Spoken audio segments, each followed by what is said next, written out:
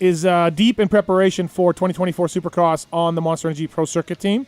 And we will talk to Cam about the prep, how's it going, his year, thoughts on Nick Way, and more with Cameron McAdoo.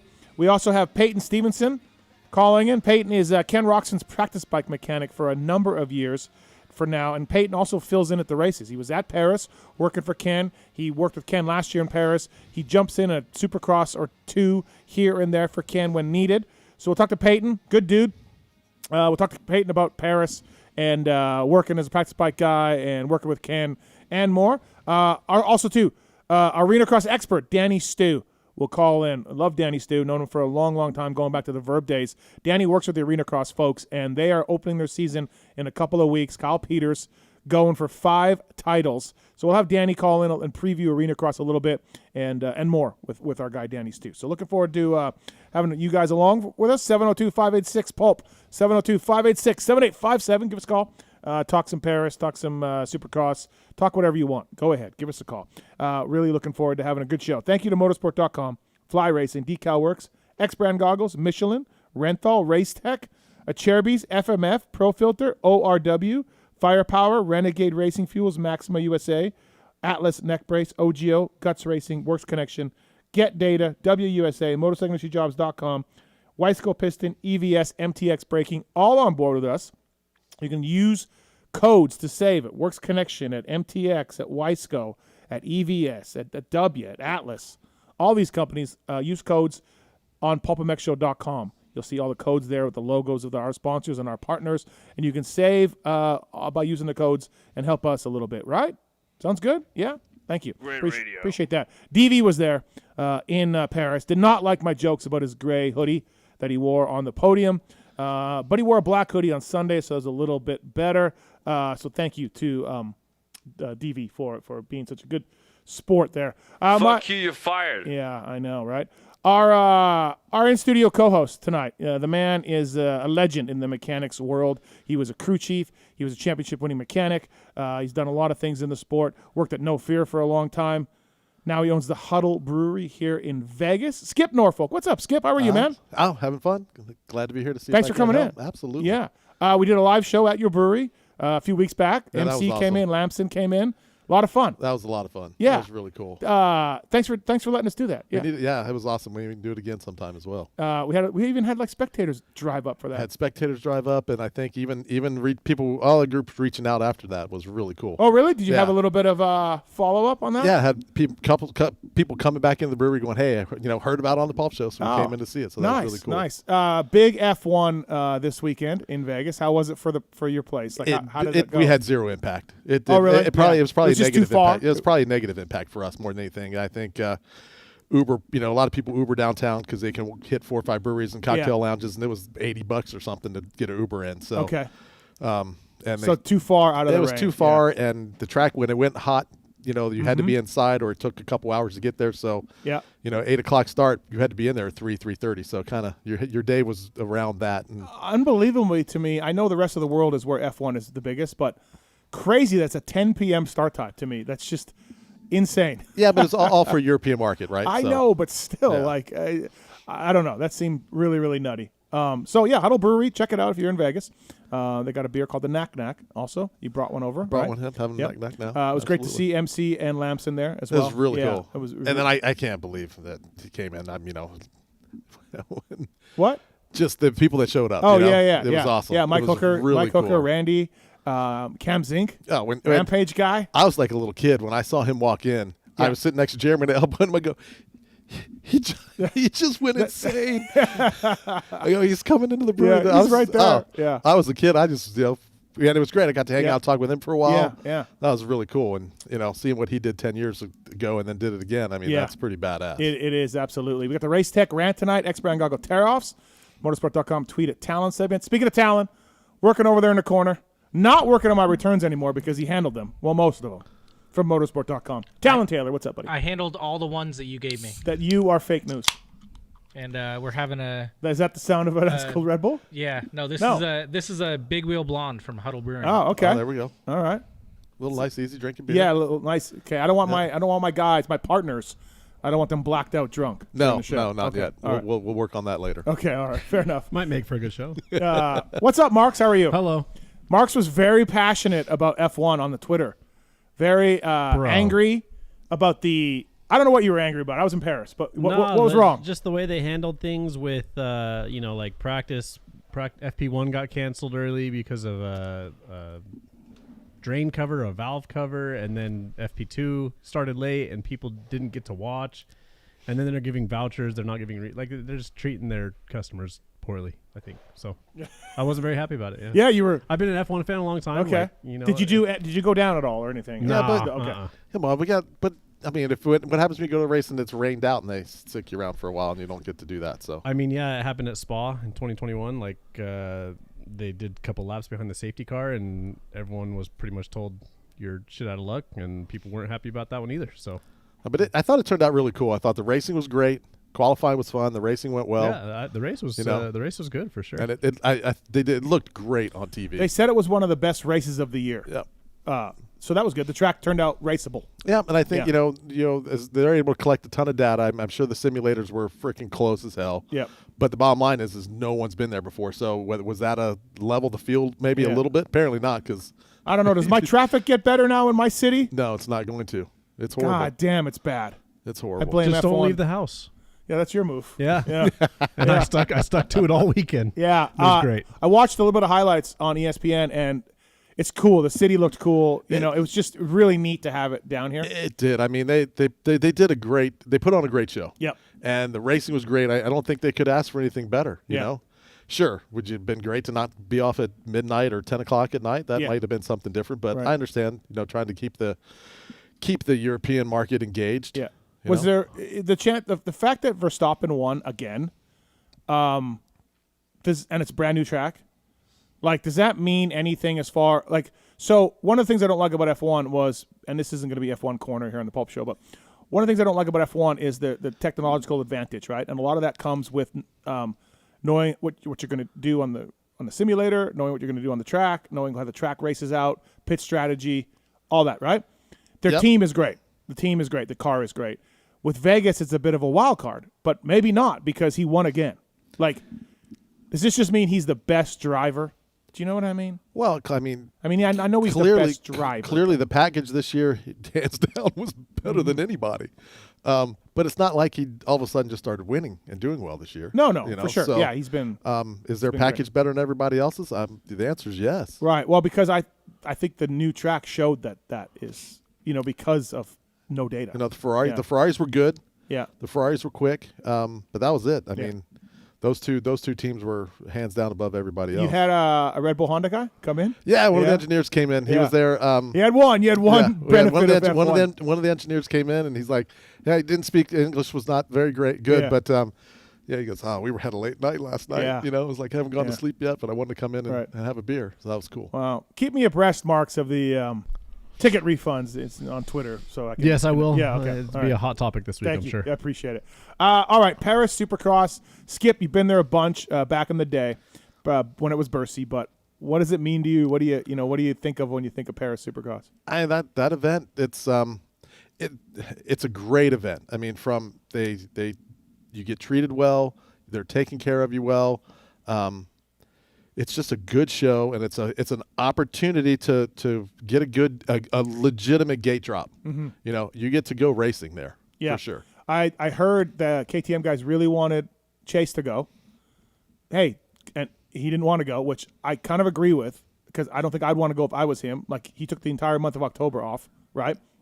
And so he's only been riding for a few weeks, and he's going to show up at Paris, and you might get your ass kicked, and because you haven't been that sharp and you're on a new bike, but I don't think I'd want to handle that right away with a new model, right? I think that might get in a guy's head a little bit. No, he has an opportunity to have another first impression. Yeah, and you only get that once. Yeah, so you need to make sure you're picking that right opportune time to make that first impression. So, sometimes we've taken a lot away from this event. For example, Chad Reed in 01 caught and passed McGrath a bunch. You were probably there. Yep. And gave Villemin a little bit of a run, and I didn't know who the hell Chad Reed was. He was on a Yonda Groot Cowie, and then he came and won the 250 East Coast for Yamaha Troy. And Jeremy had a terrible 97 on the aluminum frame and was off of that bike in no time. And Eli Tomac came there first real year on a 450 and won it, and then became an all-timer. There's different examples of that event meaning a lot of things for next year. There's also examples of Jake Weimer and Kyle Chisholm, buddies of mine, great riders, but didn't take a leap or a jump after winning Paris, just became their normal self when Supercross hit. So I asked you, Skip, like, how much do we take away from a race like this 6 weeks away from the big one? It's going to depend on the guy, I believe. Okay. You know, and if you look at the three that that won, Kenny and the brothers. Lawrence brothers, yeah. So, I think Kenny's got to be pleased. Then he's knowing, okay, I can do this. I'm good. Yep. I can do this. I mean, when he got to start, he was dominant. He looked spectacular. Yep. Hunter's got to, I think Hunter's going to get out there going, okay, I got this. Yeah. And Jet did what Jet does, and I think that, he went out there and goes, okay, if he's, okay, wow, I got this, but yeah, I'm going to have to put my head down and work. It was really tale of two days. Saturday. So Jet was fastest on Saturday and Sunday, qualifying-wise. Sunday was a short one practice, so I don't know if I'd take too much away from it. But Saturday, Jet got great starts, won all three, didn't have a big lead. I would argue the only guy that could really pull away was Ken Roxon. Like, he took leads that were 1.5, 1.8, and stretched them to 3.8, 5.2. Kenny stretched out leads. Other than that, but I'm not saying, but Jet couldn't do that. But we saw Jet not do that in the Nationals. We saw Jet just get a nice lead and maintain that. So I'm not going to sit here and be like, Kenny was amazing because he could pull away and Jet couldn't. I think part of that is just the way Jet races. But having said that, Jet's wins on Saturday, although they weren't big like Kenny's potentially were on Sunday, they were still impressive. Didn't put a foot down wrong, looked really great. And I went to bed Saturday night being like, oh, fuck, he's going 6 for 6. Like, he's going to sweep all three on Sunday, right? And we get to Sunday, and that's why they dropped the gate, I hear, because he didn't get the starts he needed. He did crash in one main event, and he went 2-2-1. And he got that one gifted to him a little bit. Lars and I disagree. Lars thinks he might have caught Kenny if he hadn't crashed. I don't think he would have. I think there was enough time I think Kenny would have had the win, but whatever. And then he kind of got gifted that third win when Kenny went down. So, not as dominant on Sunday. Right, yeah. Still pretty good, though. But but, I mean, I think that tells you a lot about who he is, right? So, you go there, you travel in, you get there, you show up, and you start riding, and you start prepping, and you start racing. Clearly he got it really quick and was able to do what he did on Saturday. And then those other guys caught up, right? Yeah. They caught up to him a little bit and were able to do what they did. Well, starts, right? Starts in Paris and Bercy. It's critical. So big. He didn't get him. I asked him, I said, where'd your starts go?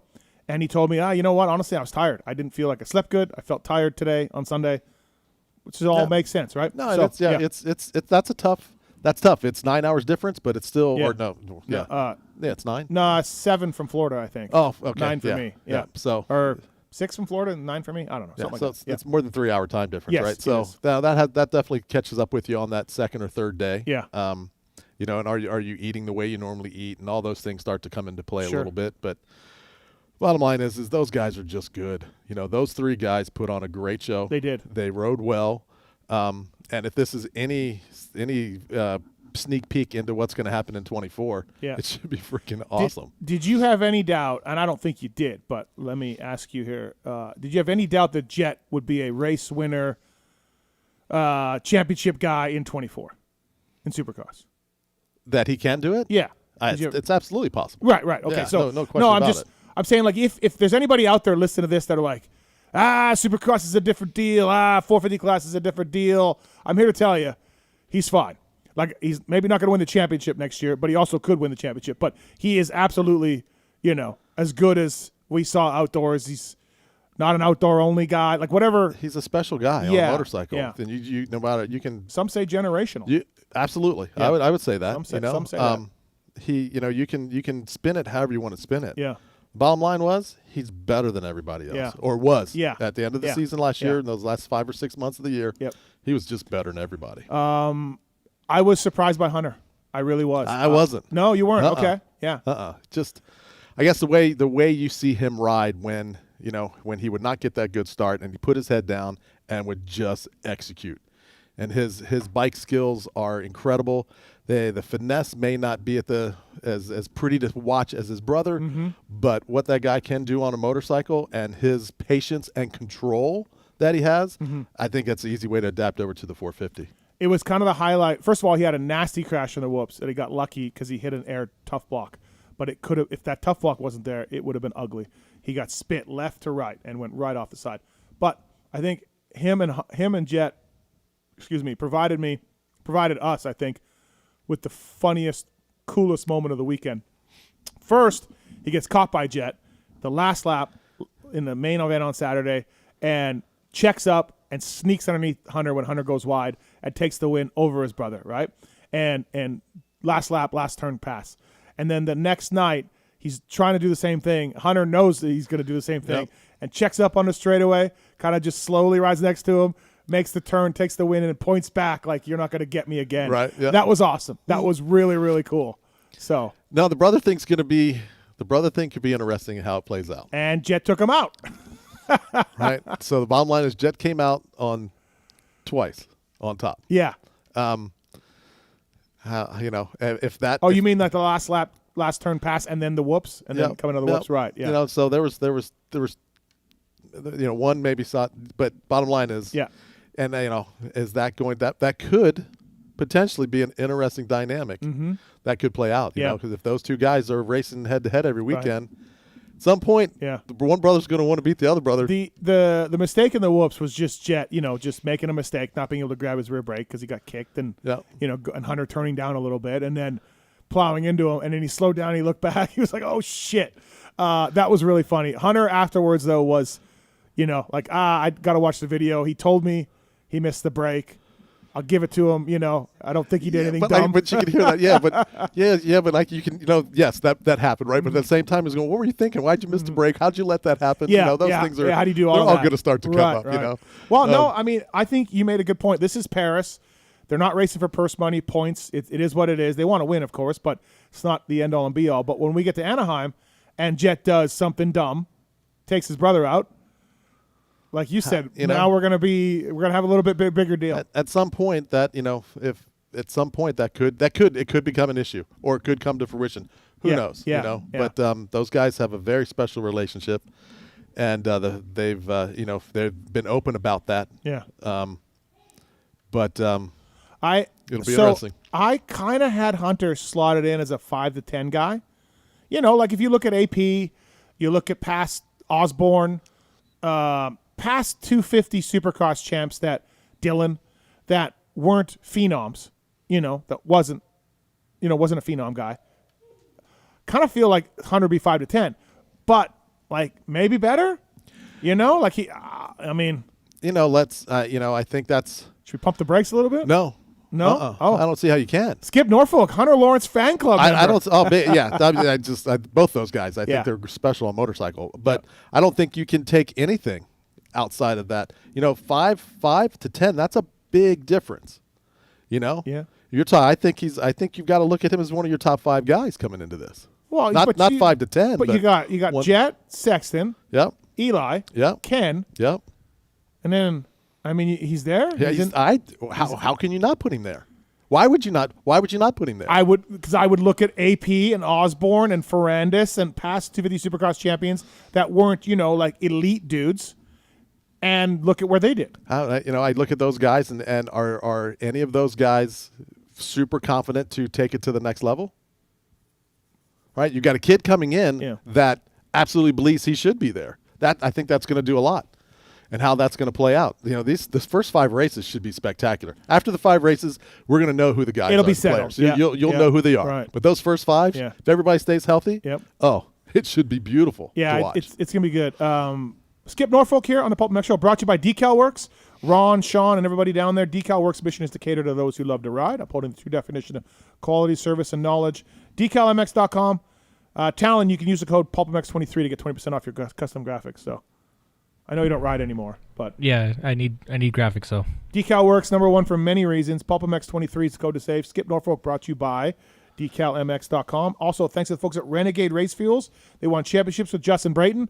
Brayton was at Paris, was 5th fastest in the first session, did something to his shoulder, and then tried to ride the second session on Saturday, pulled out, and then came up for opening ceremonies and rode around, but he didn't race all weekend. So real bummer for Justin Brayton and his team and everybody else. No, absolutely. And he's got a race this weekend in the final round of the WSX in Melbourne. So, yeah, I don't know how that's going to go, but he couldn't really lift his arm up. But he did buy me dinner one night, so that was awesome. Cut it out. Yeah. He's a straight-up great dude. Yeah, he's awesome. Yeah. So Renegade Race Fuels, they support Dean Wilson and Max Anstie at Firepower Honda. Justin Brayton, of course, winning championships. It's a racing fuel. The Renegade Racing Fuel is the only fuel going into JB10's tank. Their fuels burn cooler, cleaner, and more consistent than the competition. Renegade offers real octane and not overhyped marketing octane bullcrap. Check it out, RenegadeRacefuel.com. They're looking for dealers. They're looking for distributors. They're available all over the place. RenegadeRacefuel.com. Chris Kiefer tested and approved.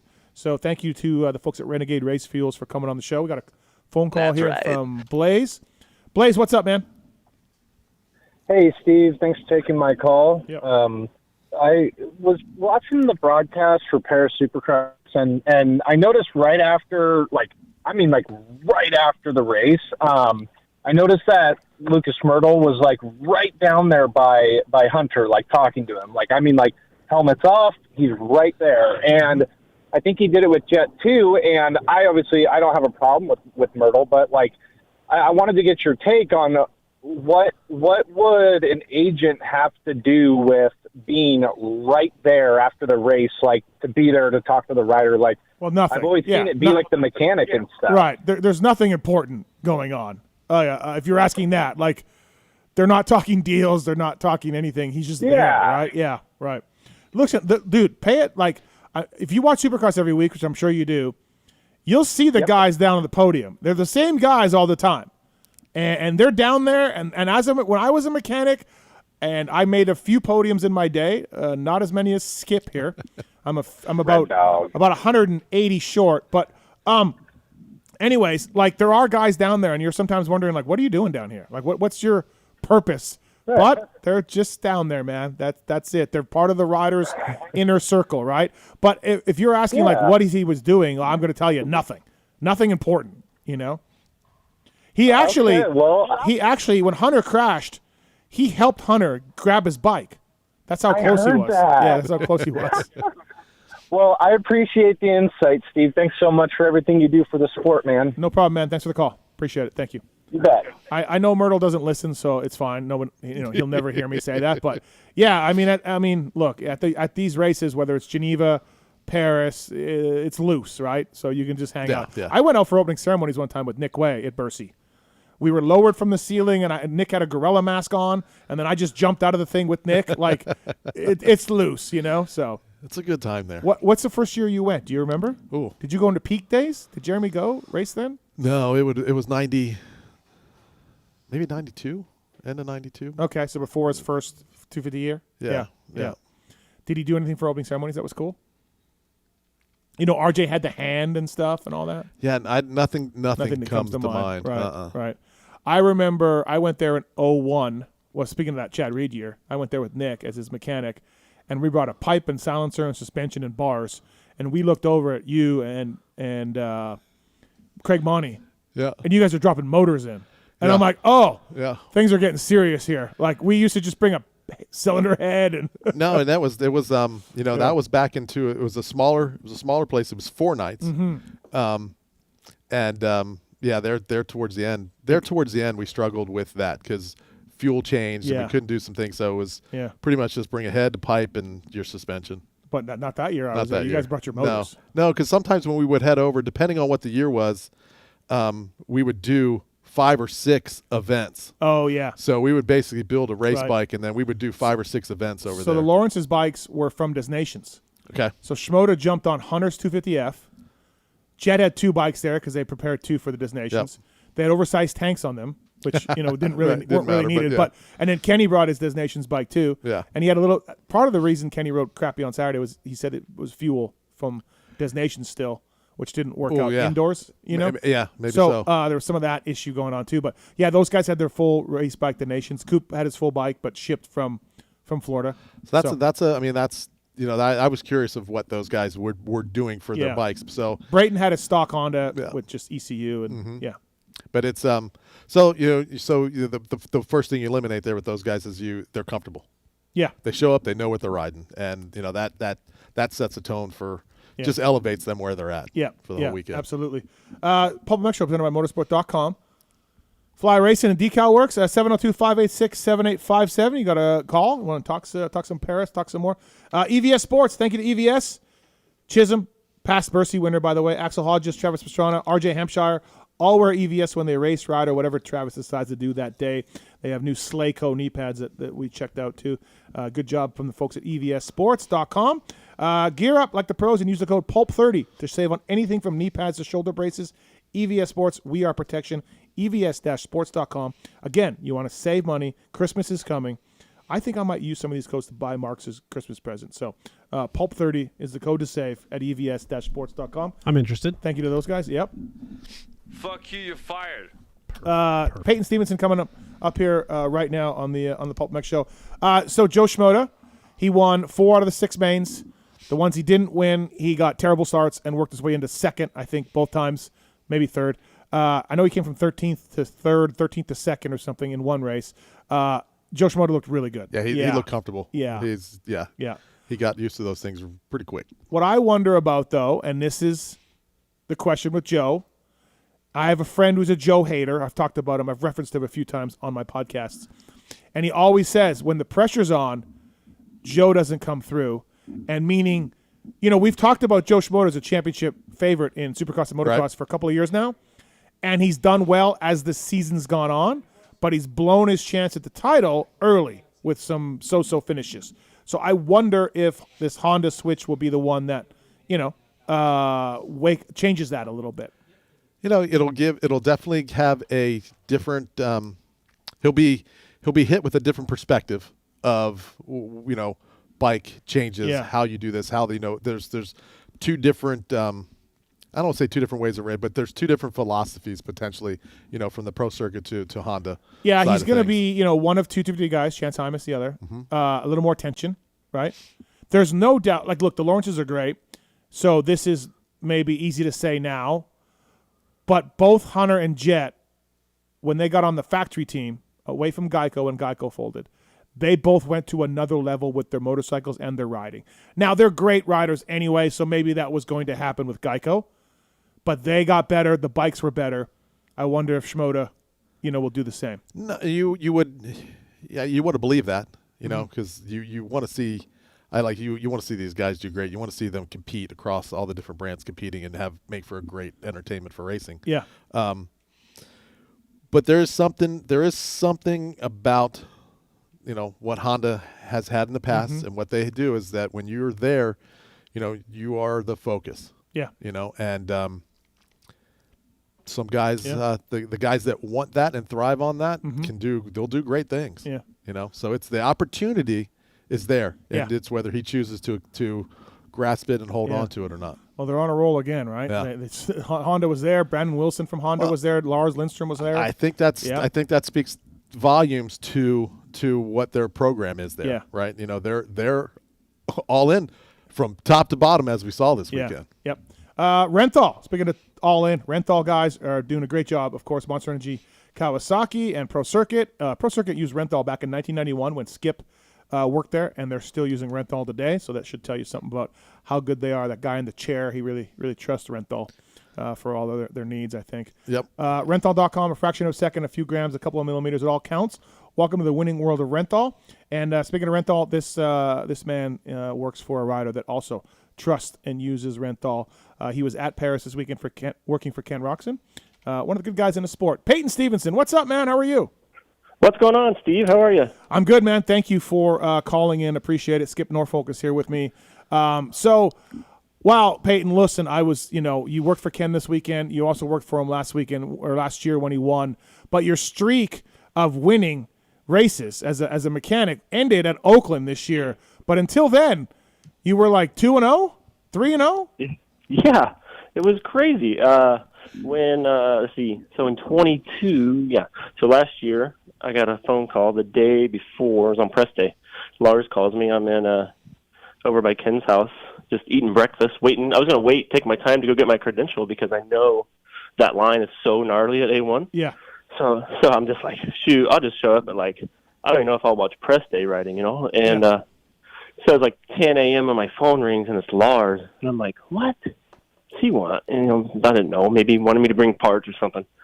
So he's like, hey, have you talked to Jordy? And I'm like, no. What's going on? He says, grab some Honda clothes and get here right now. And I'm like, do what?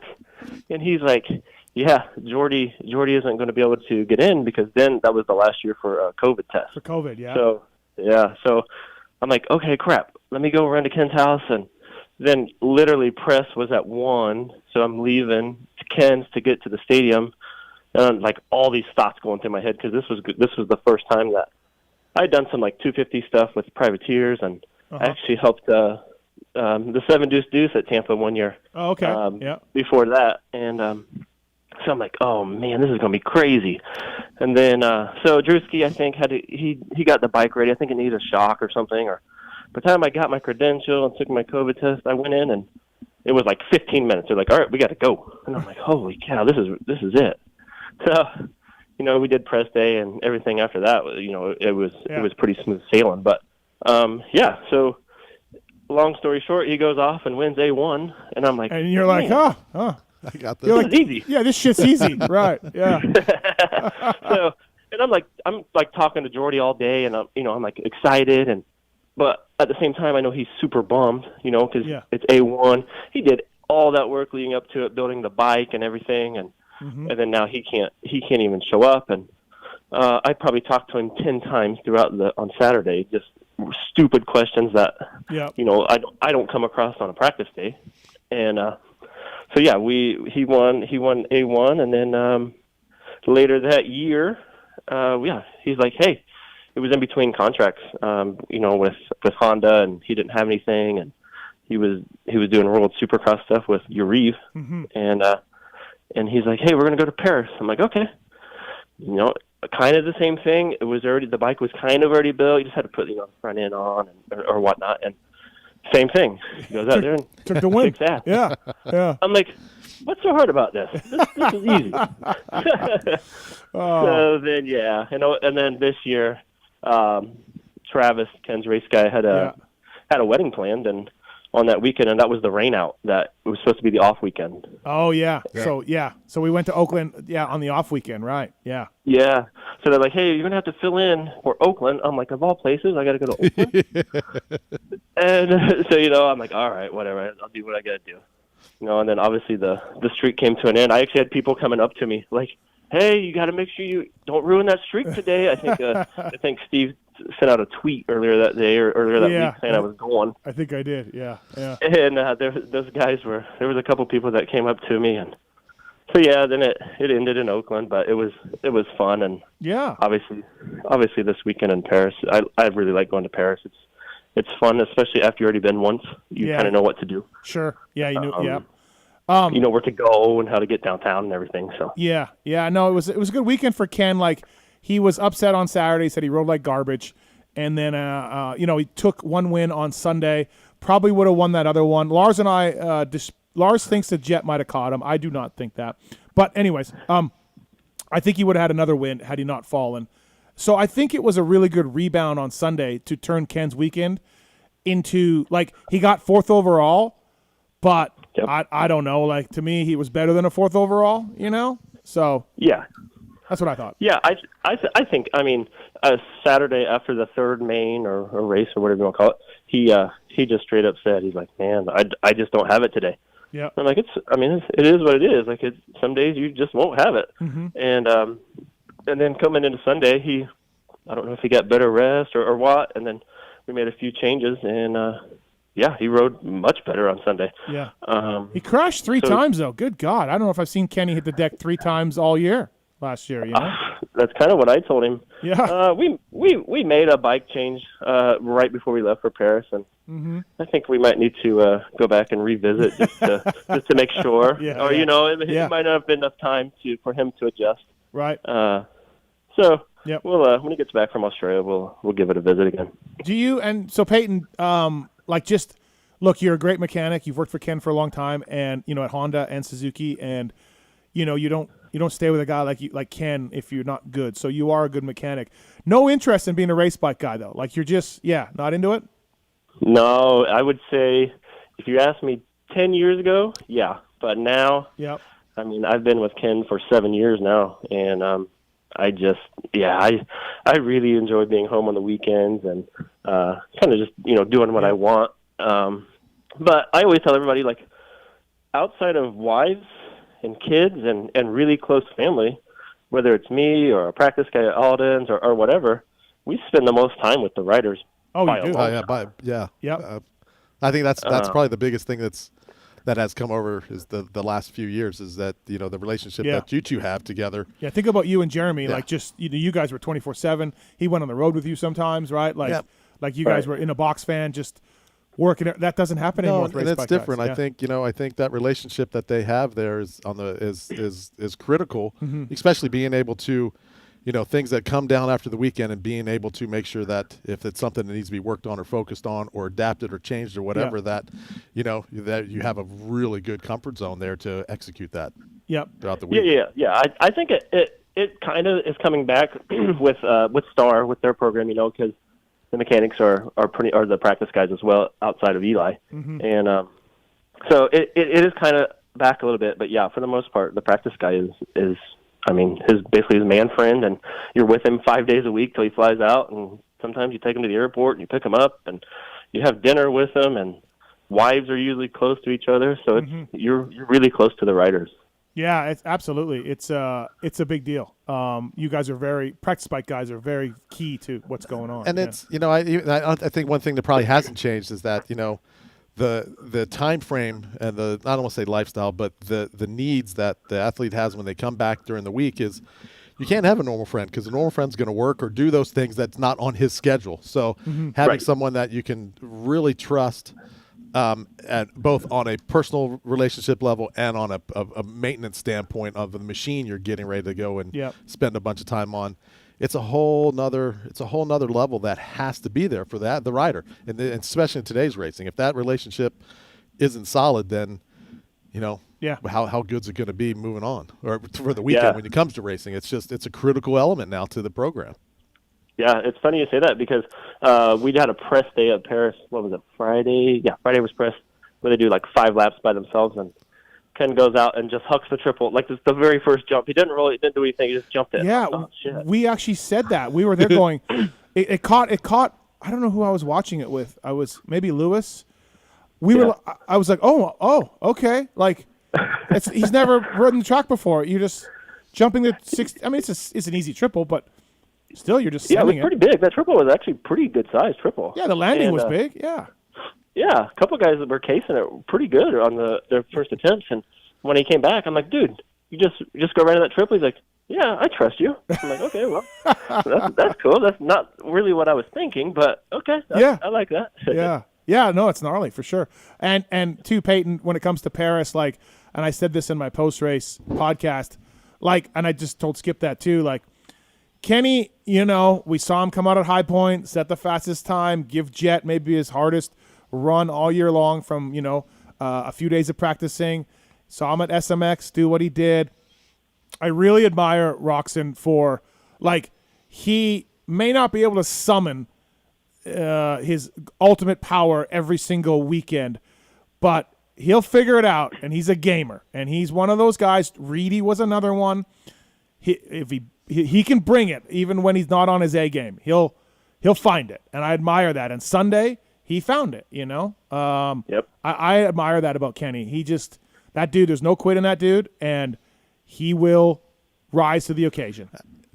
Oh, yeah. There's been so many times, like at a practice track, I've had to, like, pick him up because he'd just be so down that some of those guys can go so fast on the practice track. Yep. And I'm like, don't worry about it. When you go show up on Saturday night, I promise you'll be so far ahead of them. And it is, it's true. But he sometimes practice days, he just does what he needs to do. Mm-hmm. And, I think it comes with age as well. He's been younger. When he was younger, he would, maybe practice days were a little bit, little stronger, and lap times were a little better. Mm-hmm. But he knows he's been doing this for a long time. He knows exactly what he needs to do to show up on Saturday and, like you said, be a gamer. Yeah. No, and I find that interesting what you just talked about. Is that have you come across those times where, you pick him up, you get him motivated, you help him move down that path, and do you find yourself on a Friday or Saturday? Do you have a conversation with him? If it is, does that ever happen, or has that happened? It really on Fridays. Excuse me. On Fridays, yeah, it has. But I think also the other people around him are really good at picking him up. But there has been a couple of times, where I'm like, remember, don't worry about what happened this week. There's no reason to be worried about that. And but yeah, there's not a lot of times that he'll come to me, but he always knows that if he does need to, that I'll always always pick up and I'm ready. He came on our show last year and was like, look, Chase is faster than me during the week. I already know this. I'm not worried about it. He's always been, he's faster than me right now. And I'm like, oh, okay, Kenny. Yeah, he knows. Yeah. He knows that, I always say Chase, I would put him on a practice track against anyone, honestly, in the world. Yeah. That kid, he can raise his level on the practice track. It's unbelievable. You're like, holy cow. Yeah. And he's just, I don't know how he does it, but he can just take it to another level where some of those guys can't. So it's going to be Sexton, Kenny, and Kitchen riding at Sandbox this year, sounds like? Yeah. And Vial. Oh, Vial's coming? Okay, yeah. Very cool. And Chiz, Chiz. Good old Chiz. Oh, Chiz is there. Just solid veteran Chiz. And McElrath. Oh, okay, yeah. So that's a good group of guys. He's been there for the year, so yeah. Right. That's a great group of guys, and I think everybody, Chase and Vial and those guys are moving stuff in, I think, here shortly. I think they got a photo shoot coming up or something. And it should be a good time over there now. For you, Peyton, I think about like you said, you've been with Kenny for so long. You've seen the ups and the downs and injuries and everything else. But I also think like you've gone from factory Honda, which wants for nothing, and they're factory Honda, and if you need 4 engines there, they'll be there tomorrow, and suspension and whatever. And then look, nothing against the progressive Suzuki guys, but they're not on the level of factory Honda.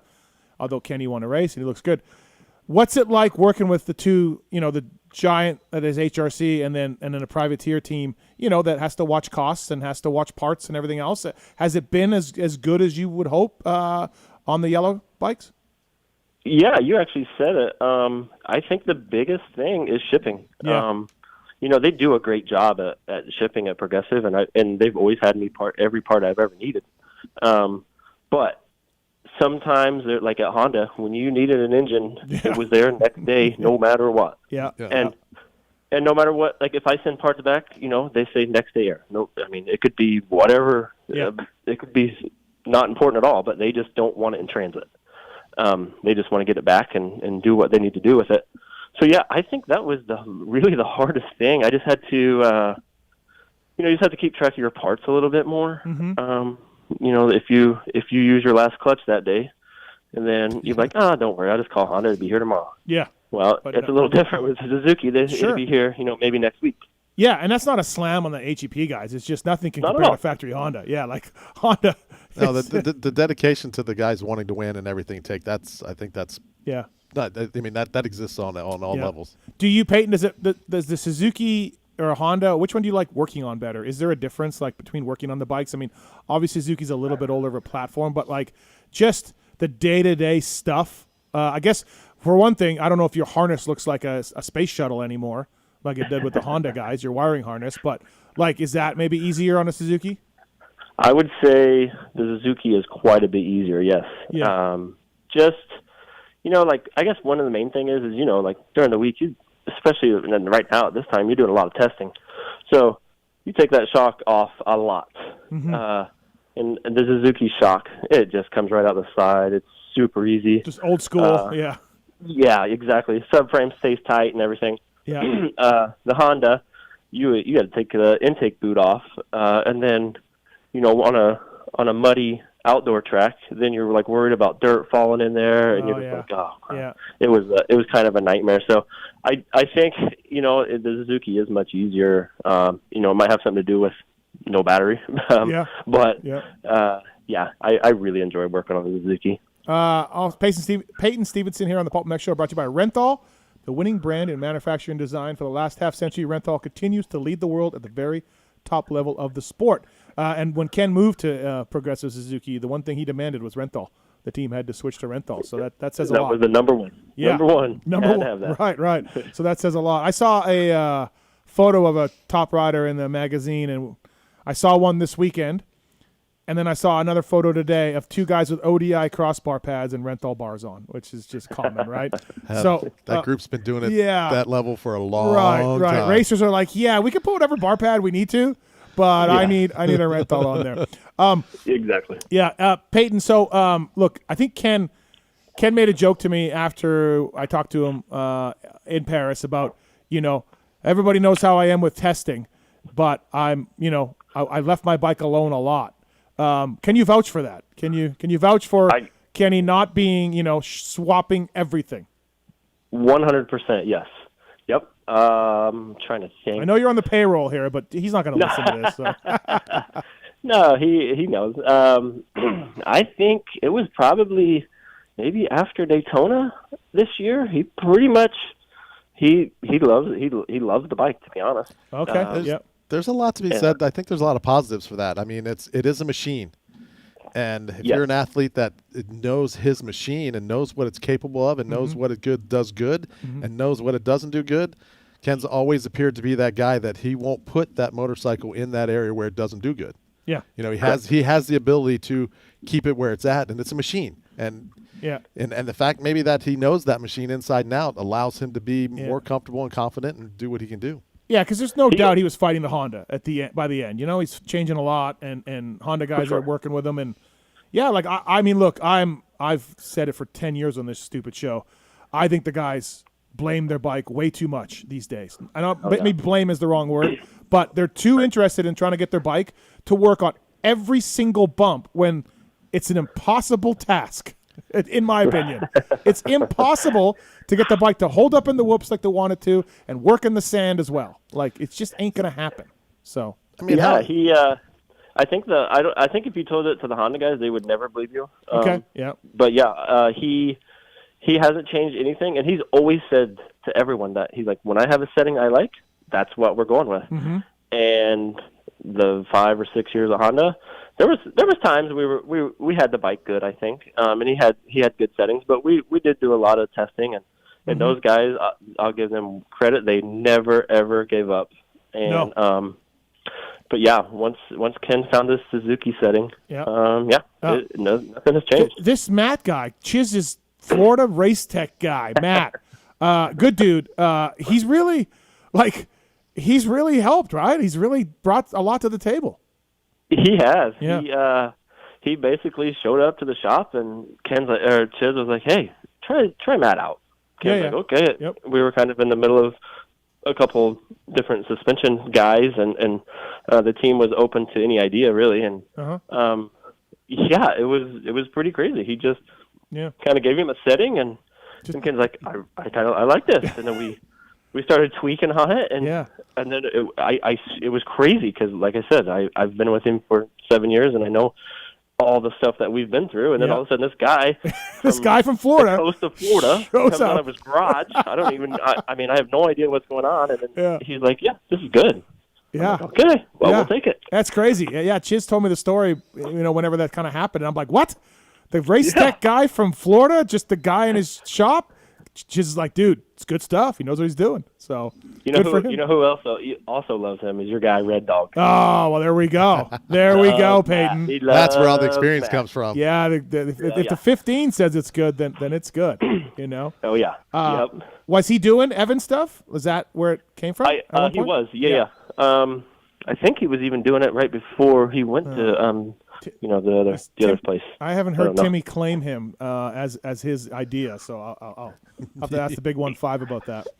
Oh yeah, he's gonna have very good words to say about Matt. I'll tell you. Payton, one thing too, I was thinking about you and your workload and everything else, and like AMA Supercross, and then hey, we're gonna race High Point, okay, and then hey, we're gonna race some other nationals. No, we're not. And then hey, we're gonna do World Supercross, and hey, we got SMX coming up. Hey, we're going to Paris. Like, you've definitely, you've jumped around a little bit, huh? I always tell everyone that this year is the busiest year that I've had. There was no off season, even though everybody thinks because we only did one race or one outdoor that we just were, I don't know, twirling our thumbs or whatever. But we grinded motos before High Point, after High Point, with Chase, with whoever wanted to ride outdoors, we were riding. Yeah. And I think Ken wanted to. He wanted to come back and do those last couple, Buds and Unadilla, but he also told me, he's like, these people really want me to come back, and the reason he did High Point is because he did it. He wanted to do it, and he kind of felt pressured that to go. Everybody wanted to see Jet get beat and whatnot, and he just really wasn't into it because everyone really wanted him to go do it. Right. And so he was like, I don't really feel like it. Right. Exactly.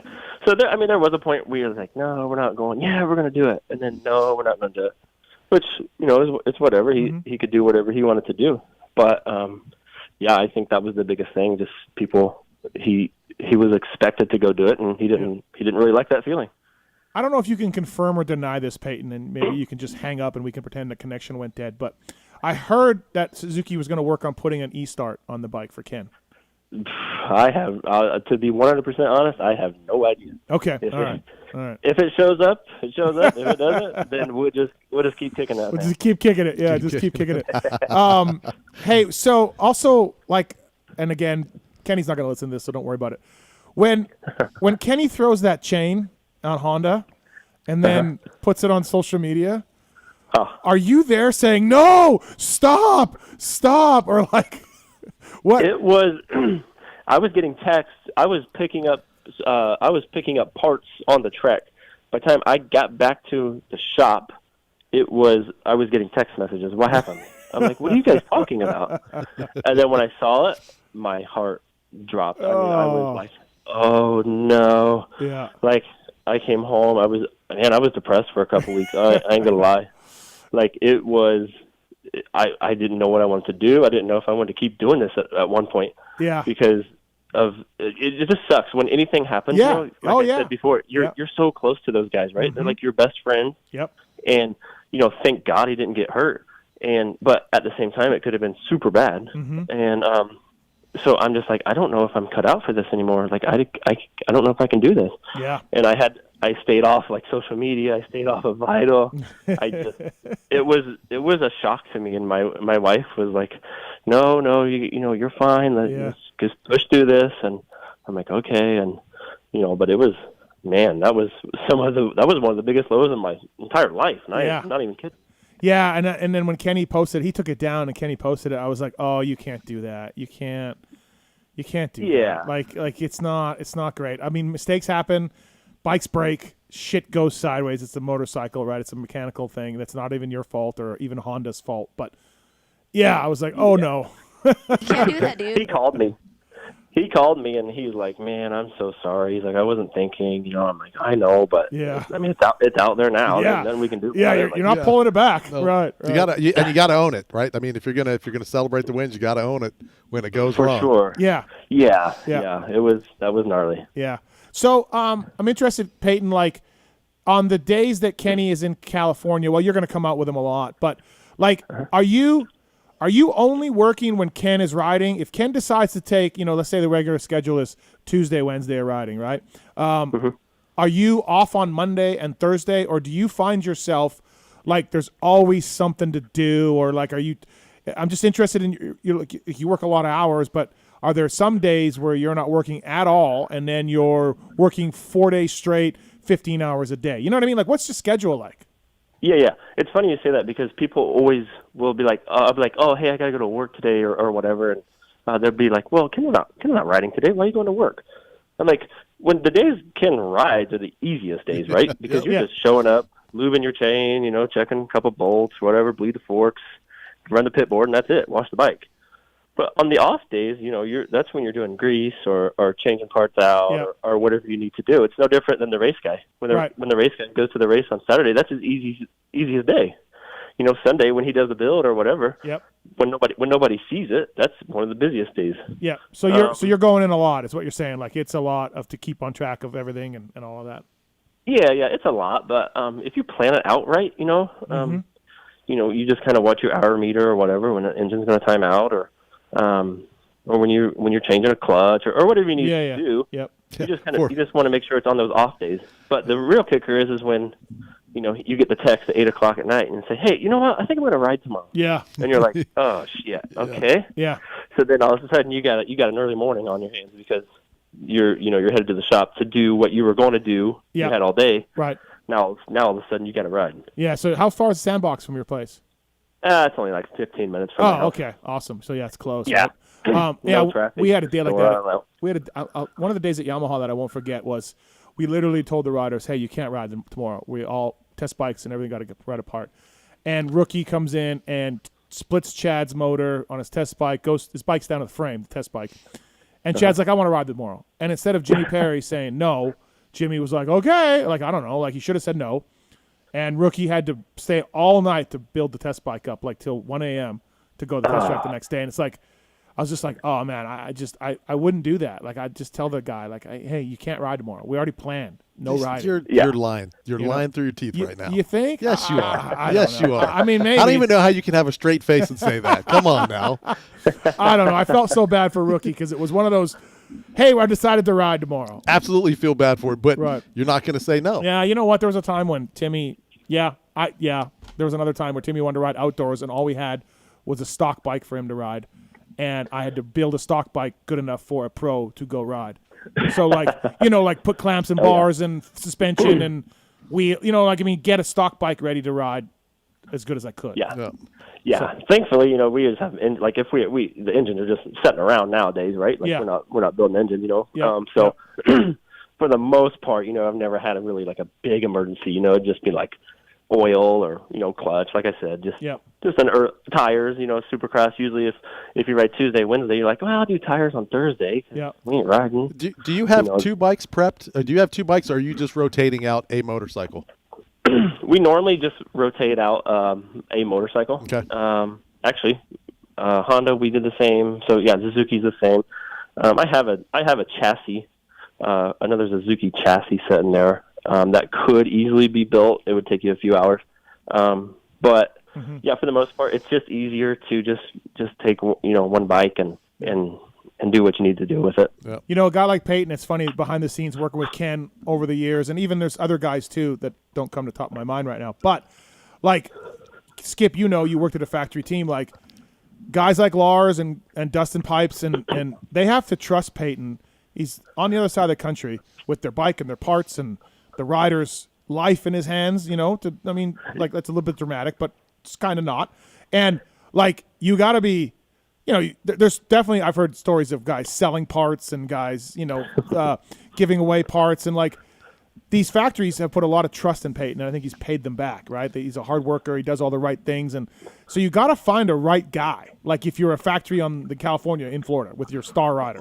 Clear it's worked. 7 years, it doesn't, that's not lucky or by chance. Yeah. So. Right. Yeah. Cause on the, oh shoot, my mind went blank on the, there's a guy, I'll let you think about it. There was a guy that worked at Baker's for a guy, and there was factory suspension showing up on eBay, factory clamps, just like, hey, it can happen. I know what I was going to say. It was Larry, because Larry texted me just right when I got home yesterday from Paris, thanking me, like, hey, thanks for everything you did. Yep. And, and my exact response was, thanks for allowing me to go, and thanks for trusting me. Yeah. And so I always tell people, like, I'm employed by Ken Roxon, but if Suzuki or Dustin or whoever doesn't want me there, they can tell Ken, like, hey, this guy, he sucks. He's got to go. So you're not paid by Suzuki, but they sure as hell could fire you. Yeah. Pretty much. Yeah, absolutely. Same with Honda. Yeah. Yeah, I think once the the prep work and living and everything kind of moved to Florida, I'd say, or that area on the East Coast a little bit. That just it became another part of the team where before maybe. You were close enough. Everybody was here. It was change the filter, make sure the tire's good. There was a different level of practice bike work. And then I think, 2-stroke days, and even at Honda, we started that. We started having some practice bike work being done, but it was with Cliff White or if it was with Slicer. So it was an extension of the team and never left. And now with that being done, you're necessarily not at home all the time. Yeah. You're part of that team, and you're going to be vetted by those guys, and you're going to have an opportunity to succeed or not succeed. And clearly, 7 years says a lot. Yeah, and I think like you said earlier, Skip, like family drama, team drama, riding drama, the ups and downs, the crashes. Peyton's been there, and all these guys, not just Peyton, but all the long time. They see these riders at their most vulnerable or at their peak or whatever, right? And I think those guys probably have a more unique relationship than most people because I imagine there was a lot of mornings and a lot of days where you got to see the hurt in Kenny's face every day. Oh. Yeah. And to see what's happened now, it's got to be stoked. You just got to be super excited about it. Just going, wow. For sure. I mean, I started in the middle of 16 and with Ken. So basically the first day he rode the Honda, I was there, and then that off season was unbelievable. And I'm like, holy cow, he might not lose a race. And I didn't think he was going to lose a race. And he didn't think he was going to lose a race. He might not. Yeah. And then the big one happened, so I'm like, oh crap. So it was highs of highs and lows of lows right off the bat. How long were you just not working for, or did you get off the payroll, or like what when Ken's arms, like what happened there? That's the thing with Ken. Like, he is so loyal to his employees. Yeah. There was never 1 cent that was not paid. But there's things like, I don't want to just sit around. Like, I got to go do something. Right, So there was times I'm washing the boat or, who knows, washing the motorcycle, like his road bikes or doing something. Right. Yeah. I painted his dock at his house. I did a lot of stuff, and it was only a couple of days a week. Yeah. But you got to justify something that you're getting paid, and you got to go out there and do something. So he was super good about everything, and him and Steve, they were unbelievable during those times. That's awesome. No, that's good to hear. There's a lot of guys behind the scenes in the sport that do a lot of work, and practice bike guys and guys like yourself are one of them, Peyton. Good job in Paris. We're going to try to get you in studio, right? Maybe, hopefully, in January? Yeah, let's do it. Sometime in January. I'll be in your area. Yeah, that'd be awesome. And I'm going to come have a beer over at Skip's place, too. So. Oh, excellent. Oh, yeah.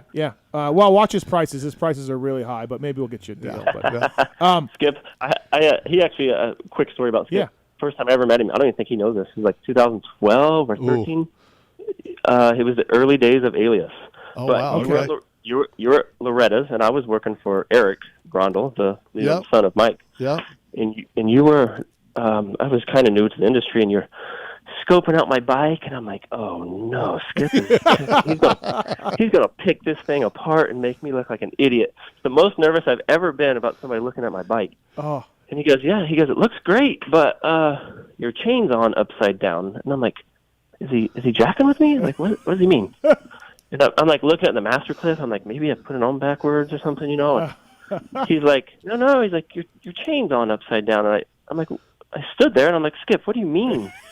And the lettering was upside down. Yeah. So he couldn't read it. And I'm like, holy shit. So now when I put a chain on anything, whether it's a dirt bike, a bicycle, you better believe you can read my chain. Nice. Look at that, Skip. Oh, that's too funny. That's great. That was a good weekend. Yeah.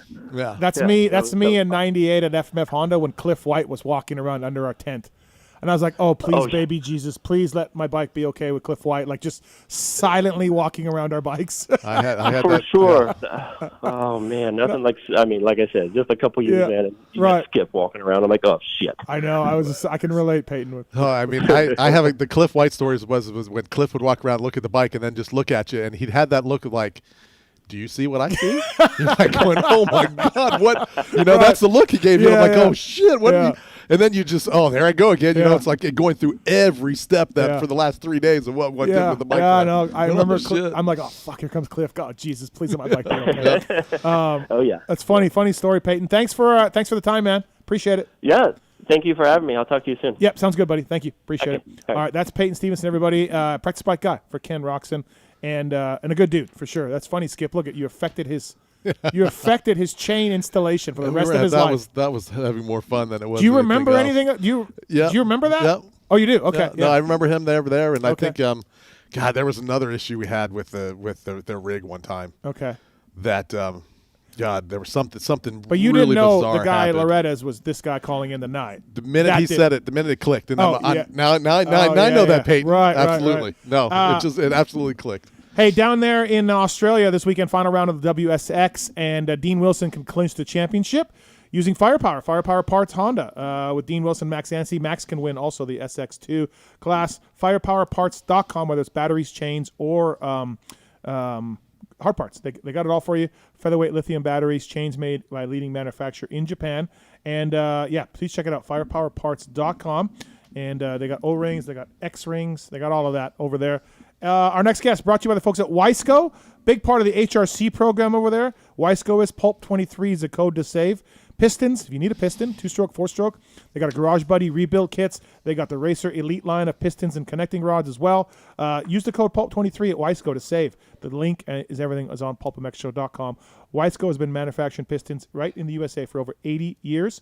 And a big part of the HRC program, like I said, like we had Lars in here a couple weeks ago, and Lars vouched for the fact that Wiseco is a really close partner. There's custom making the pistons and making the pistons the way they want them, the right ratios and everything else, so that you know these guys know what they're doing. Wiseco Pistons bringing you our next guest on the show, Supercross, motocross champion, Zach Osborne. What's up, Zacho? Straight killing, man. What about you? Skip and I are hanging out, buddy, coming in from Paris. You did Paris a few times. Did you ever do Bercy? Yeah, the first time I ever went, I actually tweeted about it the other night. Oh, that's right, you did. Yeah. It was in Bercy. It was the end of 06 going into 07, and I made one main event. What were you on then? What were you been on? Cali or Yamaha? Red Bull KTM. Oh, okay, Red Bull, yeah. And the only reason that I made the last main event of the weekend was because I think there were that many people hurt by the end of the weekend. That there was like just an open spot, because I wasn't even close the other two nights. I was in the LCQ and like didn't miss it by one. It was like, oh yeah, that was not. What'd you get paid? Do you remember? $3,000, I'm pretty sure, and I was stoked. I was like, oh yeah, I'm taking money now. And then you're like, hey guys, do you want that $3,000 back or sorry? Sorry, I'm here. sorry, I'm here. Sorry, I'm breathing. And then you did it on your you did Paris, the recent one on the the new one's awesome. That venue's sick. Just the whole area with the mall there, and it's just like for us going over there, I think it's kind of a dream scenario where you have everything right there. You walk to the stadium, walk back to the hotel. It's not like, another episode of traveling once you get there. Yep. So I always loved that one. So Skip and I were talking before we got Payton on about Paris, and you were a great guy to talk to about this. Can we take anything away from it? Like some years we can. I feel like some years we can. We can take it and be like, this dude's looking good. He's going to continue it on. It's 6 weeks away. Other years, like, it doesn't mean anything. Like, and Zacho, I'll be honest, you were an example of that. Like, you rode really well that year. Did you go twice or once? Twice. Twice. The 1 year was so the rookie year, your rookie 450 year. Yeah, and I was in a really good spot. That off season was by far the best I ever rode in my whole life. So I came into the Pulp shows really blowing you up, right? Because you were riding really fast, and I'm like, this guy's coming off a couple 250 Supercross championships. He was awesome in Paris. Watch out. And although you were good, Zacho, you got injured. It didn't quite work to the level you thought. So you're a great guy to talk to. Can we take anything from Paris? Well, I think if you're one of those guys that was at the front, I think, you're taking a lot from Paris, right? Okay. But if you're one of the guys at the back or it wasn't what you thought, I think you're like, oh, crap, we got to get it in gear. So for the guys where it was a positive, I would say, they're pretty stoked. They're pretty happy with their bikes, and, they don't need a ton of changes. But to answer your question, yeah, I think people are taking something from it for sure. But I don't even necessarily mean the riders, because you guys fluctuate with confidence. I mean Skip and I and fans. Can we watch Paris and be like, this is what we're gonna see? Yeah. Okay. Fan Zach is taking something from Paris. Okay, all right. I like to hear that. There you go. I love that. No doubt. All right. And tell us what you're taking away. Jets fast. All right, everybody. Zach Osborne's hard-hitting facts here on the Pulp Show. Jets fast. I mean, I don't know. I didn't feel he was as special Supercross guy as outdoor guy, but man, he's pretty convincing at this point after SMX and in Paris. I mean, he's pretty freaking good, right? Like he's just going to be a force all year. Absolutely, yeah. It was there. You saw the same things you saw at the end of the summer in Nationals. Yeah, so, exactly. Yeah, Zach. If it were marginal and he got a 3-2-1 and a 1-4-1 to win, like okay, maybe not, but to do what he did, I'm like, okay, yeah, I'm in. Yeah, on like that. Zach, in my mind, I don't know if he's going to win the title next year, but he's going to win a lot of races and be right in the running for the title, right? Yeah, he's in the thick of it, no doubt. Okay, yeah. I guess what I saw from him is there was some. If you zoom in and you look at it, there was maybe some uncharacteristic little mistakes that were going on outside him on day 2 that you didn't see on day 1. But the bottom line is he knows where he's at. He's leaving there going, yep, I still got it. Yeah, I would agree with that completely, Skip. And I think for me, Hunter's the one you got to worry about because he's coming out with, he knows that he rides every day. He knows this, but he goes, okay, I just showed the world that I can do it at this level. Mm-hmm. You know, and then I think that's the other big takeaway, and also like on the opposite side, I feel like I was expecting a little bit more from Coop, but Hunter was really surprising as well. He was really good, kind of in the thick of the battle, and definitely, can run at the front when we go racing in January, I think. Yeah. Coop's a little heavier than he needs to be. He's not in his shape, Zacho, which I was a little surprised at. Off-season Coop is known to do that, right? But, dude, we're 5 weeks out, 6 weeks out. That's plenty of time. Okay, plenty of time, Zacho? Plenty of time. Yeah, I'm a Coop fan. Like I'm not, I'm not really quiet about that. I think Coop is a great racer. Someone I've spent a lot of time around, and right. I know he can turn it around, and I think he will. But 6 weeks isn't plenty of time, I don't think. I think it's time to make every second count. He got better on Sunday. He changed his starting technique a little bit because there was a bit of a bump coming off the gate, and he told me that he noticed some of the guys were wheeling over it and sitting back in the bike, and he wasn't, and he was hitting it. And anyway, he changed his starting technique for Sunday. It was better, and he got 3rd overall, but there was no doubt he was a distant 4th best guy on the weekend. Yeah. Like when Kenny didn't crash or whatever, he got pulled, and he was 1 second. He was 15 seconds back one time. He was 13 another time of the next guy. So yeah, I think he can turn it around. Obviously, new bike, all that stuff. It's they're gonna have some base settings and stuff for him, but I think now he goes back to the drawing board a little bit and shows up with a different package when they go racing. Sure, he's the one guy for me that's always been is you look at that. If you look at Paris, you go, okay, we did what we needed to do to not have Coop make a big play, because he's always been one of those guys. The minute he sinks his teeth into winning, watch out. Yeah, I will say that too. Like he's the kind of guy that can go there and just be like, here to take the start money, put on a show, and go home. And then show up at A1 and just destroy. So, also as much as I would be like, okay, it's time to go. Like it's not the worst case scenario, I don't think. Right. Zach Osborne brought to you by Weisco on the PulpMX Show, 702-586-PULP. You got a question for Wacko Zacho, give us a call. Hunter, Skip was pretty high on him. He was probably the surprise of the weekend. He took one main event.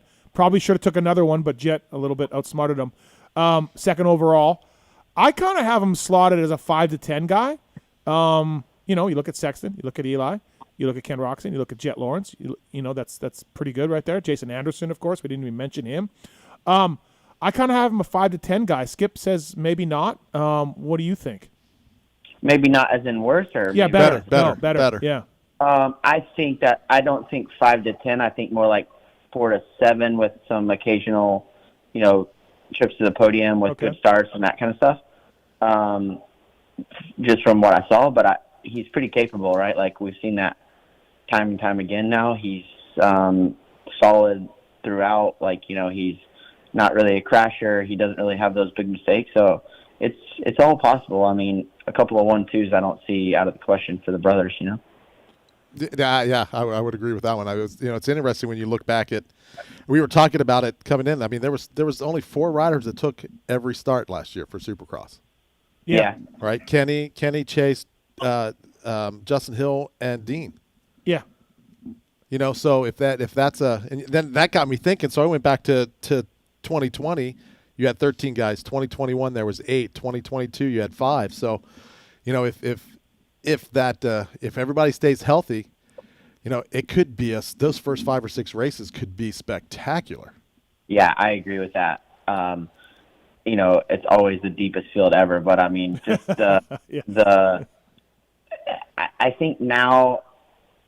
I think throughout history they're always deep, right? Like it's 450 Supercross. Yeah. That's where all the guys are at. I mean, in 1985, we had 9 different winners lining up or something. It's always been that way, right? Yep. But now I think that the difference is just how tight it is. There were races last year where, don't quote me, but like a second separated 1st and 15th or 1st and 18th. Yeah, right, exactly. Like that's historically never been the case. There's times in history where, like, Ricky was 4 seconds or 5 seconds a lap faster than a guy in 18th. So I think that's what has kind of changed, just that there really is a realistic possibility that, like, any of those 18 guys can find a second and win that night, Most likely not. Like, there's always ends up being 4 or 5 guys that are the cream of the crop, and they have their bike right and their fitness right, and all the things are clicking. So it's likely not going to happen that we have 17 different winners in 17 rounds, but, it's more possible than ever before, I would say. No, especially when you look at, I think recently like you said, it's been stacked, and the one thing that hasn't changed over the last 5 years is it's going to take an average of 22.4, 22.5 points to win the title. So so now all of a sudden you look at that and you look at going, okay, no matter what happens off the start, I got to get on the box if I want a chance to win the title. Yeah, exactly. Which is gnarly. Matter. You got to go to the front. Yeah, it doesn't matter. You got to be there. So that's the interesting part where the first 6 races, if you have a bad race, man, you're going to be it's going to be all in trying to get it back. Yeah, and realistically, that's harder than ever to do, just because, like what I said, with the lap times, like you're not going to blow through those guys as they would have back then. Like you're not 4 seconds a lap faster than them. You're hardly faster than them. And that's a great look at Dylan Ferrandis, who's been really fast but has not been able to get a start. He's not good enough to rip through those guys. He's got a couple podiums. Like, Dylan's been good, but there's no doubt that his Supercross results are not where people thought they would be, and I think it's a lot of it starts. Oh, it's all starts. Yeah. If you, I'd love to be able to to really go back and look at first laps, and if the start finish line is after 50 or 75% of the first lap. Yeah. When 10th place comes by, you're 7 to 9 seconds behind. Yeah. And if you're a half a second faster, there's not enough time to make it up. Yeah. And Zacho, I always think of when I hear about Hunter or Jet or the next hot kid coming up from 250s or the next old guy like you. No. But I always think, Zacho, because we're pretty tight. I remember in your first year, or maybe the second year, because I think you got hurt the first year, but early on you told me, you're like, dude, it's no joke, man. 17 and 18. Now it's 17 and 19. There's another off week, but you were saying, Zacho, it's a lot. The workload and the travel and every single damn week, Yeah, it is. It is a lot, and it's been said a million times, but like for us, like especially my 450, the only 450 year that I had, I got hurt the first year, and then the second year was COVID, so I didn't really ever have that whole thing. But like even after I came back from my injury in 19 and raced 11 or 12 or whatever it was straight, I was like, dang, like this is heavy. And the off week is the worst thing because like you just want to keep going. You just want to like you're 3 weeks from the end, like let's just knock it out, you know. Right. Yeah. And you go back to riding 4 days that week off, and then you got the weekend, and you don't really know what to do because you can't go on vacation, but you don't want to stay at home. Like it's a strange thing. So, yeah, but it is a huge workload. It is a huge ask on your body, and just travel, staying healthy, you know, you're in a plane twice a week, every week for basically 18 or 19 weeks by the time the off weekend happens. It's a lot, man. Hey, let's talk about a couple other guys that weren't at Paris. We're going to do our Racer X Supercross preview videos here coming up shortly. Marks, you're doing that? It's in the calendar? You're doing it? Yeah, one of those days. Yeah, okay. Everyone's kind of got question marks to me, especially except for Jet, because I didn't have any question marks for Jet, and then I just watched them at Paris. But like Chase's switch to KTM, I mean, look, he's Supercross champion. Deserves the benefit of the doubt, maybe. I don't know, man. I don't know about that bike. Like, he didn't like the Honda at times, and it did throw him on the ground a lot. And I think him and his dad did think at times it was the bike's fault, and it may have been. I'm not saying it's not. I wasn't there on the inside. But to me, like this new bike, and when you talk to guys who got off it or guys who got on it, or even like Kiefer, who's just real good rider but jumps on a KTM, like, it's a little funky. Do you anticipate, Zacho, any sort of teething problems on the motorcycle or Chase, or do you think that that's all overrated and he's jumping on? I don't know. I have no idea, honestly. I would like to think that surely they can get it figured out and deliver him to A1 and, you know, with a raceable race-winning package. But I don't know. He's probably the biggest question mark for me going in, honestly. Right. And Tomac, like I had somebody at Paris. We were bench racing, and they were telling me about like Tomac's raw speed, and I said, actually, last year he didn't have the raw speed. For the first time. I don't feel like he's a raw speed guy anymore. He's just that wily veteran who has his craft so perfected. Yep. And so, you know, he just knows racing. He doesn't have those meltdown, freak out, weird races. Yeah, right, anymore. exactly. Yeah, exactly. Yep. His starts are fixed. That's the biggest thing, like, him back. The you crazy Eli coming through the pack isn't there because of his starts, like you said, Zacho. Yeah, and he doesn't have to have that. I think that was his craft then. Okay. You know? Like, that was part of who he was, right? That was his identity. Mediocre start, going to blast through the pack at the last 10 minutes, and now he has starts, so why does he need that, you know? But he's not a question mark in my mind. He's honestly would probably be my title favorite. Oh, really? Okay. I look back and like I can think of a few rhythm sections that he didn't do the big line in, you know, last year because, you know, he kind of was like, hey, those guys are going to do it for 5 laps and it's going to go away. And he was right for the most part. But just the fact that he didn't bust them out makes me tilt my head a little bit. Just he's older and more wily, more experienced, all of that. Well, that may be true, you know, but you know, if this particular year coming up that chooses that these guys are going to do it for 10 laps, you think that's going to change things. Yeah. You know, 5 laps you can manage that. Yeah. But if they double that and do it for 10, yeah, he might have to rethink some of that. I just saw a slower, smarter Tomac this year. When I say slower, I just mean not that crazy 2 seconds a lap faster guy, you know? Yeah. But Zacho, no questions for you. Yeah, you're good. He's going to be in contention for the championship, in my opinion. And Achilles, like whatever, you're good with that? I haven't done a whole lot of research on. I don't think for motocross guys it's a huge deal, you know?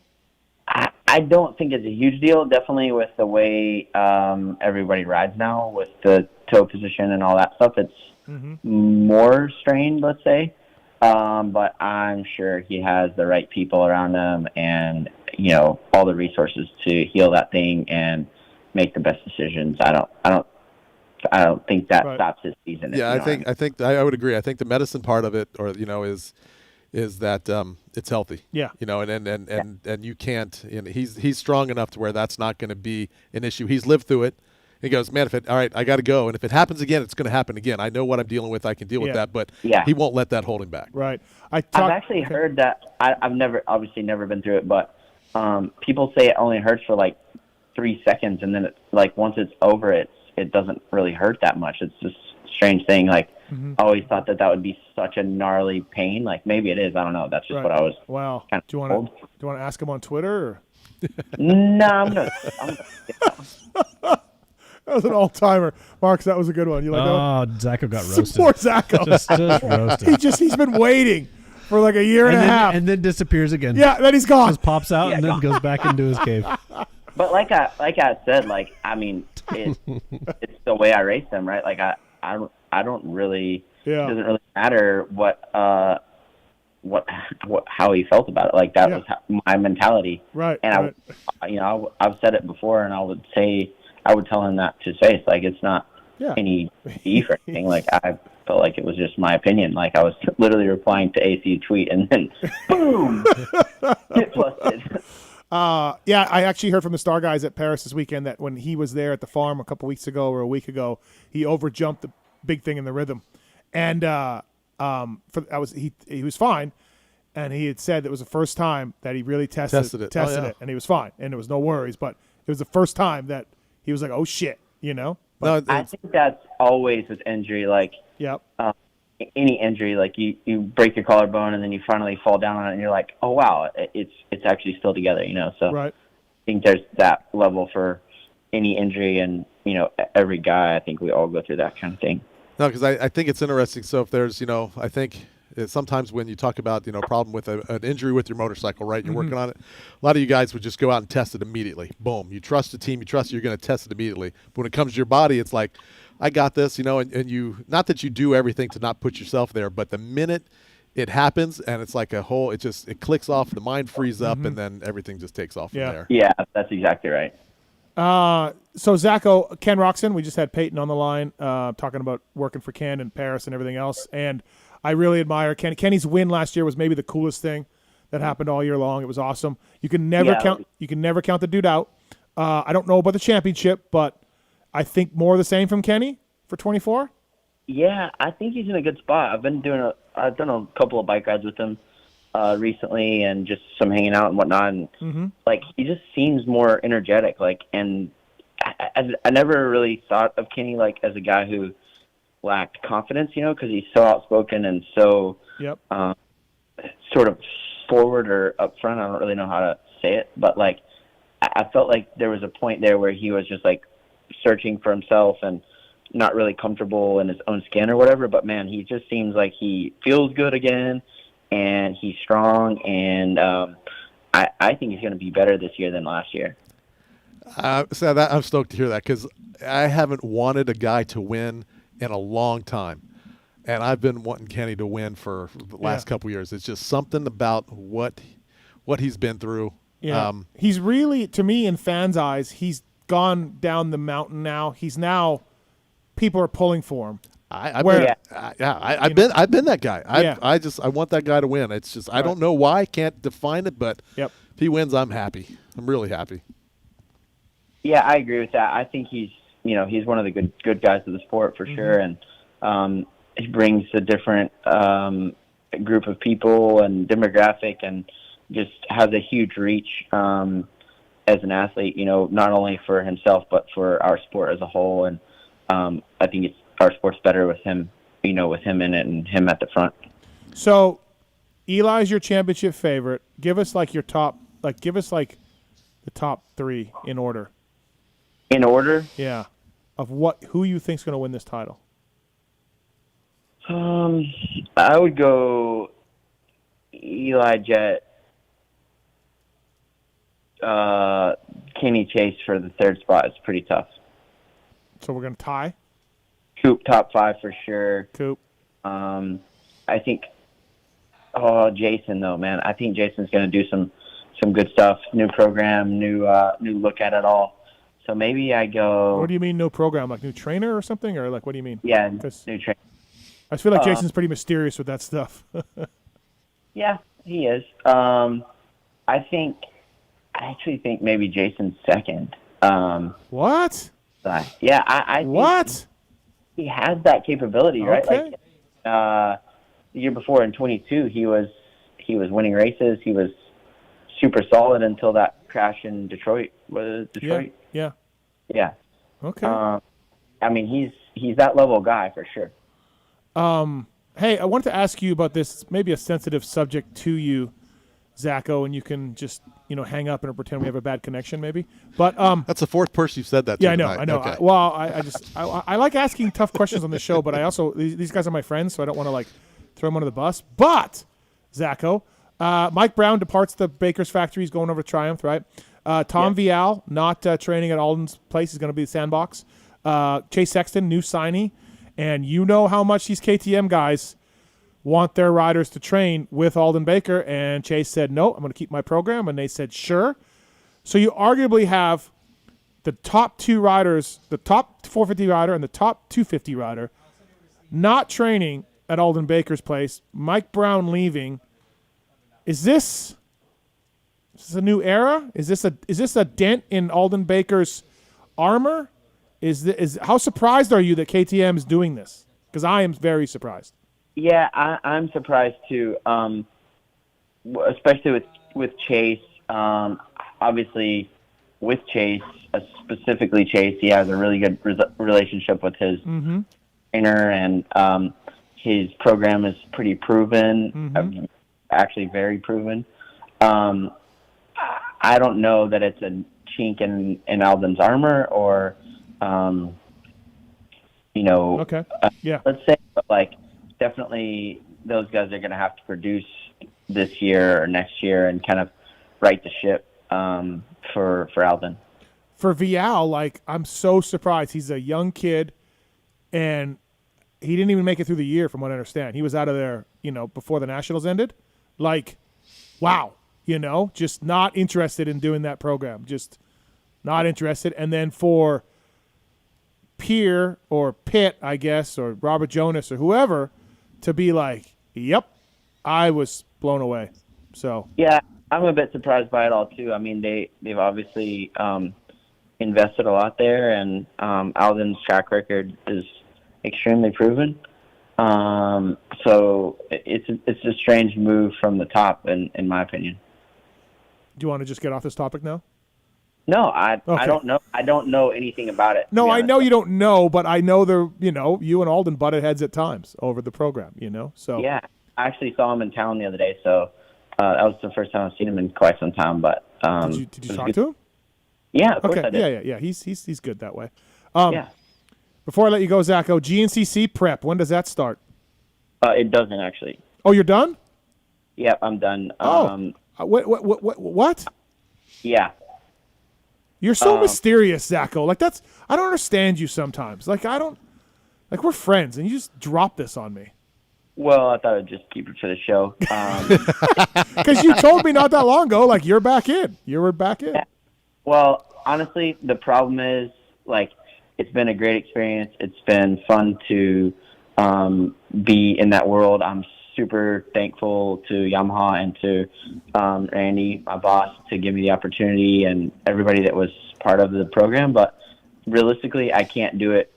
I can't do it all in unless I live in South Carolina, Pennsylvania, South Carolina, West Virginia, one of those places, and I'm just not in a place in my career where I'm going to ask my family to uproot and move there for potentially 2 more years of racing. And I'm just not going to take the money and be, what in my mind feels like half-assed. So I decided that it's time to move something different. I don't really have anything going for next year yet. So, it's been a super fun excursion. I had one decent result the whole year at the start of the collection, and I gave it my best. I really did. I've put a lot of effort into it. I had a incredible, actually, off-season last year, and just one little hiccup ruined my season this year. I feel like it would have been probably a little bit of a different story. Maybe I wouldn't have been winning or killing it, but I definitely would have been somewhere in the hunt there. And I just struggled to come back from my arm injury in a timely fashion to get results this year. And out of fairness to everyone, I don't want to continue to take their money and, make a mess for them. So I'm going to hang up the GNCC boots. Oh, that's a bit of a bummer. Yeah, I never really got a good shot at it, You've always been a fan of off-road and all that, and, you never really got your shot that you wanted. But to be honest, the level there is a bit like the level in Supercross and Motocross. When I used to do it in 2013, when I was doing 6 days and doing some hair scrambles in 2012, and, the basically the exact same level of racing then that I'm doing now, it's a different world. Sure. The kids that I was racing this year, a lot of them grew up on Super Minis racing GNCCs, and they're literally still the same track. So I'm out there. I learned the track by the fifth lap, 2.5 hours into the race, and they're they already know where we're going when we're riding e-bikes on Saturday. So that was definitely the biggest challenge for me was trying to learn the tracks and learn the properties and knowing where I'm at all the time. Those guys know those places so well. And when I was doing it before, when I was getting on the podium and stuff, I was racing more almost like weekend warriors. There was only a couple money, so the whole thing's leveled up just like all sport has, and it would take me a really, really long time to be on that level. I think it's a gnarly sport at the moment. Yeah, it is. Those guys don't fool around. Absolutely not. No. Yeah, and I'm assuming you have something deep in the back of your head that we're going, this could be. Do you have anything? What is that? About, hey, that could be kind of cool. I'd like to do that. And here in the next. I think he's going to follow the vintage two-stroke world championship. I would like to do that. Yeah, I've talked to Wobbs about that a little bit. Haven't really set anything in stone for that, but that would be cool. Yep. I'm gonna hopefully do be at some GNCCs with the team and race some morning races or something just to hang out. I actually at the snowshoe race this year, I did some I don't even know what you would really call it to understand it, but chase riding on the bicycle for the guys, and they were like, "Man, you're really good in that." So I would really like to do some of that again this year and just kind of help the team out a little bit because they were super gracious and super awesome to me. So that's cool. Yeah. Well, Zacho, you can maybe. Oh, sorry. Go ahead. A little bit of that. Yeah. World Championship. I would like to do that. And I don't really know. I'm trying to take some time and not rush into anything, and just see where it takes me. What about can you get paid for those daily Twitter polls? Is there any money in that? Do we know? Yeah, making $200 a day with the activation I've been getting. Nice. I'm not. There's a lot of upset people. You're getting upset people for polls. It's the world we live in. I thought it was going to go a lot smoother, but there's and also, dude, I really had in my mind that they were all going to be 70-30 or worse, 70-30, 80-20, 90-10, but blow, And the only one that's been like that was the electric combustion one. Uh-huh. The rest of them are neck and neck, and then there's all these people that want a third opinion or a third answer, and I'm like, whoa, it's just a simple poll. Yeah, calm down. I ran a poll on Instagram who was dressed better, myself or Jet. We were in an elevator in Paris, and I won the poll, so I really like that. Because people feel sorry for you. Validated my fashion choices. Yeah, just they feel sorry for you. Your Had nothing to do followers with are that. extremely loyal is all I can say. Hoodie, exactly. The hoodie and shorts look was stronger than Jet's. Yeah. I've seen that hoodie for the last 8 years. What's that? I'm pretty sure I've seen that hoodie for the last 8 years. Yeah, probably. I need to get some new ones. Zacho, thank you for your time. Always good stuff from you. Great analysis. And it's a bummer about GNCC, but we'll still see you around some of those races next year. And I'm sure I'll talk to you in one of my group texts in the next few days. So yeah, Joe, you're coming out sometime for a show. I don't know when, but yeah, you want to do. That would be fantastic. Although he cannot talk about Insane Clown Posse. He's banned from talking ICP on the show. I don't know this story, so I'll have to ask him. He just started talking about how much he loves Insane Clown Posse last time he was in. He's that guy. He just has some things that he's out with that are really weird. Recently he was like, I'm going. We were out on our bicycles, and he's like, I'm going straight to Taco Bell, and I'm like, what? Yeah. He's like, yeah. Like what? And I'm like, for real? You're just going from a bike ride to Taco Bell? That's pretty extreme. And he's like, yeah, nothing wrong with Taco Bell. And he was totally faking it. Yeah. He wasn't well. And he just has some tangents, but he's one of the most probably like misunderstood people I've ever met. Like he's low key funny. Yeah, he's very. But just a weird sense of humor, like almost sort of a British sense of humor, I would say, like kind of dry. Yeah. And you can't tell if he's joking or serious, but once you figure him out, he's extremely funny. I knew he was going to Triumph, but then when he dropped it on the show that he was going to Triumph, the way he did it made me think that he was joking.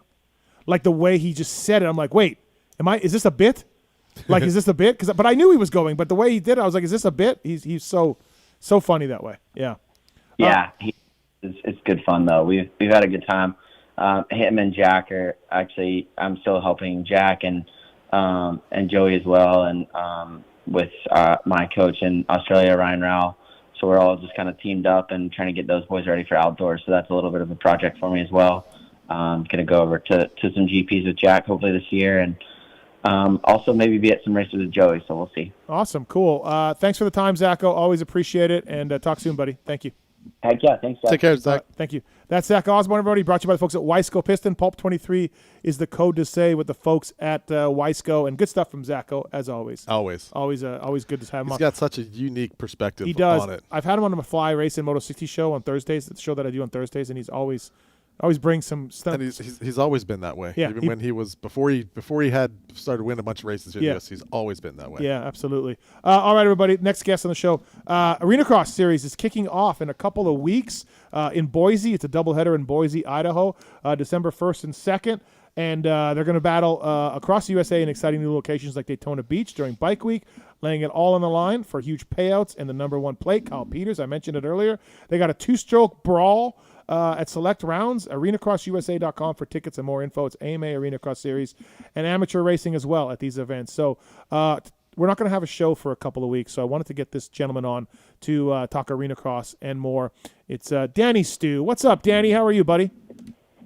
Not too bad. I guess I'm the Arenacross spokesman these days, huh? Yeah, why not, man? You work for the series, right? You're the filmer, vlogger guy, video guy, right?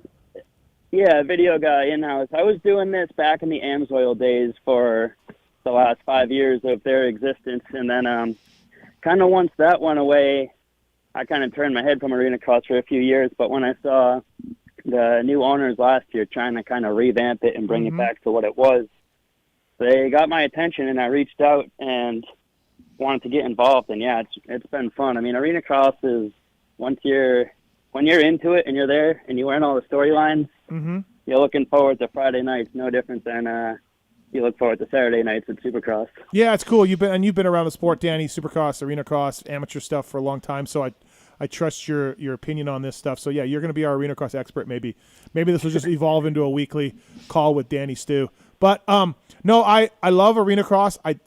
I'm glad it's, Robbie and everybody's doing a good job in bringing it back. This is an AMA title. It's grown in series. It's grown in stature. They're going to new venues this year.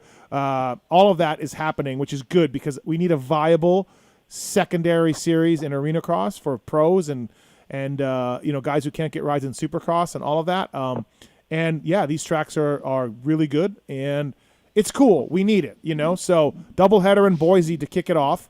And Kyle Peters, 4-time champion. He's got a target on his back, Danny. Like he's going for this 5th one to tie Buddy Antunez for all time. And KP, like he weeded himself a few years ago. And, he's this past year, the title that he won, like he's got a lot of hardware in his back. And he's, definitely was going to hang it up at one point. So I think this past year's title was maybe the hardest one for Kyle to win. And it's probably most impressive out of his run, Yeah, I mean, I feel like it always seems like the most recent one is the hardest one, or the next one is going to be the hardest. But last year, the comeback story that he was able to overcome was pretty dang impressive. And as I was working with him and got to hear a little bit more about how extensive that injury was and the hardware in it, his family pretty much asking him to stop racing. But Kyle, after, sitting around the house for a while, realized that he's a racer and he's going to keep racing. So last year the story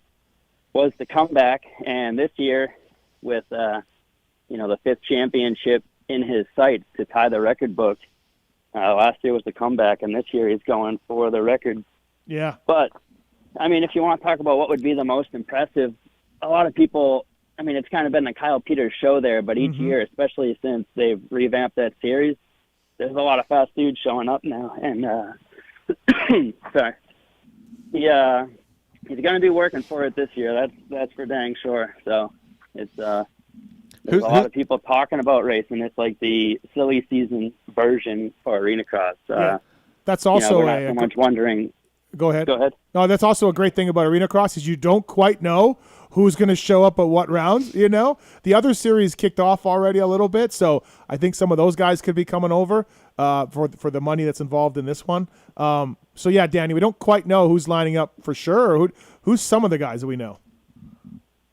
Well, Ryan Brees just confirmed that he's going to be racing the first few. Okay. Jay Selwyn. I mean, I'm excited to see. It's cool that Isaiah Clark last year showed up as, he was going to race a few, then stuck around to race the rest of them. Yeah.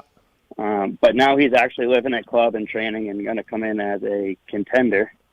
But, I mean, right now it's kind of just a lot of people talking about racing, so we'll see. Yeah. But the confirmed ones, Jared Lesher, he was cool to watch last year. He showed up, and the first time he was there, I didn't even realize it. Second time he made some noise. Third time he battled for the lead and eventually got a win. So kind of climbed the ranks all year and is coming in with his sights on Kyle Peters. Is he two-stroking it or no?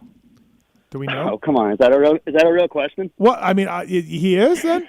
He's two-stroke guy? Absolutely. Okay. Yes, absolutely. I don't know. I don't know that he's ever going to ditch the two-stroke. I don't know if it's for the fans or if he loves that thing as much as he says he does. But yeah, he's two-stroking it, and he's pretty damn impressive on that bike on those tracks.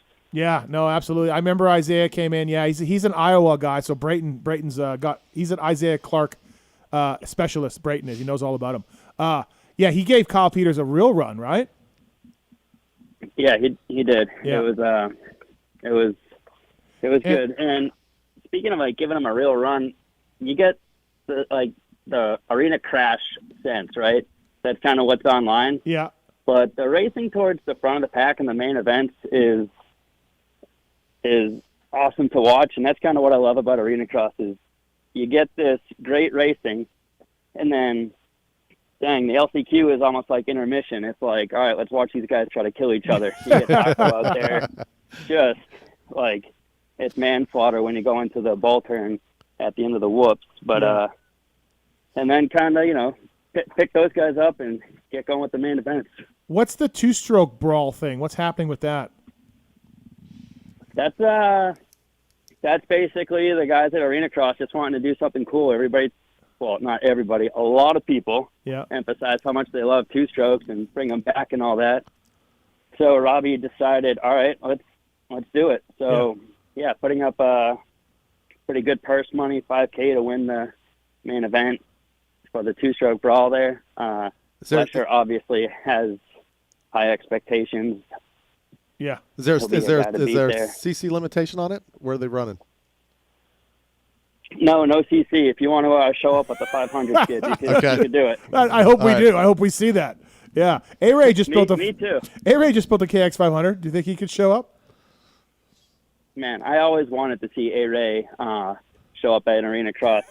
And he was considering it. Was it a year? There was a time when he was considering it, but then he ended up having a crash right before he was slotted to come in. But yeah, I always wanted to see A-Ray at Arenacross. So J-Law was signed up with Phoenix, gonna race for Phoenix, and be Kyle's teammate. Did an interview, all of this, but it's already gone sideways from what I know. Yeah, Danny's too. I feel like I'm watching a ping pong ball, trying to follow this story here. Yeah. As a former fan, I was hoping I would see him. I still hope I see him. It's like down but not out. Yeah, because I hear now he is going. Likely. He is still racing, but as a privateer, maybe? I don't know, dude. I don't know. I don't even care what he shows up on at this point. I just want to see him show up. I had no idea what to expect of him, and at the same time, I think that's an unfortunate thing he deals with is the expectations. I mean, the people who think that he's actually going to show up and I think just dominate. Oh yeah, it's kind of absurd. How old is he now? What is he? 40? Is he got to be? I mean, he's got to be 30. 36, 37. I don't know. Yeah, like, dude. Right on the cusp. Yeah, he's not coming out and beating these guys like that way, dominating, you know? No. But, yeah, I know you want to talk about Supercross, Paris, all that. But before I get off, I do want to mention the Arenacross All Access. So it will be streamed on MAV TV. Mm-hmm. But then also we're pushing the Arenacross All Access. There's going to be some bonus content on there. And actually, the two-stroke brawl will be only aired live on the All Access. So if you're interested in watching this two-stroke brawl, you're going to want to go on there and sign up. Get the app. Get the Arenacross app. I may be doing something on the app. We're still in negotiations, but I may make an appearance. Well, Steve, as a long-time Pulp listener, I would love it if you did that. That'd be cool. Yeah, the value might go down, though, a little bit on the app. Though. Come on. Hey, there's a Vegas round. Skip, there's a Vegas round. No, I know. Absolutely. We need to be there for that. We need to be there. Bring some huddle. We need to figure out. We'll reach out and figure out what we can do there. Can we get a keg there? We can get it there. Whether they'll allow us to put it in there, might be a little crazy, but... Can we get a keg there, Danny? You're the boss of Arenacross. Yeah. Danny says no problem. What round are you looking? We're gonna have a few kegs of the Mac down there. It'll be good. Danny, what rounds are you looking forward to? Like, as you said, you go to the races. You're documenting this. Is there a round or two that? I don't go to Reno. I don't go to Reno without making it a trip to Tahoe. Oh, Obviously, okay. Daytona is going to be epic because race Friday night, hang out at Supercross the next night, hang out all week, and then because we have back-to-back rounds there, and then going back to the Orleans Arena there in Las Vegas is going to be pretty sweet. I don't know what round of Supercross it is that the Orleans is, but I think I'm missing that one for the Orleans race. So. That March 29th. March 29th. I don't know what race is Supercross, but yeah, I will be there. So looking forward to that. December 1st. It's going to be good. It's going to be doubleheader. A lot of bar banging. Might be a little bit of a shit show once the LCQ gate drops, and then the seriousness ramps back up for the main event. I like I said, the Arenacross series is a little bit like the Canadian Moto, where you don't know who's showing up. You're really not sure until that opener, and then you're like, oh, shit, look at that dude. Well, Brees is legit. If Brees, I don't know if he's coming to do Supercross or what, but Brees is way good at this stuff, you know? Yeah, he showed up to when it was Amsoil a few years ago in Fresno, and while Hayes and I think it was Regal were duking it out for that championship, Brees was, tiptoeing behind them. He had the speed to get in the middle, but just respected their battle, and I was like, it's pretty dang impressive to see him just hop in, have the speed, and definitely going to be cool to see him back out there in a week and a half. The Pacific Northwest guys are good at the indoor stuff. They grow up with it, right? Yeah. It's the shitty weather. They all got barn stuff. Yeah, and there's a whole little group there, the Georgia, North Carolina. There's a whole that indoor series there. So it's you got little pockets around the country that have grown up with it. We're going to do some giveaways, some ticket giveaways too on the show. So pay attention. Danny Stu is going to be our Arenacross expert, calling in every single show. Yep. Very cool. Every show. I guess I signed up for that, huh? Yeah. Danny's like, what? Hey, keep an eye on the Arenacross Instagram. It's pretty fun to post some of the wild takeouts. Taco has asked me to stop blowing them out so bad, so maybe I'll only post half of the. Do we have a Taco? Is Taco doing the whole thing? Do we know? Yeah. I think he's got enough change to get him to at least a few rounds. It's going to be tough qualifying this year. He was right on the cusp last year. Yeah. And like I said, there is such a deeper field this year where, Taco, if you're listening, I'm sorry, buddy, but no, we got Taco more support this year, Danny. Oh, I know. He was showing off his O'Neill gear the other day. Right. So we got Taco more support. He's been more serious with his program. He e-biked with Phil the other day. It seems like he's taking it a little more serious, the Flying Taco. Awesome. So, hey, is it normal for pro riders to stickers on their jersey before the races to look official? Or is this a Taco fake it till you make it thing here? I think they all do that. I saw Sexton putting a sticker on one time on his jersey. Absolutely, yeah. Hey, who's that? All right, cool. Who's doing the TV? Who's commentating on the TV? It'll be Ping and a rotating guest, I believe. Okay. I'm not 100% sure on that. I think Ping and Bud. Yep, and that'll be on MAV, right? And then the app. Correct. You can get it on the app as well. Cool, Danny. Thanks for calling in, man. Arenacrossusa.com for more information. Boise, Idaho, doubleheader to kick it all off next weekend. And, yes, please tag me in any flying taco videos that I can post. Yes. All right, absolutely. Arenacross, catch the fever, boys. I'll Thank talk you. to later. Thanks, Danny. See you, buddy. Bye. All right, later. Arenacrossusa.com, everybody. Check it out. Thanks to Danny for calling and Danny Stu. I hope the Arenacross series, I want it to be successful. You know, it needs to be. And I took in a couple of the I watched a fair bit of them last year, and I thought, I mean, it comes across great. The backup stories and all that stuff like you was talking about. It's really cool. And some of the venues they go to are just really cool. I mean, they're nice little places. Noah, what's going on? What's happening, man? Thanks for calling. Oh, hey, Steve. Thanks. We all know you're kind of the expert on tough blocks here. We got our regular AMA tough blocks, our hollow World Supercross tough blocks. Yep, our cardboard. Cardboard. And then I spotted these ones in Paris. They kind of look like, I don't know, some sort of plastic round thing. Is that an improvement? Is that something we should be doing here? I've yelled about this. Yes, absolutely. They're inflatable. They got air. They're a nice cushy landing, and they're longer, so you can't knock them they're longer and heavier, and so it really takes a lot to knock them out of the way, unlike the American tough blocks where you just breathe on it and it rolls over. So absolutely, we should get these bigger inflatable tough blocks here in the USA, and guys, look, it saved Hunter on his crash. Did you see that, Noah? Yeah. That thing saved Hunter, man. He went face first into it. If it was just a normal tough block, he might be picking out his chiclets out of there. But absolutely, it's an improvement, man. And I don't know, we have the same tough blocks we've had since 1997. It came in around 97. Before that, we had hay bales. McGrath, when you guys lost that race in St. Louis, I watched it back a little while ago. It was hay bales everywhere. So 96 still at hay bales. I would think so, yeah. Yeah, I think 97 was tough block time. Tough block, and I remember they went through a change, and I think that early 2000, 2001 is kind of when they were figuring out how to secure them. I remember they had some eyelet that they were securing them with, and I don't know how it happened in Detroit, but shift lever got into the eyelet. Got into an eyelet, yeah. I mean, it had to be. Yeah, we couldn't get it out. It had to be. It was that perfect going in. That it's like, perfect. What the hell? Wow, gee whiz. So yeah, Noah, good question. Thank you. They do deserve to be in America. Absolutely. So let's make it happen. Make tough blocks great again. Thanks, Noah. Appreciate it. All right, everybody. Cameron McAdoo still to come up. Jason Thomas as well. Some more talk with Skip Norfolk. A Race Tech Rant. Motorsport.com tweet at Tallon segment. And the X-Brand Goggle Tear-Offs as well. We'll be right back after this commercial break with the great Skip Norfolk. He's just in my ass. Wow. Not in. Sorry.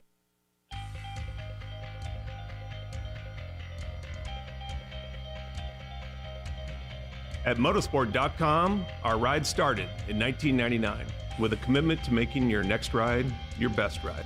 We take pride in having a huge selection of gear, accessories, and OEM parts for moto, street, off-road, ATV, and UTV. Riding is what connects us and makes us a family. From the track to the trail, tarmac to open roads, we're all connected because we ride. And that's what motorsport.com is all about. We've got your back. Our unrivaled and dedicated team of gearheads are willing to go that extra mile. No gimmicks, just high-quality parts, the best customer service in the industry, and free shipping on all orders over $79. Our passion at motorsport.com is to ensure your next ride is your best ride. This is our invitation to you, from riders for riders. Visit us at motorsport.com.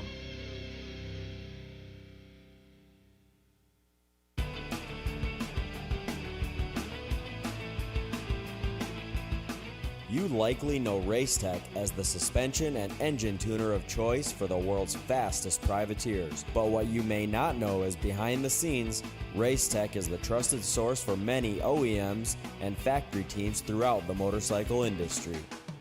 For nearly 40 years, Racetech has been producing high-performance suspension and engine components and services right here in the USA. Racetech doesn't just specialize in motocross. In fact, they have many off-road, hill climb, flat track, road racing, and supermoto championships on the mantle as well.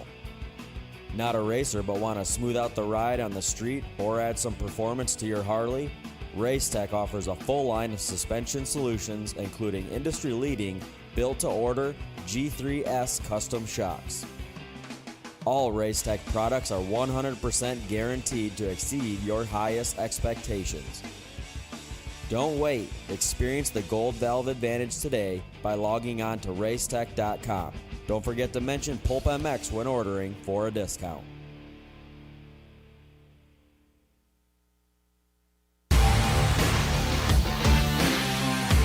Love the guys at Works Connection. They continue as a 10-year sponsor of this show because, just like you, they're committed to the sport. For 33 years, they've been designing and distributing leading-edge performance products like Elite Axle Blocks, Elite Clutch Perch, Pro Launch Start Device for performance, radiator braces and skid plates for protection, along with a shock pump, a tack, hour meter, and more for maintenance.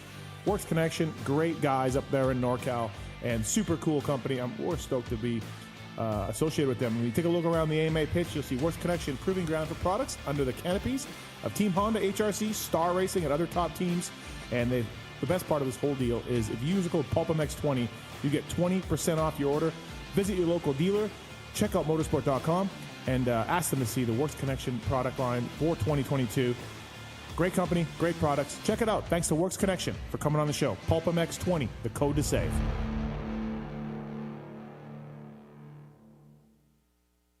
With over 80 years' experience manufacturing power sports pistons right here in the USA, Wiseco has evolved into a full range of performance components for dirt bikes and other power sports machines. Whether you ride a 2-stroke or a 4-stroke, Wiseco has a variety of pistons from reliable forged replacements to the performance-focused Racer Elite series. Wiseco offers race-proven components for the rest of your engine, too. From garage buddy engine rebuild kits, clutch and valve train components, USA-made Racer Elite connecting rods, and their CB4 thermal protection line. Wiseco is proud to be a technical partner with Factory Honda HRC for the 2023 Supercross and Motocross, driving professional-level product development that gets passed down to you. Visit your favorite online or local dealer or wiseco.com to find products for your machine.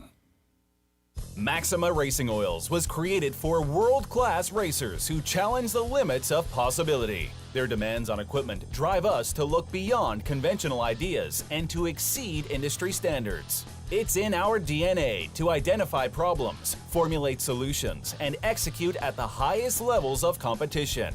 Case in point, the championship-winning Factory Kawasaki race team, longtime Maxima partners who extensively use Maxima throughout the bike. Maxima's USA-made products exceed JSO requirements and can be used in all motorcycle brands: Kawasaki, Honda, Yamaha, Suzuki, KTM, Husqvarna, and more. Maxima Racing Oils. Experience the difference. Visit MaximaUSA.com for more information.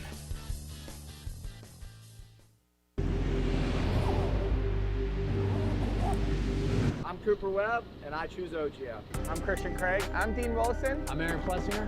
I'm Jerry Martin. I'm Nate Thrasher. I'm Shane McElrath. I'm Hunter Lawrence. My name's Jett Lawrence. I'm Jordan Smith. I'm Tal Hawkins. Stargate Hampshire. I'm Hayden Deegan. I'm Colt Nichols, and I choose OGO. And I choose OGO. And I choose OGO. I'm Tom Biala. I choose OGO. And I choose OGO. And I choose OGO. I'm Jiren Ferranjit, and I choose OGO. In 1990, my dad, Jamie Gregg, started Guts Racing. Guts stands for Greg's Ultra Trick Seats, because I was just a little kid that wanted a trick seat. And if you're out there looking for a trick seat, go to gutsracing.com, your local dealer, or Motosport, and place your order. Support the people that support PulpMX. You can use Pulp 2022 for 20% off at gutsracing.com.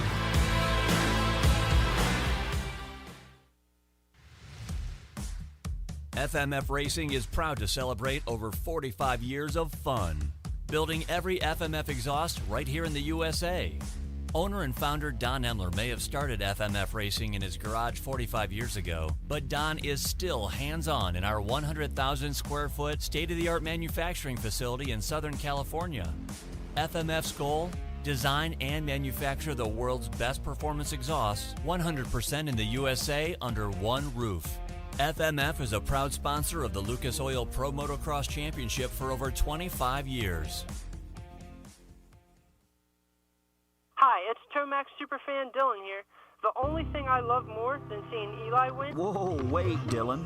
Sorry to cut you off like Steve does his callers and guests, but a lot has changed. Similar to your favorite rider being on a new team, the new Michelin Starcross 6 tire range provides significantly improved performance and durability. Designed to win. The new Michelin Starcross 6 tire range offers up to 16% more traction when new and up to 19% more traction when worn in comparison to the previous generation. This means consumers will not only benefit from improved performance on their first few rides, but that this performance increase will continue throughout the extended life of the tire. Michelin is a legendary innovator in motorcycle tire technology, and thanks to Michelin silica technology, the Michelin Starcross 6 tire range provides up to 11% more durability than the previous generation. This means consumers will enjoy the significantly improved performance throughout the increased life of the tire. Take it from me, as I too have to buy my own tires, this added value is great news. The new Michelin Starcross 6 tire range is available in 6 versions, specifically sand, mud, medium soft, medium hard, and hard versions, with the naming designation corresponding to the type of terrains and conditions where the tires were designed to win. Another innovation is the Michelin adaptive design, with specific positioning of the tread blocks in 3 zones: central, intermediate, and lateral zones, with the single goal to offer exceptional grip for the front tire and exceptional grip, traction, and longevity for the rear. To learn more about the new Michelin Starcross 6 tire line and all the quality products that Michelin offers for motorcycle segments that Steve cares nothing about, visit michelinman.com/motorcycle, and then visit your local dealer or online retailer to choose Michelin product to maximize your riding experiences. Also, too, make sure to follow at Michelin Motorcycle on Instagram and Facebook. Attention riders! Welcome aboard the all-new Atlas Vision. We hope you enjoy the added mobility, quicker flight time, and additional views. Please follow along as we outline the safety features of this revolutionary device. The first thing you will notice is the added headroom. The fore and aft positions no longer come with annoying restrictions, so feel free to move about the cabin. Quicker flight times can be achieved by unmatched comforts and unencumbered movements. Yes, we're built for speed and comfort. And now available to all customers is a 360 panoramic view. Go ahead and look around the cabin. These new angles are available at no additional charge. Located on the underside of the frame is the gold standard of impact absorption, D3O. In the event we accidentally take a trip to Indonesia, we suggest that you remain with your neck in the underextended position and allow this proven material to do its job by reducing the forces over 50% better than ever before. Although the Atlas Vision will not be noticeable, it will be there when you need it. If you are riding with a child or someone who requires assistance, secure your vision first, and then assist the other person with a Prodigy, Type, or Brole. We ask that you keep your brace on until your moto is finished. We remind you that Atlas makes flexible neck protection. Tampering with, disabling, or destroying the product is prohibited by the limited lifetime warranty. You will find this and all other safety information in the user manual located online at atlasbrace.com. At this time, we ask that you remain standing with throttles in the wide open position with your elbows up and hips fully unlocked, whatever that means. On behalf of the captain and entire crew, thank you for flying Atlas Vision. Enjoy the views. From beginners to seasoned vets, race teams, project builds, and magazine tests, Decal Works' mission is to cater to those who love to ride, upholding the true definition of quality, service, and knowledge. Visit decalmx.com and use promo code PulpMX23 to get 20% off your custom graphics. Decal Works, #1 for many reasons.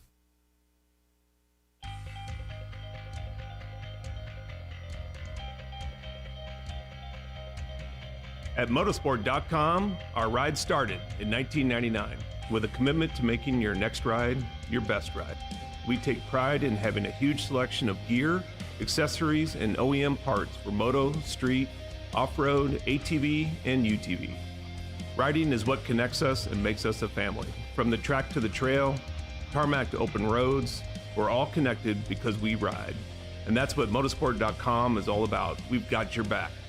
Our unrivaled and dedicated team of gearheads are willing to go that extra mile. No gimmicks, just high quality parts, the best customer service in the industry, and free shipping on all orders over $79. Our passion at motorsport.com is to ensure your next ride is your best ride. This is our invitation to you, from riders for riders. Visit us at motorsport.com. Maxima Racing Oils was created for world-class racers who challenge the limits of possibility. Their demands on equipment drive us to look beyond conventional ideas and to exceed industry standards. It's in our DNA to identify problems, formulate solutions, and execute at the highest levels of competition. Case in point, the championship-winning factory Kawasaki race team, longtime Maxima partners who extensively use Maxima throughout the bike. Maxima's USA-made products exceed JSO requirements and can be used in all motorcycle brands: Kawasaki, Honda, Yamaha, Suzuki, KTM, Husqvarna, and more. Maxima Racing Oils. Experience the difference. Visit MaximaUSA.com for more information. Hi, it's Tomax superfan Dylan here. The only thing I love more than seeing Eli win... Whoa, wait, Dylan. Sorry to cut you off like Steve does his callers and guests, but a lot has changed. Similar to your favorite rider being on a new team, the new Michelin Starcross 6 tire range provides significantly improved performance and durability. Designed to win, the new Michelin Starcross 6 tire range offers up to 16% more traction when new and up to 19% more traction when worn in comparison to the previous generation. This means consumers will not only benefit from improved performance on their first few rides, but that this performance increase will continue throughout the extended life of the tire. Michelin is a legendary innovator in motorcycle tire technology, and thanks to Michelin silica technology, the Michelin Starcross 6 tire range provides up to 11% more durability than the previous generation. This means consumers will enjoy the significantly improved performance throughout the increased life of the tire. Take it from me, as I too have to buy my own tires, this added value is great news. The new Michelin Starcross 6 tire range is available in 6 versions, specifically sand, mud, medium soft, medium hard, and hard versions, with the naming designation corresponding to the type of terrains and conditions where the tires were designed to win. Another innovation is the Michelin adaptive design, with specific positioning of the tread blocks in 3 zones: central, intermediate, and lateral zones, with the single goal to offer exceptional grip for the front tire and exceptional grip, traction, and longevity for the rear. To learn more about the new Michelin Starcross 6 tire line and all the quality products that Michelin offers for motorcycle segments that Steve cares nothing about, visit michelinman.com/motorcycle. And then visit your local dealer or online retailer to choose Michelin product to maximize your riding experiences. Also, too, make sure to follow at Michelin Motorcycle on Instagram and Facebook.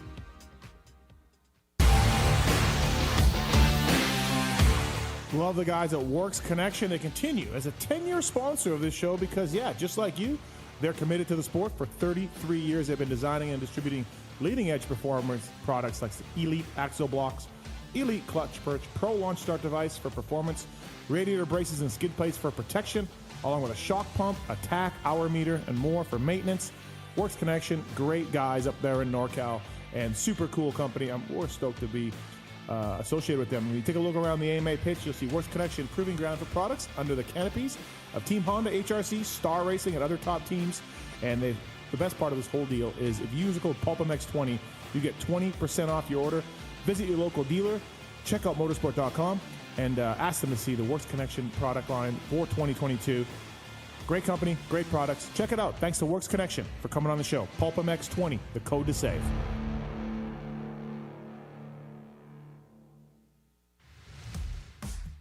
FMF Racing is proud to celebrate over 45 years of fun, building every FMF exhaust right here in the USA.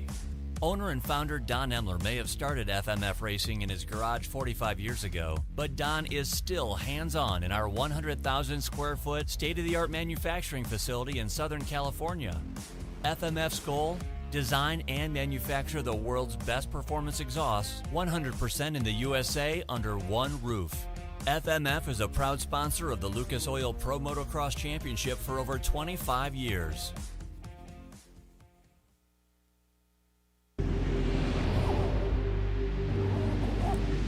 I'm Cooper Webb, and I choose OGO.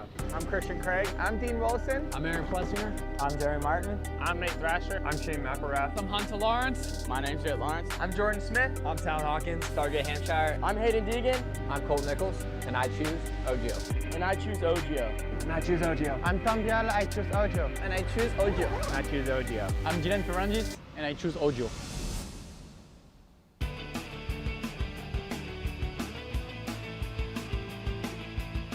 You likely know Racetech as the suspension and engine tuner of choice for the world's fastest privateers. But what you may not know is behind the scenes, Racetech is the trusted source for many OEMs and factory teams throughout the motorcycle industry. For nearly 40 years, Racetech has been producing high-performance suspension and engine components and services right here in the USA. Racetech doesn't just specialize in motocross. In fact, they have many off-road, hill climb, flat track, road racing, and supermoto championships on the mantle as well. Not a racer but want to smooth out the ride on the street or add some performance to your Harley? Racetech offers a full line of suspension solutions including industry-leading built-to-order G3S custom shocks. All Racetech products are 100% guaranteed to exceed your highest expectations. Don't wait. Experience the Gold Valve advantage today by logging on to racetech.com. Don't forget to mention PulpMX when ordering for a discount.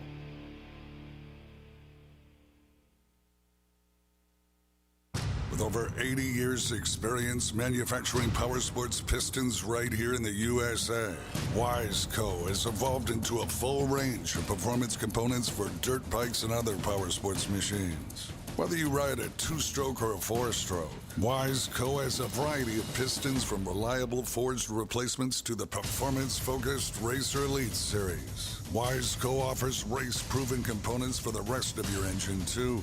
From garage buddy engine rebuild kits, clutch and valve train components, USA-made Racer Elite connecting rods, and their CV4 thermal protection line. Wiseco is proud to be a technical partner with Factory Honda HRC for the 2023 Supercross and Motocross, driving professional-level product development that gets passed down to you. Visit your favorite online or local dealer or wiseco.com to find products for your machine.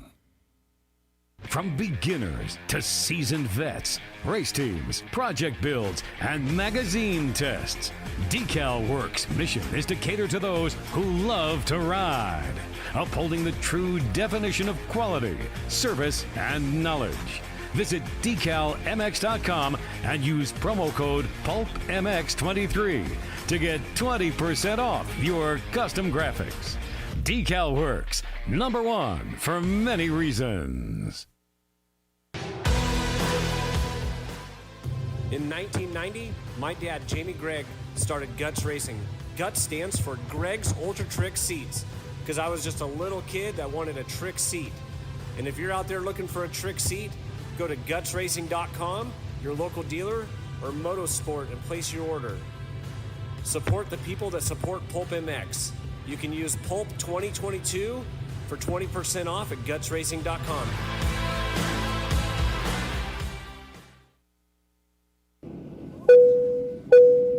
Attention riders! Welcome aboard the all-new Atlas Vision. We hope you enjoy the added mobility, quicker flight time, and additional views. Please follow along as we outline the safety features of this revolutionary device. The first thing you will notice is the added headroom. The fore and aft positions no longer come with annoying restrictions, so feel free to move about the cabin. Quicker flight times can be achieved by unmatched comforts and unencumbered movements. Yes, we're built for speed and comfort. And now available to all customers is a 360 panoramic view. Go ahead and look around the cabin. These new angles are available at no additional charge. Located on the underside of the frame is the gold standard of impact absorption, D3O.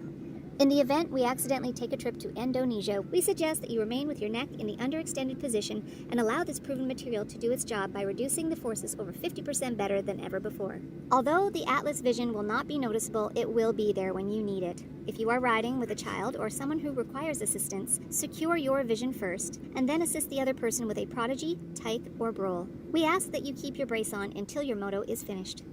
We remind you that Atlas makes flexible neck protection.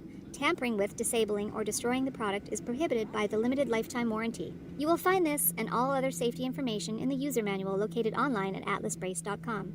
At this time, we ask that you remain standing with throttles in the wide open position with your elbows up and hips fully unlocked, whatever that means. On behalf of the captain and entire crew, thank you for flying Atlas Vision. Enjoy the views.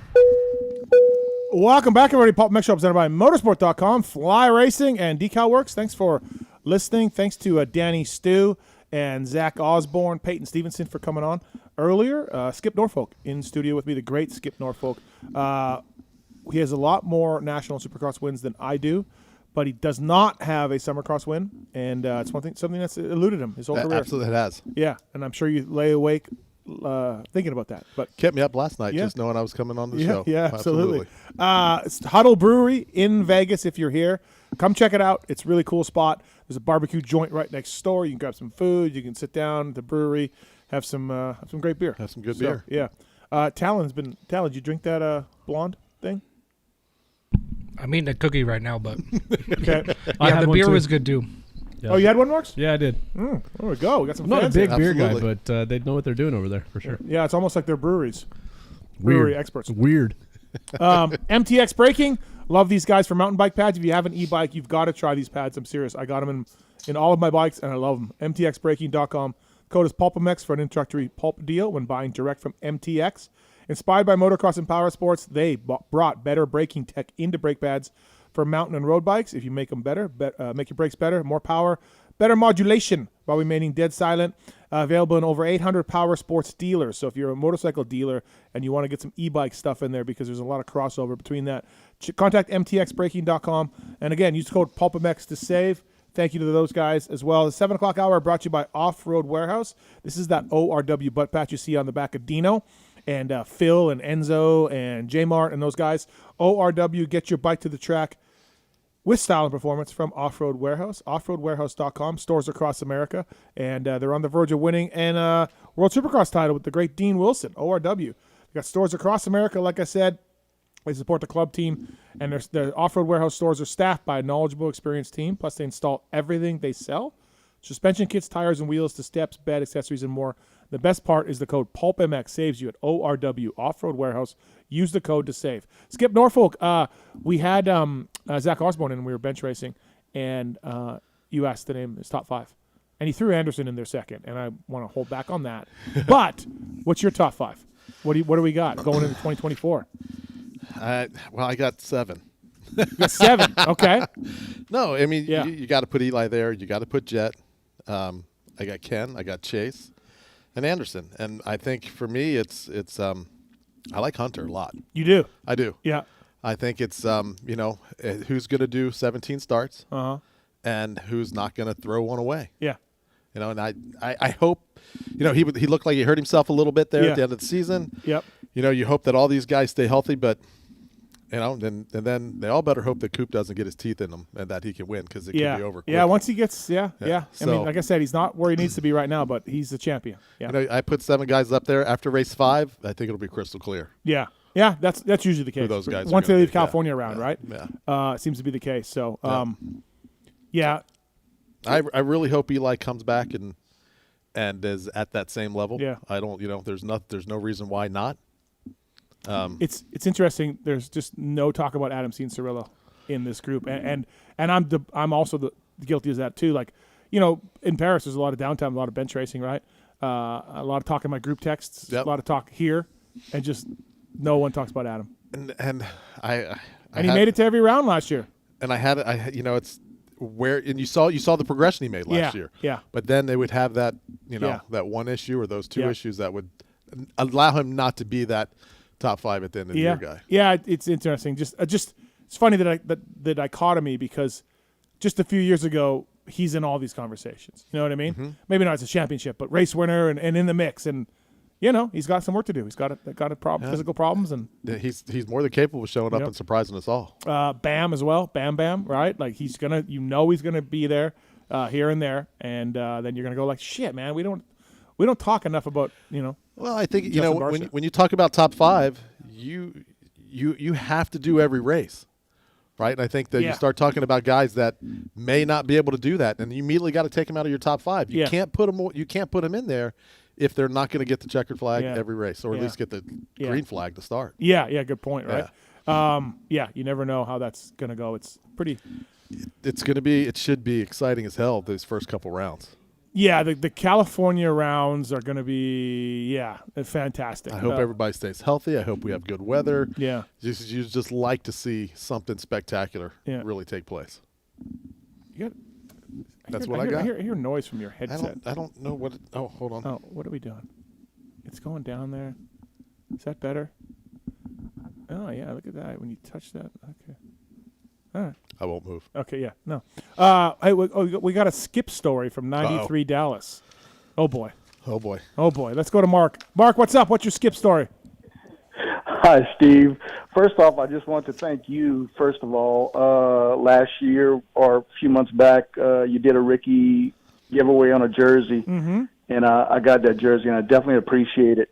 Awesome. You know, I worked Supercross with Todd Gendro and Dave Prater for quite a while, and the whole time I worked for them, I never asked for a jersey. Now I've got Jeremy, James, and Ricky now. So nice. It worked out pretty well. Yeah, it's cool. But I want to relate a story to Skip. I'm hoping Skip can kind of remember this. It was at the 93 Dallas Supercross, Saturday morning. You know, everybody's preparing for the race in the pits. And me with my goofy self came up with a friend of mine with a Panasonic full-size camcorder with a mic plugged into it and kind of did an impromptu kind of interview with Skip. Asked him some questions. I still got it on tape. And Skip was so cool to do it. You know, it was, I'm sure it was kind of, maybe kind of flaky, I guess. But, it's cool to look back on the memories and remember this stuff. And, especially at that time, because it was the first season, of course, that things kind of blew up for him and Jeremy. So, it was pretty cool that he did take the time to do that interview with me. Oh, that's all. I'd be honest. I do not recall that any specifics of it. I think I don't know. I tried to do a really. I didn't have a lot of room in my head for a lot of things on Saturday morning. So yeah. Listen, if I'm in your shoes, I'm like, no, guys. Are you with the series? No, you're just two guys with a camcorder. I'm out. It caught me at the right time where I had some downtime, but that's awesum. Right. Glad I was a good guy that time. Yeah. Imagine a story was like, hey, I asked you for an interview and you were a dick. Yeah. Well, that could be very true too. So yeah. Like I said, I still got it on tape. It's still awesome to sit back and watch from time to time. And that's funny. Like I said, he was more than accommodating to take the time and do it. And being at that time, I was just a fan, just attending the races. And then wanting to be involved, wanting to do more than just be a fan. That's when I got in touch with. At the time, it was SRO Pace that eventually became Pace Motorsports, and eventually evolved into Feld.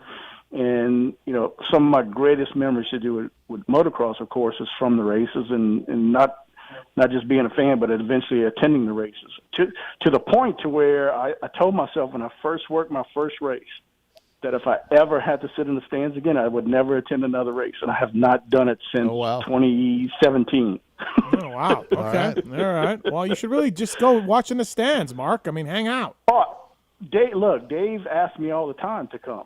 And because of circumstances, because of work and stuff, I haven't been able to actually attend a race, like I really want to.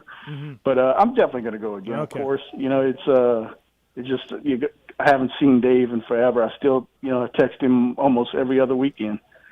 But definitely going to make it to another race eventually. Cool. Thanks for the call, Mark. Appreciate it, man. Take care, Mark. Thank you, sir. All righty. Thanks. Bye-bye. Appreciate it. Hey, by the way, the guys at Yamaha, they're doing another Blue Crew event. They've done these all across the country, and they're doing one in December. December 1st and 2nd. It is at Glen Helen. You have to have a Yamaha to go there. You must be a Blue Crew member to participate. Register for Blue Crew at YamahaBlueCrew.com. They'll have dinner on Saturday night. It's basically a weekend where you race and practice all Yamahas, all ages are welcome. 3-moto format at Glen Helen. And Ryan Villapoto is going to be there. Damon Bradshaw is going to be there. I may be there. I don't know. It's December 1st to 3rd at Glen Helen. You can use all the information is at YamahaBlueCrew.com. It's a Blue Crew Invitational West registration. There's a link on there as well. $40 amateur classes, 200% payback for the pros. So go check it out at Glen Helen. Be a fun weekend, all Blue Crew people. So it'll be great. It's cool to see Damon back out the races. I mean, he's loving it. It's really cool. Yeah, he just got back from Baja. I talked to him the other day. So there's a guy who I tried to get him on the show. a guy who went. He just drove down to La Paz and showed up to race the whole thing on a motorcycle, manually did the whole thing. They wouldn't let him race because his bike, he didn't have good enough tires on it or whatever. Really? So he bought some tires. Oh, wow. He had no pit crew. He just bummed gas and bummed food off people and did the whole thing by himself, some guy. That's gnarly. And he had like a little bit of a cult following. That's pretty gnarly. During the race. So Bradshaw was telling me about this guy, and I reached out to try to get an interview with him, and I haven't heard back yet. But, yeah, soloed it with no pit crew or no nothing, just riding. Yeah. And on a bike, apparently, that was not really. Wasn't made for that. Wasn't really, prepared for that. Really made for that. So, check that out. And thank you to the folks at Yamaha and Blue Crew for promoting that race at Glen Helen. That'll be really fun. Also, thank you to folks at OGIO Power Sports. Pulp 15 is the code to save with OGIO. And whether it's a layover bag, whether it's a 9800, the rig bag, the dozer, whatever it is, OGIO guys will have you handle traveling. It can suck for sure, but OGIO makes it a little easier. Pulp 15 is the code to save. Great guys at OGIO Power Sports. Bringing you our next guest of the night, Monster Energy Pro Circuit, friend of the show, Cameron Mcadoo. What's up, Cam? How are you, man? Good. How are you guys doing? We're good, man. Thanks for calling in. Appreciate it. And look, it's November 21st. You're deep into boot camp, deep into prepping. How's it going? Things have been well. It's been obviously kind of the same old for all of us. This is kind of the time of year where we're all pretty head down and riding 4 days a week. And, it's pretty grind time right now, but it's been going really well. I've been enjoying it, and I love this time of year. I really like the process of the work, so which actually probably helps me out just in general because I can't imagine hating it because there's so much of it. Yeah. But, yeah, it's been going good. When you do prep, you're a veteran now, right? You're not a kid anymore. When you're doing the off-season prep, and look, I think we know, you can win races. You have to stay on two wheels and stay healthy, and you can win races. That almost is, in my opinion, not even something that you can fix one way or another. Small things you can do, sure, but kind of is what it is. Motorcycle racing is dangerous. So what can you work on, though, Cam? Like, look at yourself honestly in a mirror, break yourself down, and besides the staying healthy part and all that, like, are you like, hey, I got to do better in rhythms, I got to do better in whoops, my starts need work? Do you specifically target areas in this boot camp, in this offseason, that you need to do better? Yeah, definitely. I don't think for me it's necessarily sections on the track. Okay. I think it's more so specifying what I need to do better as a rider, and I think general, and even down to like the staying healthy part. And like I've obviously had some injuries that have been pretty unfortunate, or things maybe I couldn't control. But I've had my fair share of injuries that I could control, and obviously racing dirt bikes is a dangerous sport. But some of the greatest guys, they didn't get injured for a reason. It's not just luck. I think that there's times where we can be unlucky, but also, like Tomac and the Dungeys, like they stayed healthy for a reason. And that's kind of something that I've been really working on even the last couple of years, where like figuring out the reasons, like what was the reason for that crash? It's pretty hard as an athlete to, I guess, take full responsibility, and it's easy to be like, oh, well, this happened, and that's why that happened. Well, there's a reason why all of it happens. So I think seeing that and taking responsibility of what's happened in the past. But, yeah, I think to answer your question a little bit more directly, there's definitely areas and things that I work on. And my coach, Nick Way, he's obviously very good at breaking it down and breaking down the reasons why the guys win that are winning, consistently, like makes it a little less rocket science, Okay. It seems sometimes it can seem pretty like, hard, but it is hard. We're racing dirt bikes at the highest level. No, and I think, to your point, breaking it down like that is, you can sit there in the room in your chair and you're looking at the video and you look at all this stuff, and it can be somewhat simple to see it, but it can be extremely difficult to execute it every moment you're on the bike. And that's I think, and you alluded to that. That's the challenges. How do you not find yourself in those positions? Yeah, exactly. And like, really, there's 30 of us. There's literally 30 guys who can do all the things right. We can all do it, but like to do it 26 laps and consistently every weekend, like that's what we're working for. Everyone's fast. Everyone has speed. Everyone can do it fast. Not everyone. I'm just saying like a large group of guys. But 20 guys, 25 guys. Whatever. Yeah, exactly. But not all those guys can consistently win races. So that's pretty much what we're all striving for and working for and trying to figure out what's holding us back or what has held us back from doing that. Yeah, it's funny. Like, I don't know if there's something to the guys that stayed healthy. Like, you mentioned Dunge, and that was a phenomenal run. He broke his collarbone one year, and then, of course, he had the neck injury that kind of put him out. But remarkable run. Ryan Villopoto, though, missed as many outdoor championships or outdoor seasons as he won. And Ricky missed one Supercross season with an ACL. And I saw Ricky have some horrendous crashes in practice or whatever. Like, and the dude just bounced up. And even Nick, Cam, he raced forever without really getting hurt. Like, he kind of hurt his back there near the end at Millville. But Nick was really a picture of consistency for a long time and made him a lot of money and had a really successful time because he stayed healthy. And, I don't know, Cam, is what I'm saying. I don't know if there's something to staying healthy.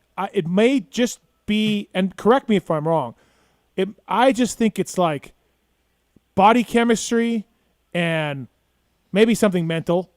But I don't know if a guy can work on that. Like, I don't know if you can see a rider turn a corner and be like, hey, I'm healthy now. I changed something. I just think it's sometimes just dumb luck of our sport. No? Yeah, I mean, I would love to chalk it up to that, being I've been injured in some way the last few years, at some point. So that would be the easy route, I think, for me to say, oh, yeah, just, I've been unlucky. I've been unlucky. Yep. But at some point, I guess, maturity-wise and everything, I need to, figure out what caused it. Like, because I think that early on in my career, there would be times where I would justify why it happened in my head in so many ways to not make it your fault, Okay. Yep. But, again, like, and I do believe there's unlucky. Like, honestly, someone like Jeffrey Hurlings, like, man, that guy, his injuries lately have been just like crazy things that have happened where it's like, man, like, you just got to feel for him. But, no, I think it's really important for me to work on taking full responsibility for what's happened, and whether it be things that seem like it was out of your hands, but, we're assuming it's super high risk, and so how can we, keep that risk to a minimum as much as possible? Sure. And that's, I think, what some of the guys who stayed healthy and stay healthy for a lot of years have been really good at doing is, minimizing the risks, unnecessary risks, maybe, whether it be on a practice day or whatever. But again, like I said, it's something I'm really working on. And that was like last year coming into the season, I was very focused on, racing all the races. I needed to race out, really wanted to race outdoors, obviously, because I haven't raced outdoors in a couple of years. And, my main goal and my end goal in the next few years is to, do well on a big bike eventually. And I think in order to have those opportunities, I need to go show what I'm capable of on outdoors and show that I'm capable of racing the whole season. So, like, last season was, obviously pretty tough. And even the year before when I got hurt mid-Supercross on, press day, like, that was super hard to wrap my head around. But again, like, whether it be, not fully mentally engaged or whatever the reason being, there's a reason for all of it. East or West, do you have a preference on what you want to race? I prep every year to be ready. I think everyone kind of knows Mitch really kind of keeps it to himself pretty late. And I think for that reason, to make sure all the guys are just ready. And I prep as if I'm going racing right away, and then, you know, whatever it becomes. But I raced West last year. The 2 years prior, I raced East. Well, actually, 2021, I raced technically West, but it was all East Coast track. Oh, that's true, right? Yeah, we did COVID. Yeah, because it was that weird year. But I really like the East Coast tracks. I like the stadiums, stadium style tracks. They get a little bit softer, and yeah, like just the shorter times and more laps. I feel that suits me, but at the same time, like I said, at the end of the day, my goal is to be racing all 17 of them here in the next few years. So I need to be ready for whatever it is. OGO Power Sports bringing you Cameron Mcadoo on the show, 702-586-PULP. If you got a question for Cam, give us a call. Skip Norfolk and myself here. So no secret that your team's bikes got better in the outdoors at some point, and the whole shots were coming. And, you know, I talked to Mitch about it at Bud's Creek, and he told me a little bit of what they did and what they found, and said he still had some more to go, and this was like with 2 rounds to go. So, Cam, without giving us the usual rider bullcrap about never felt better on my bike, how is your bike compared to when you got off of it? Like, did the gains carry over to Supercross? I know I saw you at Glen Helen a little while ago with Max. I was pressuring you pretty hard there at one point. But how's the bikes? I think I took advantage of you towards the end of your moto. You did. Maybe? Yeah. Pulling in behind me at the end of my 30 was really screwed up. Well, I mean, like, you got to be pretty specific on what you do, and at no point do you get on some guy when he's fresh, when you're unsure of your abilities. Right? Good point. Yeah, very good. Thank you for that. Yeah. That's a veteran move on my end. Absolutely.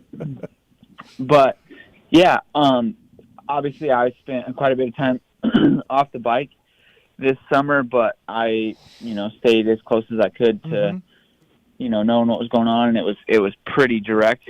I think right kind of when they introduced some of the new stuff with our bike, you could tell right away, like they were, you know, all up front pretty consistently, and I've been extremely happy with the progress that they've made from, you know, Supercross last year. And actually when I got hurt in Supercross last year, we had just found some of those new improvements with the engine. Okay, I say they found some improvements, and I think that they've just continued to improve upon those.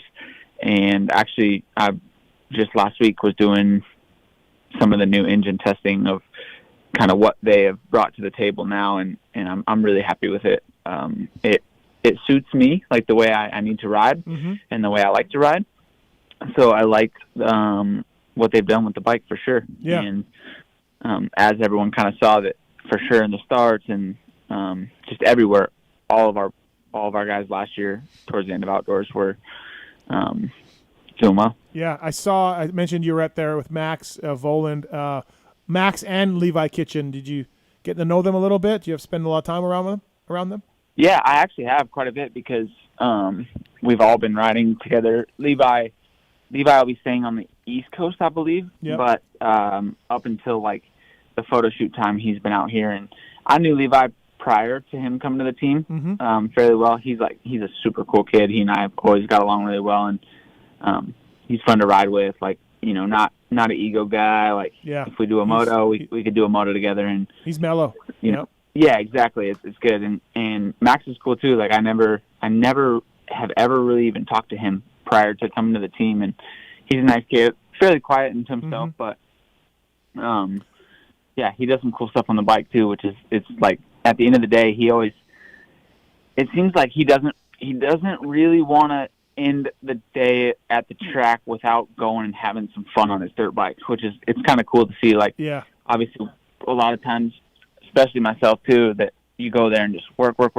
and then get out of your gear and leave and go to the gym and do whatever. But he'll go out and play around with little, you know, quirky, like weird wheel tap stuff and just different bike skill stuff. And I think everyone's really seen that with him. He's like a kind of a BMX-y type guy, and it's kind of cool to watch. Like he was wheel tapping this thing at the Cali test track the other day when I was getting undressed in the back of my truck, and I'm like, holy crap! Like that's big. I think he posted a video of it on his Instagram. Yeah.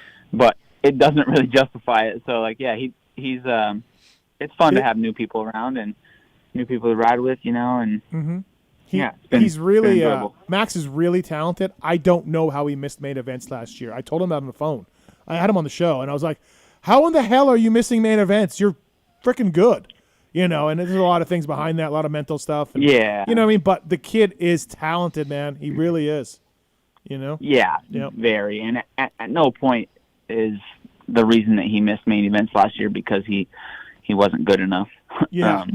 Ever. Like, that's just, if you watch the races that he missed the main events, I mean, he did, but he might have fallen 3 times in the LCQ and was on the concrete in the first turn on the plywood or whatever, which I'm not justifying it. I'm just saying, he's a great rider. I mean, I think he got second at the first race of outdoors at Paula. Yeah, maybe? Yeah, I think the so. First moto, second or third, and even I remember, I want to say it was 2022. Pretty sure he led, and he was pretty far gone at Paula till his bike let go, like really deep into the moto. He's had some really good races outdoors, and I mean, he even had some. I think he had some like fifths and fourths last year. He got 5th overall 2 years ago outdoors, and I don't know. He's a good rider. It is a little listen, I don't know anything about this Juju kid. He looks really good. I saw him in Futures, and he looks good. But KTM ditching Max for Juju is a little questionable in my eyes. I could be wrong. Let's see what happens. Who knows? But then again, I guess if you're KTM and Max Vohland doesn't make some main events, you're just like, it's been 3 years. I don't know. I've been accused by my listeners, Mcadoo, of being like wearing blinders when it comes to Max Vohland. So I really like Tallon. I think the world of Tallon is a really smart guy. I really admire his career as a racer. And then I think Max is really talented, and my listeners are like, "You're an idiot, bro." So I don't know. It's just where I'm standing. Yeah, no, I think he's a great rider, and I think he's got good potential. Can you imagine, Cam, if yourself, Faulkner, Hammaker, we already know Kitchen's amazing. If you, Seth, and Austin can just stay healthy this year, you guys could have the glory years of Pro Circuit when Skip worked there. They could come back. They could come back, man. You guys have the potential. Man, that's the goal. Like that's what I'm working for. I know that for sure, and I assume I could speak for the other guys. And we all want to win really bad. We put everything into this. And, last year, your contract, right, for you? Yeah, contract year? It is. Yep. Big year for you. So. You mentioned something. You mentioned something about a couple things, but the one that stuck out was that you saw Max kind of having fun riding his dirt bike. Do you still have fun riding your dirt bike, or has it become a bit of a grind or a bit of a job? I really have fun, and actually, what's the most fun to me is the work. Like, I don't know. It almost sounds. I feel like it almost sounds cliche, but I really I smile ear to ear leaving the track when it's been like a tough day, a lot of laps. Like, I have something to be proud of. That's kind of me as a person in general. Like, even if I've been injured, like, I need to do something each day that I'm proud of what I did that day, whether it be building something at our house, So I think that's what's fun to me as I grow into an adult, and I really enjoy the process of it. I enjoy being there late and changing stuff on the bike and then finding something that was good or figuring out that something wasn't so good. And I really do enjoy the work part of it. So, like I said, I think it's kind of like different strokes for different folks. Like, some guys have to just go play ride to have fun, but I really have fun, like, just improving. And it doesn't come off. I mean, I can't sit here and be like, some days I don't wake up and be like, man, 220s is going to be tough today. And I'm really sore from Monday, Tuesday, and Thursday, and it's a Friday. But, I do. I really do still have fun on my dirt bike. And I guess tell 5 years ago me where I'm at right now, and I'd have signed up 10 times over and wouldn't have believed you, So that's kind of, I think, what keeps it fun for me is, I guess, my story and how what I'm achieving or what I have achieved and my new goals are so far-fetched to to the Cameron Mcadoo, like I said, maybe 7 years ago. When you were driving the motorhome for Christian, you mean? Yeah, exactly. Yeah, that was only a couple years ago. Yeah, that wasn't that long ago. That was maybe 4. But yeah. So yeah, that's like really what's fun to me is working towards my goals. Like I really enjoy it. Yeah, no, I feel like you do enjoy the suffering a little bit. You're that way, you know what I mean? I feel like you're that way a little bit. So, yeah, I'm not surprised that you said that. Where do we stand on the Minios Vincent Way takedown video? Oh man, I mean, it's tough. I mean, you're close to the situation, so yeah, I am, and I'm obviously very biased. So like, it's pretty hard for me to speak on it. But at the same time, I've made a lot of decisions that people don't agree with as well, and you know, like we're racing dirt bikes. Yeah. I do think that prior to that takedown, there was a lot of outsmarting done by Vincent, and he I think maybe got the other rider a little bit upset, and I think that I feel like they both got into it. I feel like they started it together. Yeah, I mean, from my end, I think that Vince was really clean, but like really crafty, and man, he got clean, and then the other end of it, I guess, was the kid lost another position by doing it. Like, yeah, that's true too, right? Yeah. So that's kind of like, it's almost, I think Ricky always goes back to that, like, he's always like, as long as you don't fall, maybe it wasn't so bad. But if you crash in the process, it was like obviously too far. But maybe it's kind of similar. If you lose a position in the process, you know, I don't know. Yeah. Okay. These kids want it, man. It's yeah. I don't know. I think that I saw the video. I mean, I talk to Nick every day, and you know, Nick's Nick. He's like, yeah, man, he's learning. He's got to learn how to be smarter and learn how to not let that happen to him. And he's like, yeah, you know, Nick's not at all the mini dad, like, oh, this kid did this. Right. Because I'm like, I call Nick, I'm mad. You know what I mean? I'm like, are we serious? Did that really happen? You know? Yeah. But I'm very biased to it because I'm like, yeah. Yeah, I had it circulating in my group texts. Nick and Vincent Way, Nick's kid, and another kid got into it. Yeah, but I mean, again, like I guess I raced Jet Lawrence for the last, I think, 2 seasons, and I mean, I really tried to beat him bad, and I wanted to really bad, and there was a lot of times where a lot of his fans didn't really agree with some of my decisions that I made to really try and beat him, and I mean, you know, yeah, this is what we do. This is my living. Yeah, and nobody said it's easy, right, to be a professional athlete, right? Yeah. Yeah, no, it's not, but I guess none of us expect it to be easy too. I guess I don't. Yeah, no, it's not. It's not. It's a real magnifying glass for you guys, you know, especially nowadays, totally. Right? Everything you're doing is monitored, and social media, and races are more popular than ever, and everybody's got an opinion. And that's it. Everybody's got an opinion. Definitely. You know, you talk about why something happens, and you have no idea, but boy, you can offer opinion on it. Skip, you were probably involved in like 100 incidents in your mechanicking career with Jeremy or whoever over the years that would have blown up social media if anybody saw it or cared, and you guys just moved on with your lives, you know? Yeah, no, I mean, I can't even begin. Can you imagine? Yeah. No, I can't. Can you imagine Bradshaw? Right. Like, you know, some of like the way those guys race each other, and I'm like, you know, I'm for it. I go back to Chicken. What would Chicken have done? What would Chicken have done if there was that platform? Oh boy! Right? Yeah. You know, so totally. Yeah. And when I say I'm for it, like I'm not at all for putting each other in danger, but no, yeah. You know, we're racing dirt bikes like at the highest level. We really, you know, like I think there's a line, and but I do think that obviously the platforms that we all have are so much bigger, and as you know, social wise, and I think that the ability to reach the athletes is so much easier and higher nowadays. Yeah.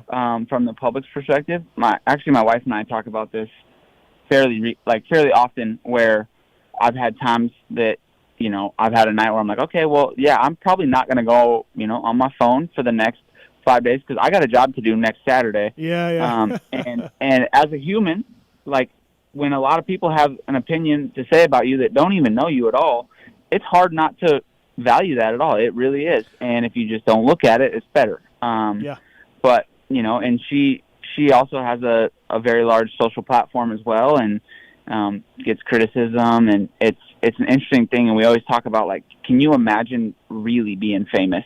Yeah. Like that. Right. Like Kardashian level or whatever. I mean, I'm not even close to famous at all. Nope. But I can't imagine being truly famous, like an A-list celebrity.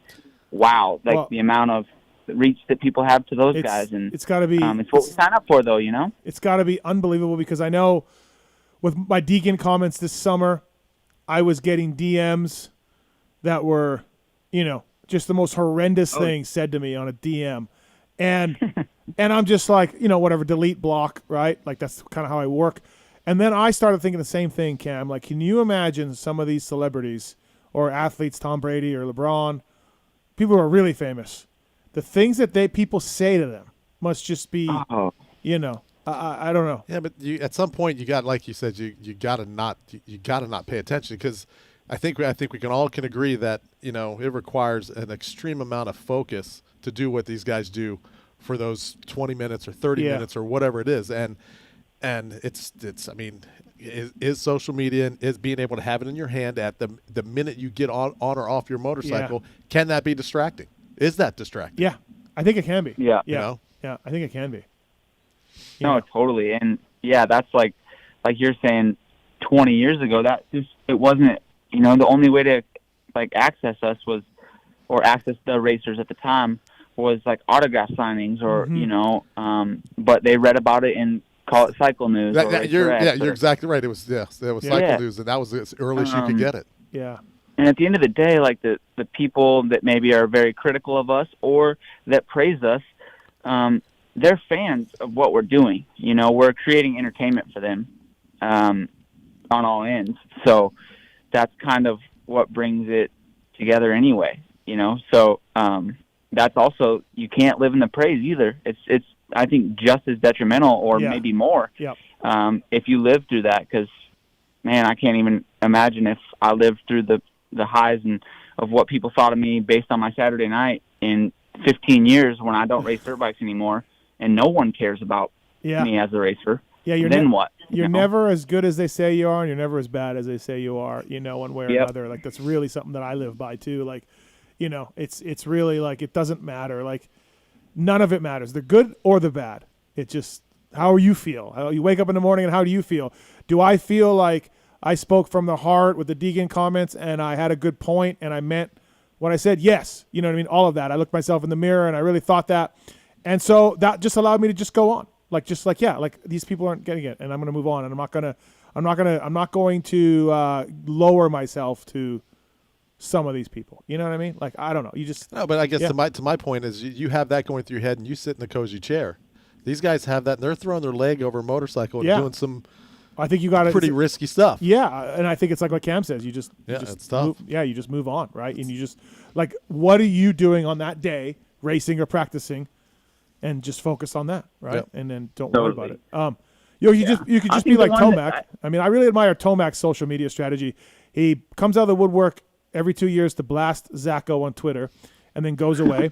And then on Instagram, it's like just the most generic, like, having fun on the new bike or putting in laps, and that's it. So, and then just is a dog for 20 minutes plus one every 7 minutes. Like, just, I like that strategy. Like, I love I don't know if, I mean, like, he pulls it off, and here I am. I mean, I post shit all the time, right? I post stupid stuff and updates, and I like racers who show me, like you, Cam, on social media, like, you show me, Mad Dog snacking and what you're racing and what you're doing and bicycle rides. And I like the variety of looking at racers behind the scenes and what they're doing. I like that. So I'm kind of contradicting myself because I do wish we'd see more of Tomac's stuff, and what he's doing. But then again, when you look at the flip side of it, maybe Eli's the smartest of us all because he's not looking at his phone. I think it's, again, like, different strokes for different folks. And I think kind of going back to the last conversation we had, or just like recently, where we're talking about the fan engagement and stuff, it almost sounded like we're kind of like, it doesn't matter at all. The fans don't matter, but they really do, because the stuff that I care about, some of my favorite stuff is if at the end of the night my wife or my mom comes over, because she comes to some of the races and is like, hey, this guy came up to me and said that was telling me how in 2018 you stopped and signed his kid's jersey and did this, and you actually gave them the time of day, and like, you know, like what people think of me as a person, or maybe someone has a story that I made them feel good, you know, as being a fan of me, or, you know, to see the look in kids' eyes if you give them a pair of goggles who really wanted the goggles, or those types of things. Like, that stuff's awesome because I was that kid too, and it's so fun to be able to, I guess, put a positive impact on others. I think that's one of my favorite parts of having the fans that we have, and I think that motocross and supercross fans are some of the greatest. Like, they're just they're so into it, and to be able to bring that experience, it's awesome. Like, they're why we do it, you know? Yeah, no, you're right. Absolutely right. And that's a big part of it for sure. So you do take the bad with the good. Yeah, I know you say a lot of things there, Cameron, but I mean, no, I don't believe anyone's ever questioned your character. Right? You've always Jet Lawrence fans have. Oh, for sure. No, but No, I I mean, know that's what you something mean. that's something that's been constant. Yeah. The brief moment I had that we spent those few weeks, months together. I mean, that's something that was crystal clear. It's came through, and it was just that's it. So I think that's, you know, there's part of that no matter what happens is always going to be there. That's just who you are. Yeah. Yeah, and that's, I guess, I appreciate that. Thank you for those words, but I guess that's what really matters to me, and I think that was definitely something, that was just how I was raised. But yeah, like, because I want to win races and all the championships very badly. But like I said, once you quit doing that, the people that thought that you were so great because of that, only because of that, you're not very great anymore to them. But I guess if I can put a positive impact on someone else's life, or, you know, stoke someone up at a race, you know, I really try being as engaging as I can, and treat everyone like everyone. I think treat your boss like you treat the guy who mops the floors, and I think that goes a long ways. Yeah, I can vouch you do that. Absolutely. Thanks, Cam. Thank you for the time. Enjoy the boot camp. Enjoy Thanksgiving and all of that. Thanks for the time, buddy. We'll talk soon. Thank you. Be safe and hammer on them. Yep. All right. Have a good night, guys. See you, man. That's Cameron Mcadoo, everybody, brought to you by OGO Power Sports. Look, you know, we said it a few times in the interview. I didn't want to keep harping on it, but stay healthy. Can win a championship. He's got speed. You know, he's got everything. Just stay healthy. I think the interesting conversations, I've had the same questions I think that he's having and he's talking about is, you know, why? You know, it's why are guys getting hurt? Well, actually, let's bring in our next guest because he can actually help with that. Fly Racing, flyracing.com. Please check out the Formula S helmet. It's protection on the next level. It can literally save your life. Please check it out, flyracing.com. Jason Thomas, what's up, buddy? How are you? Not too much. I am a huge Cameron Mcadoo fan, so yeah, I was listening to him there at the very end. So wanted to throw that out there. Okay, so let me ask you this, we were talking about staying healthy, something Cameron hasn't been able to do lately. Like, you and I have watched Ricky Carmichael, and Skip here have watched Ricky Carmichael have some horrendous crashes. And outside of an ACL tear, he finished all the races. Dunge broke a collarbone once, right? Then RV got hurt every other outdoor season. And Nick Way stayed healthy.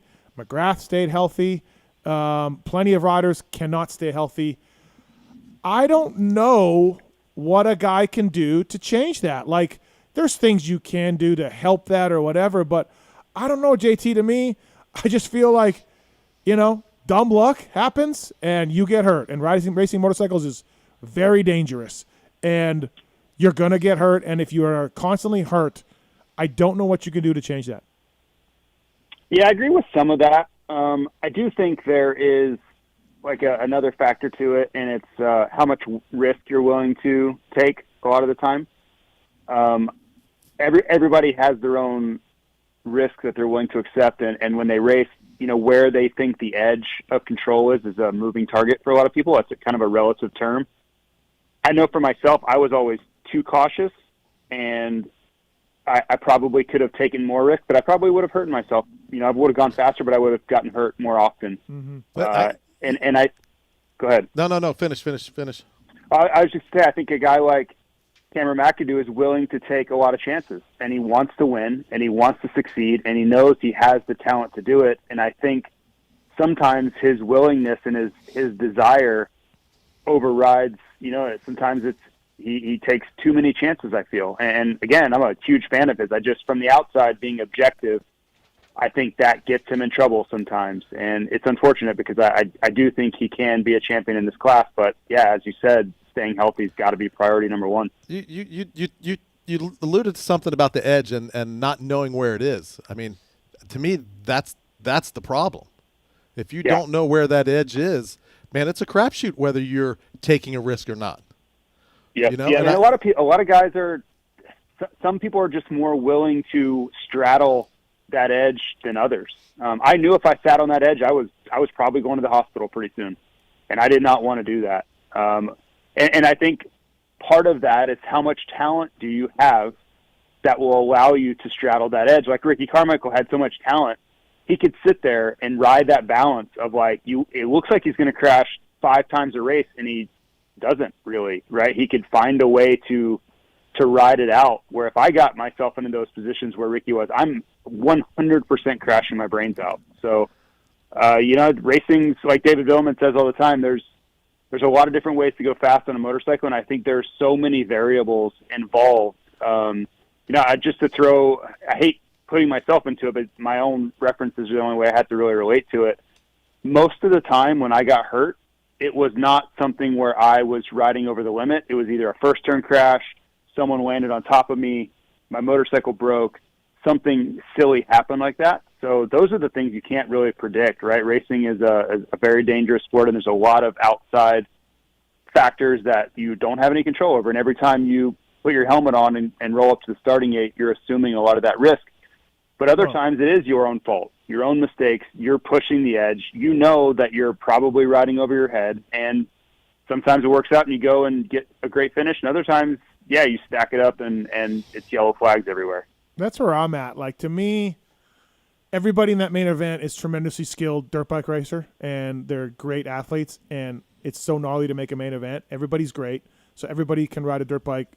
Everybody on a skill level is incredible, right? They have tremendous balance, tremendous hand-eye coordination, all the stuff you need to make a main event.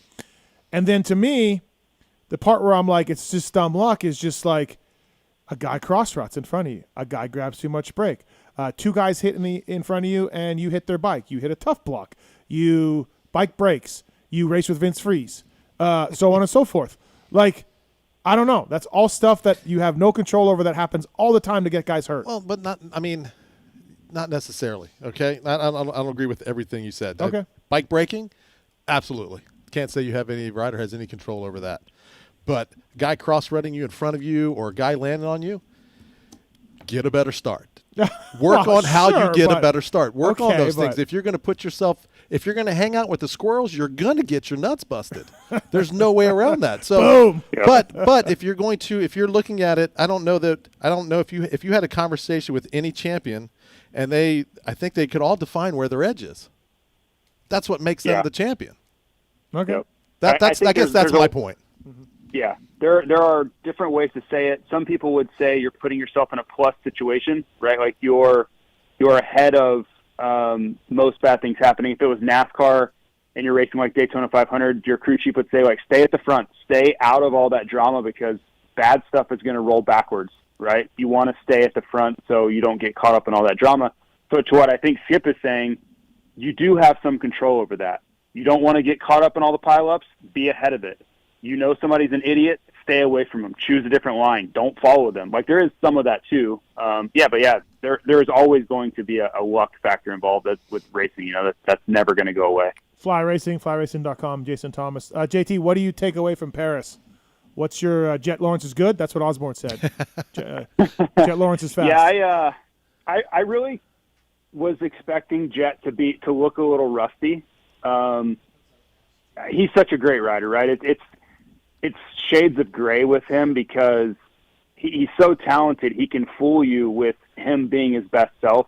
And maybe the rustiness and just being a tick off, not being 100% prepared yet, because he had to have taken some time off after Motocross of Nations. maybe that just showed up like in the first lap where he's kind of getting bumped around a little bit. There was the second final on Sunday. He gets a really good start, and he kind of gets bumped around, and he's in like 5th or 6th on the first lap. That's not typical for Jet. Like normally he would secure that start, be up front, and then make life a lot easier on him. So some of those things, I think it gives him something to work on because that's not what you want to do at Anaheim. You don't want to get a great jump and then get, Barsha bump you back, and then on the first lap you're in 9th because life will be much more difficult than it would have been at Paris. And he's going to want to stay out of that fray. All the things that we talked about, you don't want to be the target of everyone's aggression on the first few laps at Anaheim in 10th place. You don't want that. So, he looked phenomenal. I thought Kenny looked really sharp, but I expected Kenny to look really sharp because he's been racing. He came off Motocross the Nations, then he went straight into prep for Abu Dhabi and then to Paris, and now he's going to go to Australia. So he's kind of in rhythm, and I thought he would be really good. I thought the most surprising to me was how comfortable and good Hunter looked. I did not think he would look that sharp and that polished just because it's November and he's on a brand new motorcycle and they were supposed to be taking some time off. So I thought there would be, a little bit of kind of going through the paces and figuring the bike out a little bit, maybe some good, maybe some bad. But I thought he was really, really impressive. And that bodes well for him, knowing he's still got, 6 weeks or more before Anaheim. Yeah, he was my surprise too. Same with Skip here a little bit. Well, Skip, you thought that he'd be that good. I think he's I think he gained the most coming out of it because I think it validated everything that's been going through his head leading up to the first gate drop for him. Yeah. And I think everyone needs to be. They're going to have to add him to the list. Of guys that they're going to have to deal with. I have a question for you, Skip. So my analysis of Cooper Webb, and maybe you guys already talked about this, he just looks like he's lacking intensity to me. And that's not anything new. It was the same thing at Charlotte. He looked like he found a little bit of it in LA, but then there was more of just that same look to him in Paris where he's riding fine. It's not like he's riding poorly, but to beat Jet, to beat Chase Sexton, or whoever, if Jason Anderson's having a good night, Eli, if he's back to form, all those guys, they have such a high-end limit for pace that's what Cooper needs to find. And I don't know if he needs to go practice with the 250 guys. I'm sure that's why Eli Tomac invited Hayden Deegan, is to find that intensity like that. But to me, when I just watch him, he just looks different than the other guys. Like, he's fast, he's a great rider, he's a multi-time champ, all that goes without saying. But to beat those guys in 2024, I think he's just going to have to find more raw speed. And I don't know how he's going to do that, but that's just my takeaway when we're talking about Cooper Webb. So if you're him and you're coaching him, what do you do? Like, how do you go find that? That's not knowing anything that led up to that first gate drop, right? He had a few rides under his belt, but you don't know where he's at with the motorcycle, and is he happy where he's at with the motorcycle? So I think this event's going to give him, the track was, I think, a legit track, and the competition was there. It's going to give him a really good evaluation of where he's at and where he's at and where the motorcycle's at and how far or close together they are. But I got the last couple years watching him as a fan through what I can see from TV and stuff. He's I don't know that that's I don't notice. I didn't see a difference in the riding side of it because it wasn't. He was very, very collective. He didn't take any risks. I think he was very. I'll just use the word blah. Mm-hmm. There was nothing, and you could, maybe that's lack of intensity, but he's the type of guy that just seems to be learning and just absorbing all this data, all this information, and you want him to find all of it and put it together because we've seen that happen before, and it's absolutely amazing when it takes place. But it's a night and day transformation. So it's not like you see him building up and it's all of a sudden he wins one and then all of a sudden it's clicked in and then he's the guy to beat. Mm-hmm. So I don't know. Coaching wise, I think you sit down and go, hey, we got this. We know what we need to work on now. We've got some time to work on. Let's go to work. And you're going to look him straight in the eye and go, do you want to work? Are you ready for this? What are your goals? And if the answer is I want to be the champion, then he knows what he has to do, and everybody knows, and you go to work. I think it was Go ahead, Steve. He's not in the shape he needs to be in right now. He's thicker than he should be, I think, at this point. Osborne said it's not that big of a problem. I mean, I don't know. We got 6 weeks, so he needs to get. He doesn't look like he's in race shape yet. I felt like maybe it was a little bit of a wake-up call, just pace-wise of what Jed and those guys were able to do. And I felt this way last year. I think we talked about it, Steve. I think you can find a little bit of false security, and I think that's what happened to him, Aaron Plessinger, Christian Craig, and Malcolm. They were all practicing together, and they were all, battling. So they think that's the pace, right? They think, we're killing each other to beat each other, and we're really fast right now. Well, then they show up to Anaheim, and they're not even close, right? The pace of, Tomac was far superior to that, right? So they were locked into this pace, going for it, thinking that that's going to be good enough.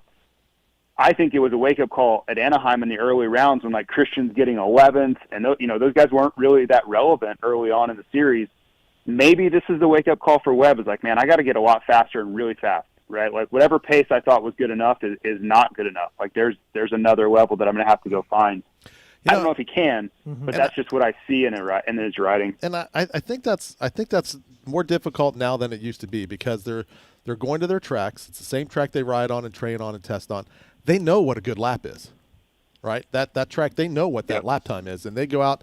And if they're half a second off of that lap time, or if then you just got to be able to do the math and go, okay, if a half a second off right now translates to 4, 5, 6 seconds deficit in a relatively short moto, all right, we got to find a half a second. It's not like you're trying to find the world, right? You're looking for half a second, which is very doable. Mm-hmm.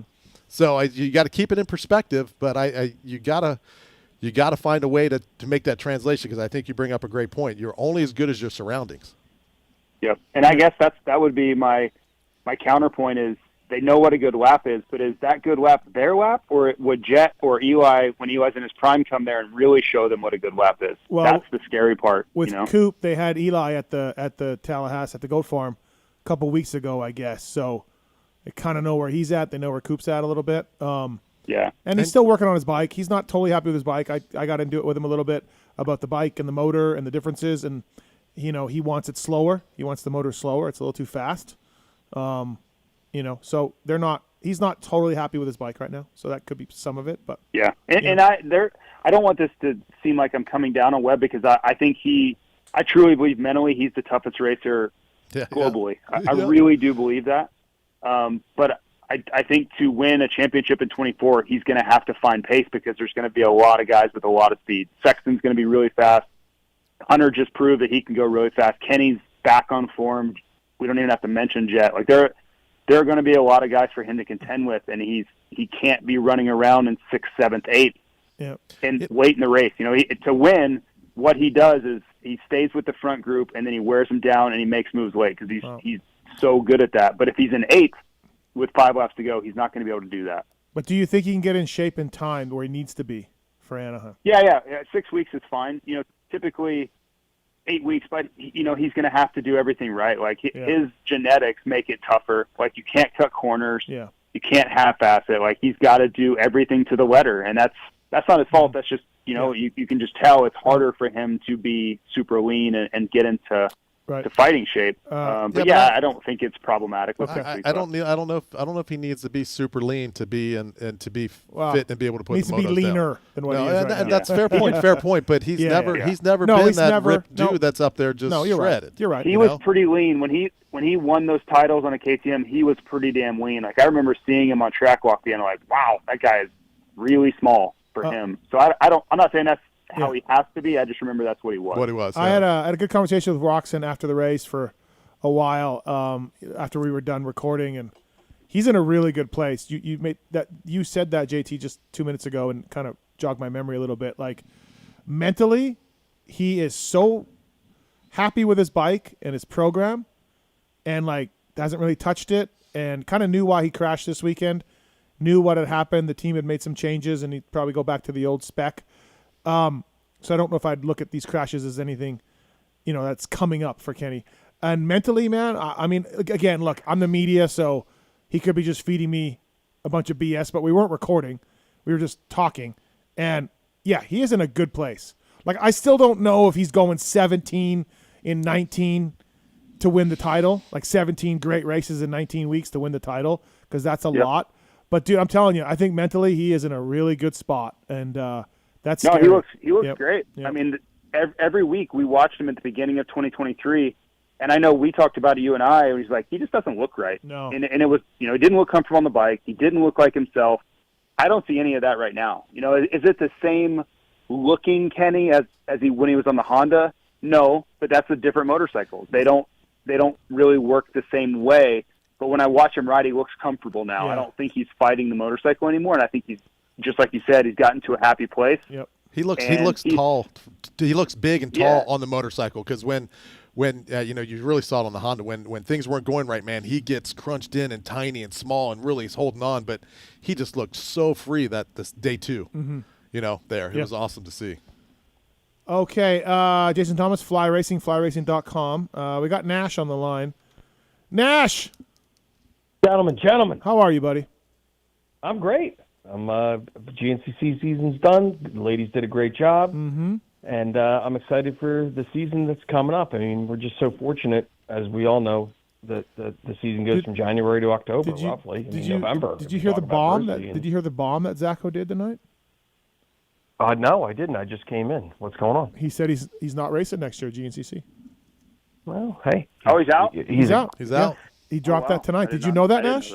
I didn't know it either. I heard rumblings of that, but I didn't want to. Okay. And JT, you didn't know. Yeah. I did not know that, no. Me neither. I'm like, hey, Zacho, when do you start prepping for GNCC? He's like, I'm not. I'm like, okay, cool. So, he was awesome, and it's, hey, he's a great guy. He's a great family man, great racer, great competitor. And, it's you try the shoes on. Sometimes they give you a blister. Sometimes they fit. And, either way. The reason why I wanted to call in was because I know how much JT loves future headlines. Steve, I think I can speak for the voice of the people that we need this in every episode of the PulpMX show. And, the people want it. So future headlines, yeah. Are you ready? Yeah, I'm ready. Yeah, JT ready? loves it too, by the way. Yeah. I know, big fan. Now, provided these two riders are on the same coast, and please, Steve, I'm not trying to agitate you. I'm well aware of the ridiculousness of this industry, and I agree with you. It's insane. But these two will be on the same coast in this future headline. Are you ready? Okay, we're ready. Shimoda slices them up on the sushi table, or Levi cooks them in the pro circuit kitchen. What do you think? Well, JT is not my friend that hates Shimoda. We have a Shimoda hater in our group, but JT is not it. JT, what do you think? I think JT's going to go Shimoda here. I'm going to go Shimoda, but I will add a caveat. If Kitchen could ever find consistency, it could get real and real fast.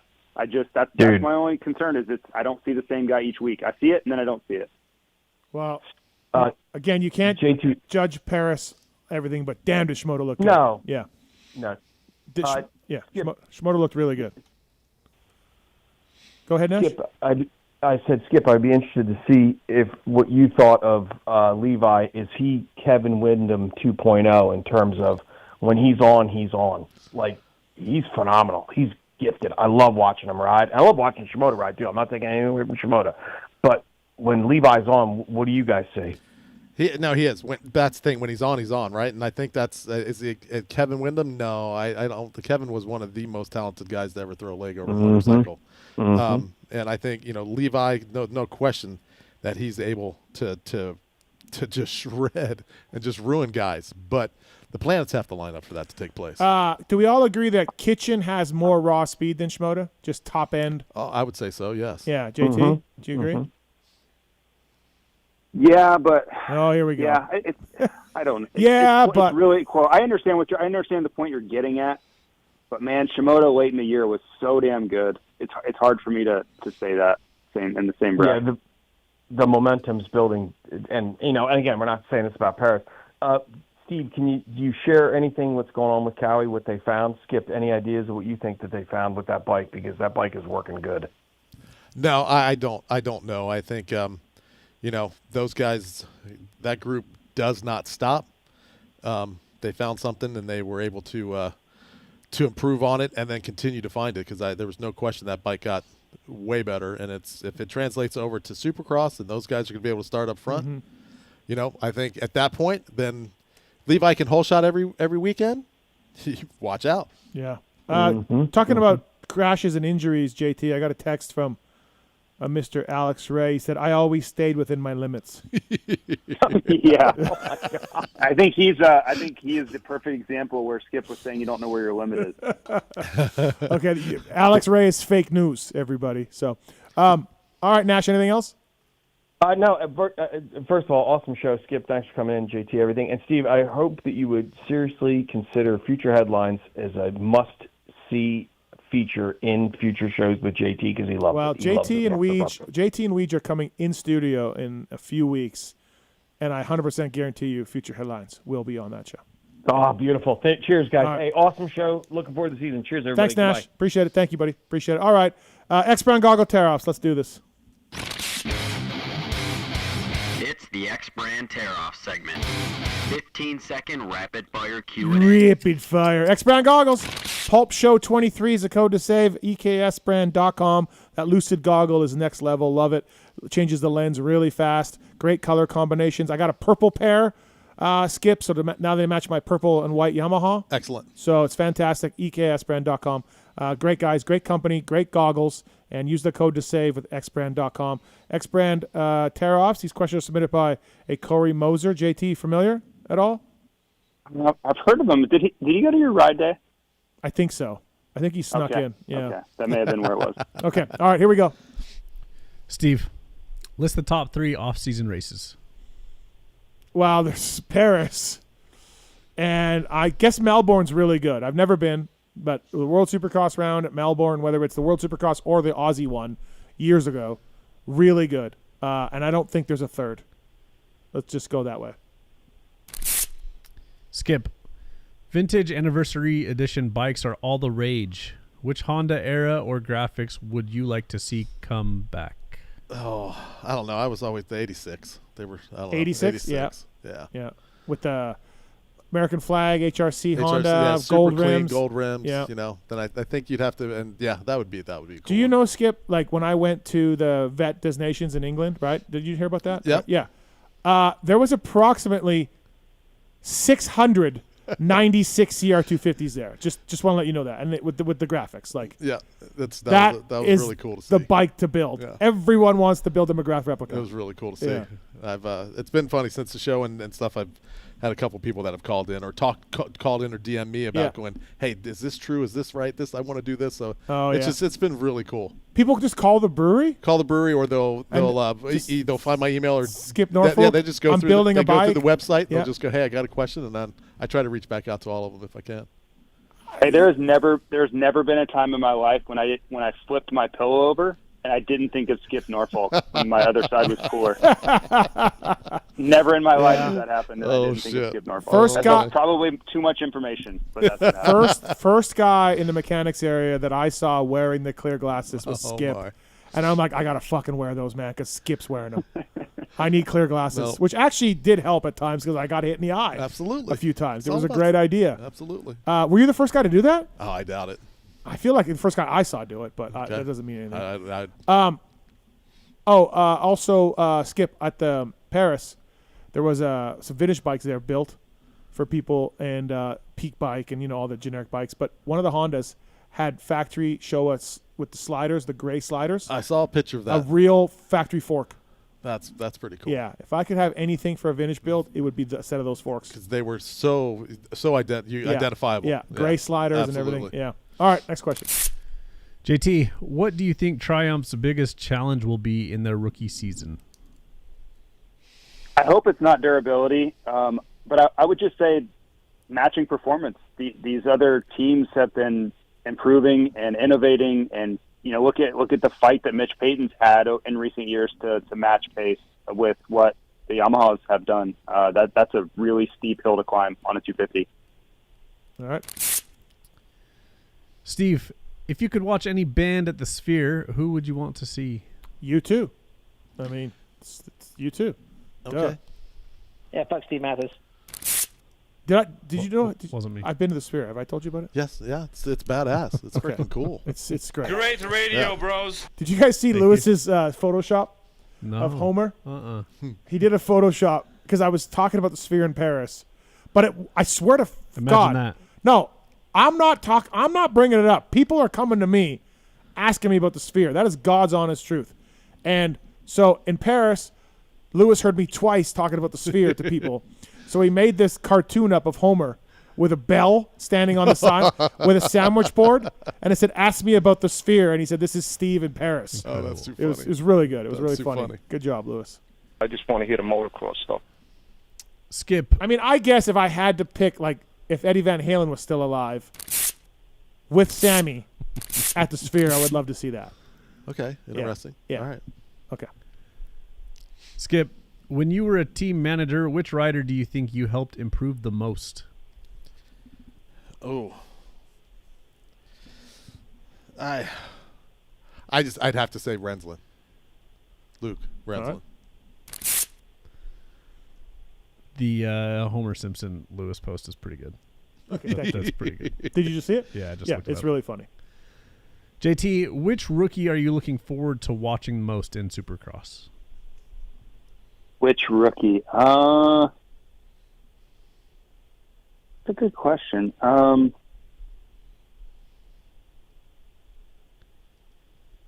don't know. I guess I would like to see how Towers does because he was really impressive when he makes that jump. But I don't know. Deegan really blew my mind, so now I'm pretty open-minded to what these kids can do. Juju? Yeah, but I kind of saw what he did a little bit outdoors. Okay. Anybody doing what Deegan did last year, good luck, because that was just shocking in every way. Like, good Lord, where did that come from? He raced Mini O's a year ago. Mm-hmm. Crazy. Yeah, we just haven't seen it in a long time. Well, I mean, I would calm that down, JT, because you look at Alessi or Carmichael or Stuart or Barsha. Like, they all did that same thing. He got fifth in Futures race, and then he but that was a battling for an outdoor title and then won the Super Motocross Championship playoff. It was great. I'm not. Don't get me wrong. It was great, but we've seen that from great ride. These great. Right, but did you? Okay. No, I don't follow it enough. Houston. Right. No, I know. But when you watched him at Houston, were you like, oh yeah, he's going to win a title this year? Because I was not. I was like, man, he's really fast, but he looks like he's going to crash at any moment. He definitely thought the big one was coming. It never did. Yeah, but we talked about it. There was a guy like that came up a long time ago. Yeah. Never the big one never really came for him. No. Right. Yeah. He won a lot of titles. Yeah. Steven, what is the thing you dislike most about the Sphere? Ooh, drink prices. Drink prices. Wygant would not be happy. No, he would not. With those prices. No, he would not. I bought 2 doubles for Pookie and I was out $75. Oh. Yeah, I was gonna say that reminds me of rehab at Hard Rock back in the day. Yeah. Double was $40 each. Yep. Yeah, $75 plus a tip, of course, for 2 drinks, 2 doubles. Ooh. So whatever you want. Then they're 30 if it's a single. But that guy drinks a lot. Yeah, it was. And also, don't listen for future Sphere people here. Be warned. If you're in the 100 section and you're row like 20 and back, you're going to get covered by the overhang for the 200 level. They don't tell you that. And you can't see the whole Sphere. So it's kind of fucked. I have a Sphere prediction. Okay. The novelty will wear off eventually. It's really cool. I do want to go, but at some point the novelty will wear off. Never. And it will turn into Biodome, and Steve will be Pauly Shore living inside the Sphere. That would be awesome. That's a strong pull. Dude, there's so many escalators and everything. It would be so fun to be in there alone. Yeah. It'd be great. Alone? Yep. What about there's escalators at the mall. You can just go to the mall. Kiefer talked about putting porn on the Sphere. Imagine that. He was wondering about that. Yeah. Hey man, you beating off? Yeah, of course he was. Yeah, but it's something else. The best one I saw was at Spirit Halloween. Whenever they lost money the first quarter, having the Spirit Halloween on it, that was the best one I saw. Yeah, that was good. It's great though. Anybody wants to go? If you guys want to know about it, just ask me. I don't even know where we are. Skip. Okay. Yep. What caused the downfall and failure of No Fear? Oh, in 30 seconds. Yeah, really right.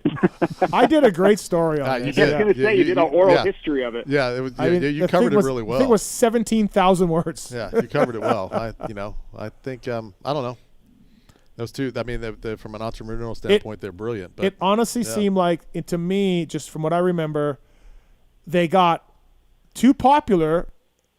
It's funny to say this, but they got too popular where now no one wanted to wear No Fear anymore.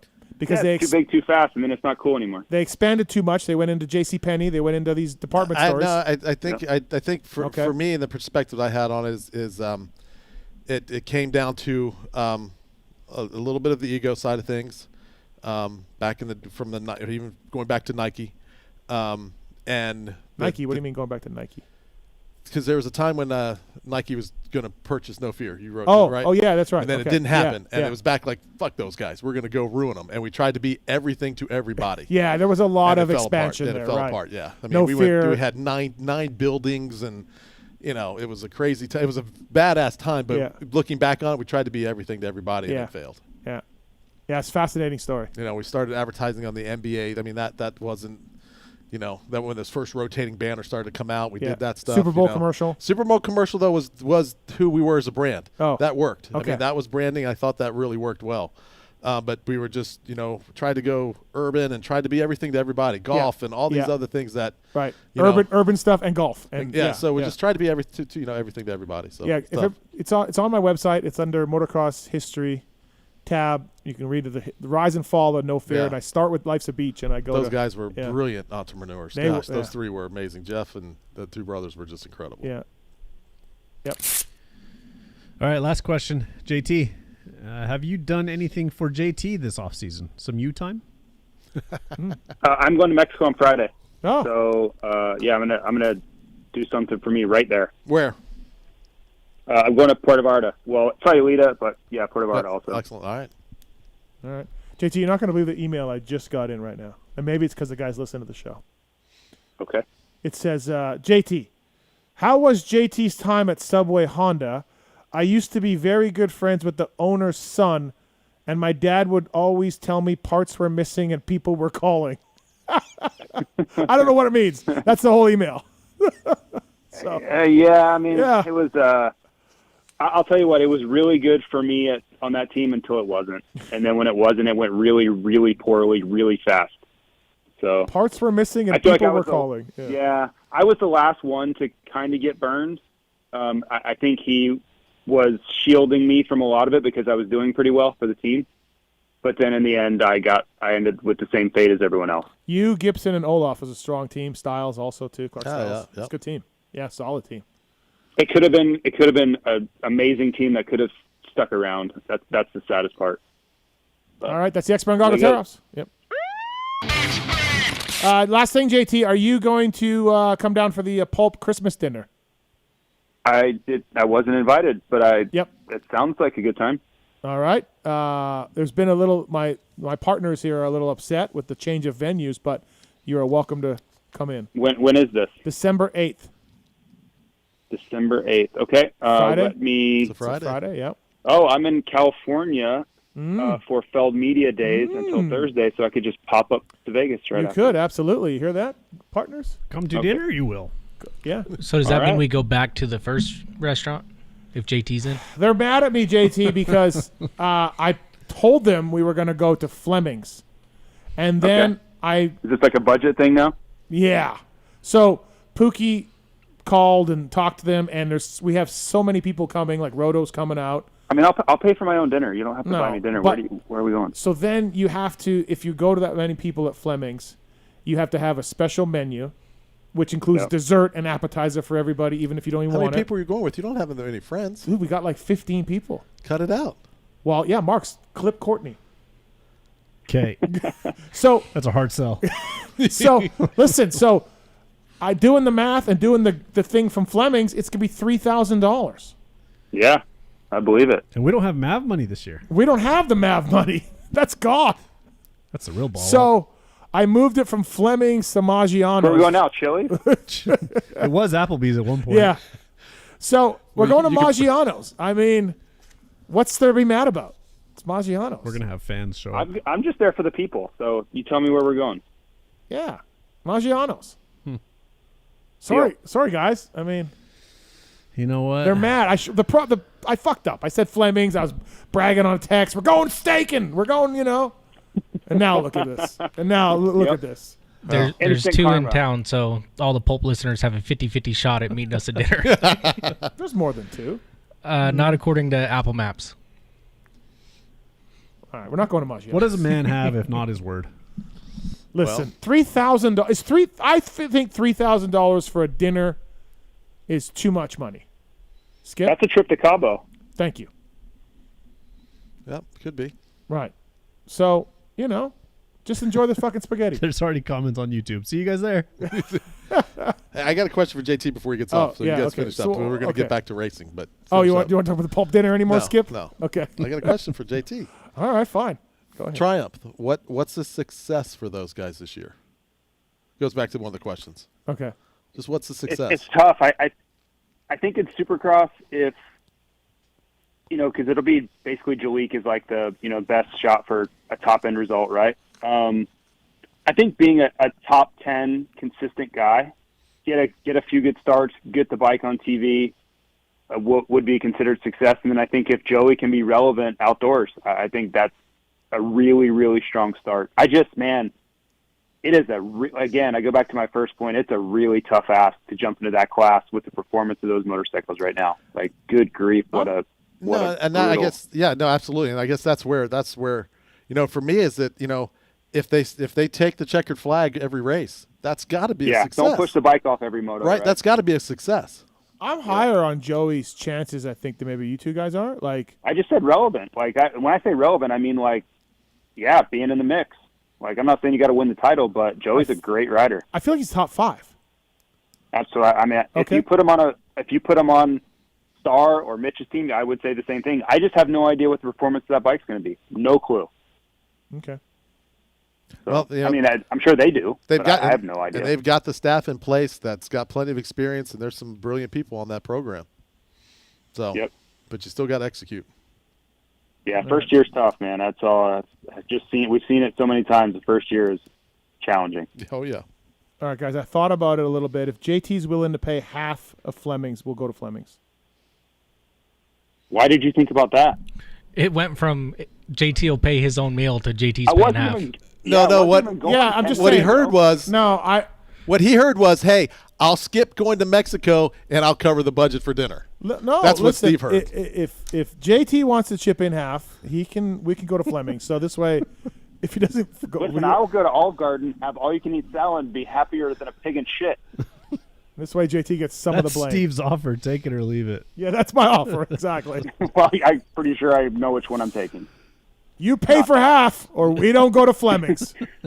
You can come to the dinner, but you got to pay $1,500 to attend. Yeah, think of the entertainment. Are you like running a campaign? Is this like a $1,500 plate dinner? Yeah, really, right? Just for you, apparently. That does sound like something a politician would do, right? Yeah. All right. Fly Racing, flyracing.com. It's Jason Thomas. Thanks for the time, buddy. See you. See you, JT. All right, see you. That's Jason Thomas, everybody. Motorcycleindustryjobs.com. Job of the week. Upload your resume for free today. If you're a company looking for some of the best people out there, go to motorcycleindustryjobs.com. There'll be no Huddle Brewery job, but just about everything else will be here. Job of the week. Inside sales, rider support, customer service for 60 helmets. So you'll be dealing with that idiot Phil and that idiot Kiefer and a few other people. Full-time job in Brea, California. 60 helmets, industry's leading helmet technology leader, continues to grow with multiple new projects in the pipeline. They have a multifaceted job opening in the sales department where responsibilities will include rider support, inside sales, and CSR. That's a customer service representative for you if you don't know. Cut it out. All right, 60 helmets, full-time job, rider support, inside sales. Sounds like a cool job. 60 is a good company. Yep. They make good products, and motorcycleindustryjobs.com. Job of the week, full-time deal, Brea, California. I like Brea area. That's where Suzuki used to be, right? Yep. Yeah. Yeah, check it out. And that's the job of the week. Also, 8 o'clock hour brought to you by the folks at Cherby's. hand guards, disc guards, frame guards, chain block, and, of course, replacement replica plastic kits. If you want a discount from the folks at Acherbys, just email us using the contact form on Pulp. We'll pass it on at Acherbys USA on social media, AcherbysUSA.com. Did you ever use Acherbys on? Yeah, we did. Yeah. Yeah. Good stuff. Yep. You would use it at Cowie for sure. We used it at Cowie. Yeah. Yeah. It always fit. Always fit perfectly. Yeah, always no fit. drilling, no filing. Yep, always fit. It's great. So, yeah, a lot of riders using it and a lot of teams using it. Acherbys has fine-tuned the products to offer the highest level of performance and protection in the industry. Thank you to Acherbys USA for the 8 o'clock hour. Time for the Race Tech rant of the night. This is an easy one. Racetech.com.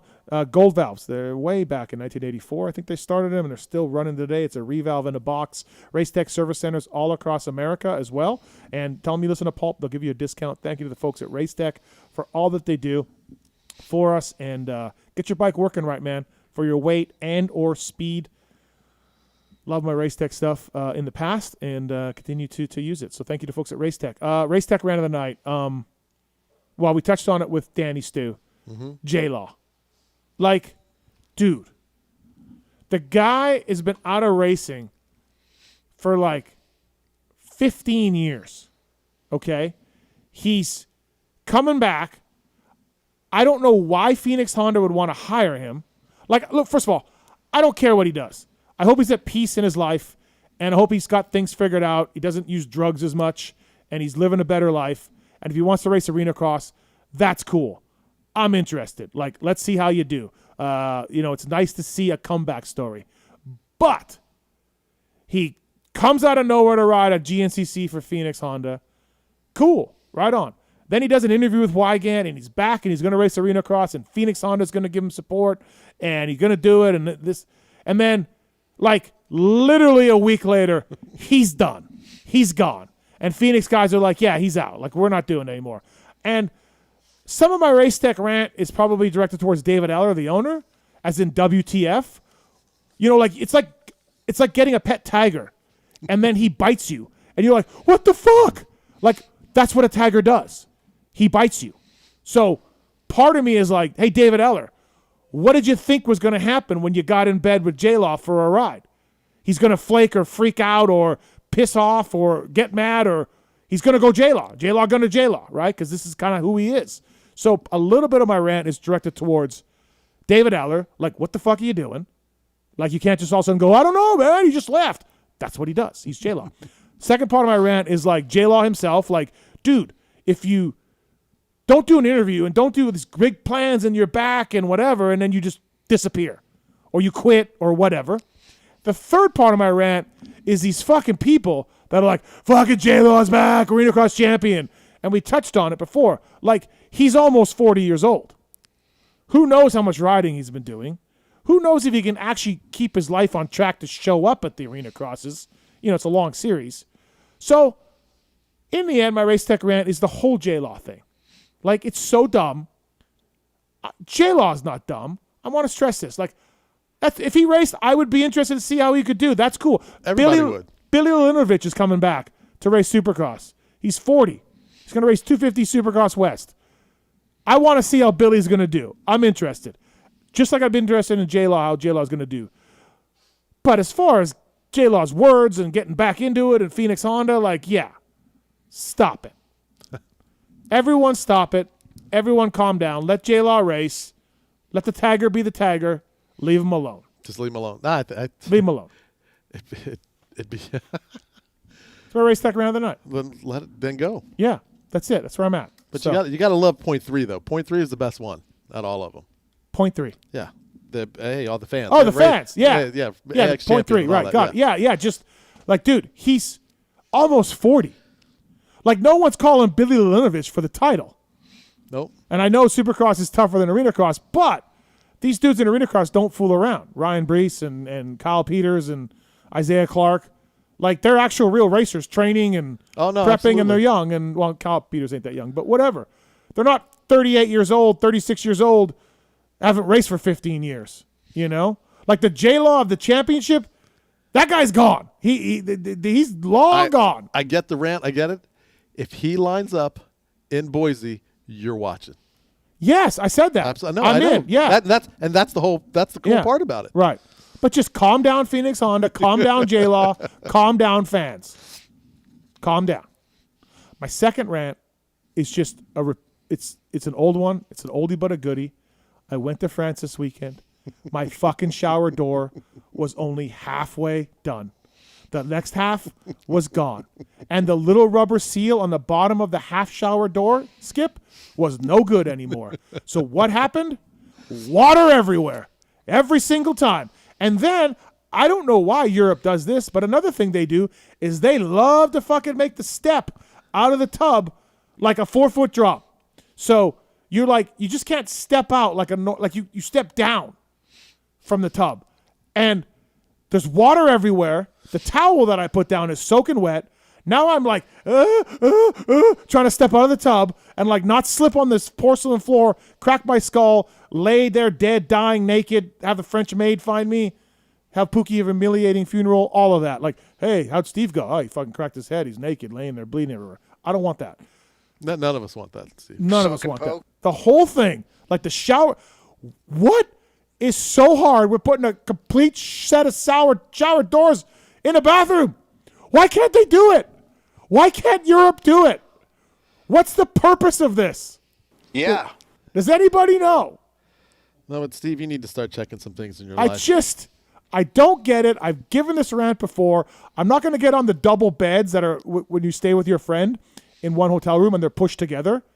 I'm not going to get into that again, even though sounds gay. There's fucking 10 foot on each side of the bed, but somehow they think you and your buddy want to fucking nose to nose sleep together. I'm not going to get into that.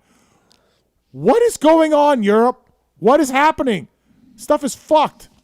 Did you have any bed bugs? That would be the bigger question. No. Oh, okay. Didn't notice any of that going on. That was all well, we it's a saw Renaissance, here. so it was a decent hotel. Okay, there you go. All right. Yeah. So shower door, Europe. Like, what the fuck, man? I put it on my Instagram. I put the thing. I put the water on the floor. I'm just like, why? Why? You know, it's probably the only room in the hotel that was like that. They knew you were coming. That's the one they gave you.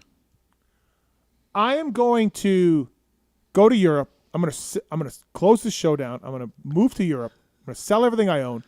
I'm gonna invest in a fucking shower door company, or I'll start one. There you go. Steve's Shower Doors, SSD, and I'm gonna sell full-length fucking shower doors to everybody, and I'm gonna make bajillions. There you go.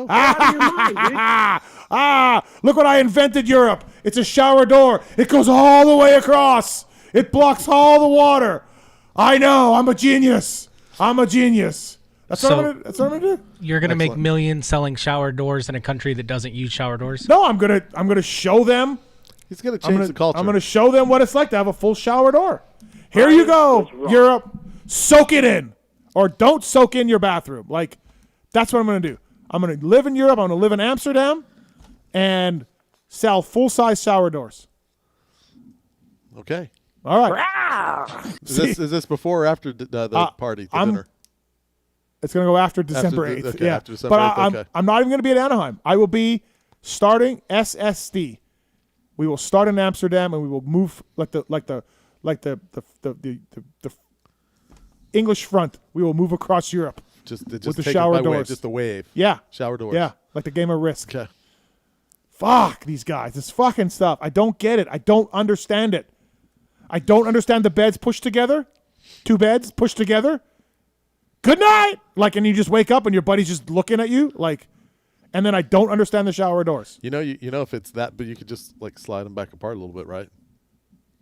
Yeah. I mean, I don't even know. Maybe I don't know what's involved in saying. that, Skip. Just saying. So, yeah. All right. That's my race tech round of the night. That's what I got. Okay. All right. That's pretty weak, though. You think? Yeah, they were a little. Yeah, it's kind of weak rant. Well, now I'm gonna have J-Law Army after me, so I hope you're happy. That's gonna happen. Right. Yeah, that'll absolutely happen. I'm gonna need to live at the huddle. You have room in the back? I got room in the back. Yeah, in those giant things. Yeah, we'll push 2 pallets of grain together for you to make you feel at home. Those giant things of beer that you have in the back. Yep. What are they called? Uni tanks or fermentation tanks, and then we have bright tanks where we finish it. Is that where the beer is? Like, when the minute we put yeast in it and it starts making alcohol, it's called beer. That's beer. And then so they sit in that tank for a certain amount of time. Yeah, depending on the beer. Like like everything's different. Like the Knack is a 5 to 6 week beer for us to get it done. Okay, and in the package. This is going to be a dumb question then. So, how do you get the beer that you make in those giant drums, the grain silos? How do you get that beer packaged into a can? So for us, we have a mobile canning unit that comes out. So we hook up all of our hoses are 1.5-inch hoses. So we hook up that hose and it shrinks it down to a 1/2-inch hose and it runs into a machine. So you can everything in the back there. Yep. Like a whole there. Okay, that's what I was wondering. Yep. So, and this machine, it's got fill heads that come in. Fill heads that'll drop into the can. The first one's CO2. We get all the oxygen out and then we fill the can up. It slides across. The lid goes on. It goes into a seamer. Oh, so I don't even know how canning works. Like soda can. So it's a can without a top. It's a can without the top on it. So this is off. Yeah. And then so the beer's on. We try to fill it on foam to keep all the oxygen out. So the cap goes on. It goes through a seamer, and then we weigh it, and it's got to be at a certain amount of grams to be the full 16 ounces. And then it gets a label put on it. Put it in a 4-pack. Put a date on it. Put it in a box. Okay. Here's my next question. Speaking about beer, Huddle Brewery, everybody, go down. The beer has to sit for a certain amount of time before it reaches the right acidic level or whatever to taste good, right? Yeah, we believe in that process, yes. Right.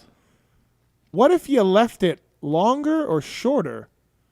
Like, is there just a brewmaster that tastes it? Like, what if you left it longer? Maybe it'll taste better.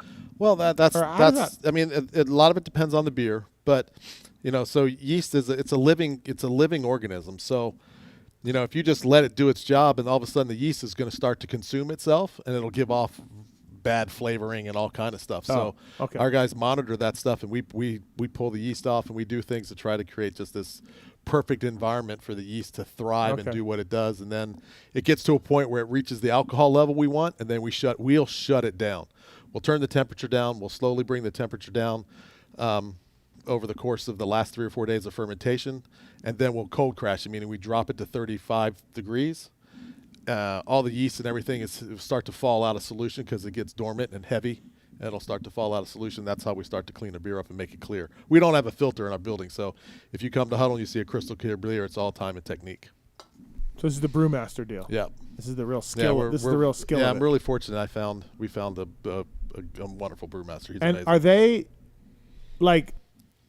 Are they there all the time looking at these canisters and doing all the measurements and everything? Yeah, they come in. Like a full-time job? Yeah, they come in, and it's 7 days a week, depending on what's going on. So, Joe's going to be in. He'll be in over the weekend. Okay.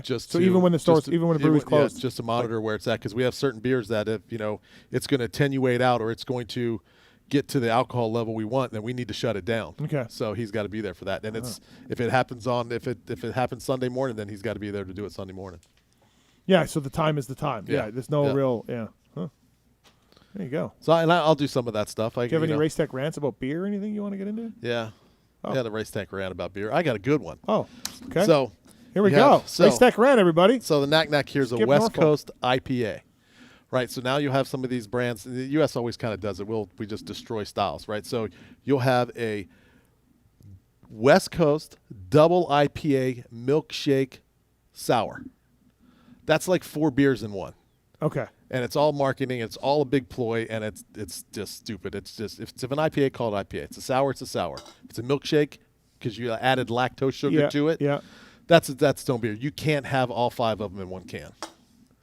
So are they trying it in all can or no? No, it's all marketing. Yeah, it's all marketing. It's not really a can with IPA and whatever you said to make it a milkshake and all that. Yeah, right. It's just stupid. Right. It bugs me. Make the beer. Be true. Be true to the style. Didn't really have that on my bingo card for a rant tonight, but yeah. Maybe a little. He's a purist. Not as maybe. What about the shower doors? No, doesn't really bother me. God, I bet you in your day, in these shitty countries you went to, with before anything was you must have stayed in some horrific conditions. No, we were very fortunate. We stayed in nice places. You were Jeremy McGrath's mechanic. That helped. Right. Yeah, absolutely. The worst thing I think was Japan and the pillows. Okay. And it was like, I don't know, grain, like hard seeds, like if you had the size of like a seed in a lemon. Yeah. They were like that and super hard, and that was the pillow. That's the pillow. Oh, we ended up cutting them open and getting it out because we didn't have anything else to sleep on because it was gnarly. That was probably the worst thing. Where the was it a bamboo bed or no? Didn't matter because Okay. there was a pillow. I couldn't get past the pillow. I mean, Right. probably how you Jeez. kid couldn't get past the shower door. So or lack of a shower door. After I put that photo on Instagram, I got a couple people that DM me and said, I have those shower doors and I don't get water everywhere. What the fuck are you doing? I don't know, man. Like, I'm a bigger guy, so maybe that's part of it. Or the rubber on the seal of the shower, because it swings open. Mm-hmm. And maybe that's gone. Or maybe I'm bumping it and I'm letting the door open. I don't know. It doesn't matter. Steve's shower doors are coming. And I will sell them to all of you hotels at discount rates. We install as well. My installer is named Tallon Taylor. And, yeah, come check it out. All right. We'll crush it.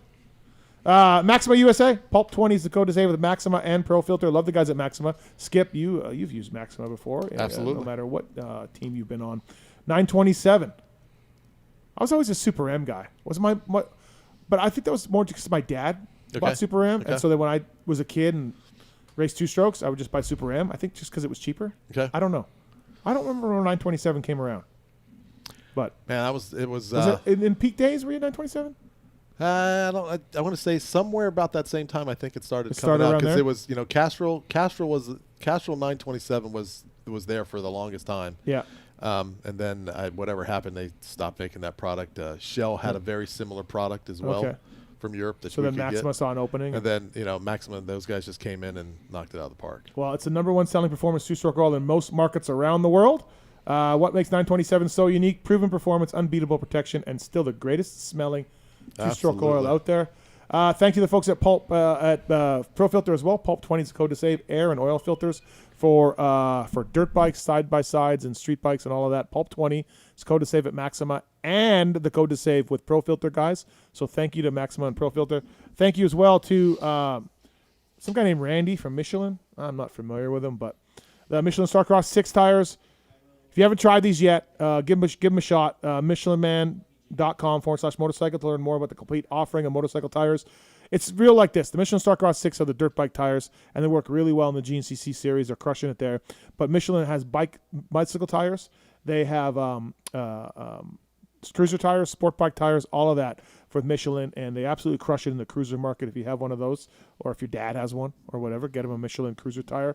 And the Starcross 6 tire range is great. There were a lot of Michelin Starcross 6s at Paris, actually, yeah. Jace Owens' team used them, and I think Justin Starling had them on his bike. So you see more Michelin dirt bike tires in Europe than you do over here. Yeah, so they've always been a big brand in France, especially. Yeah, they are a French company, right? Yeah, so they have a huge following there. Yep. And also, too, don't forget, as I said, Michelin bicycle tires as well. All right, let's get to the phone calls here. Here we go. Line 1. Oh, shit. That's David Bradshaw's bike. I just fucked up. Dark. Mathis. What's up, Dark? Skip, what's up? What's happening? Not much. So, yeah, the Rant. I'm sorry, Skip. You're wrong.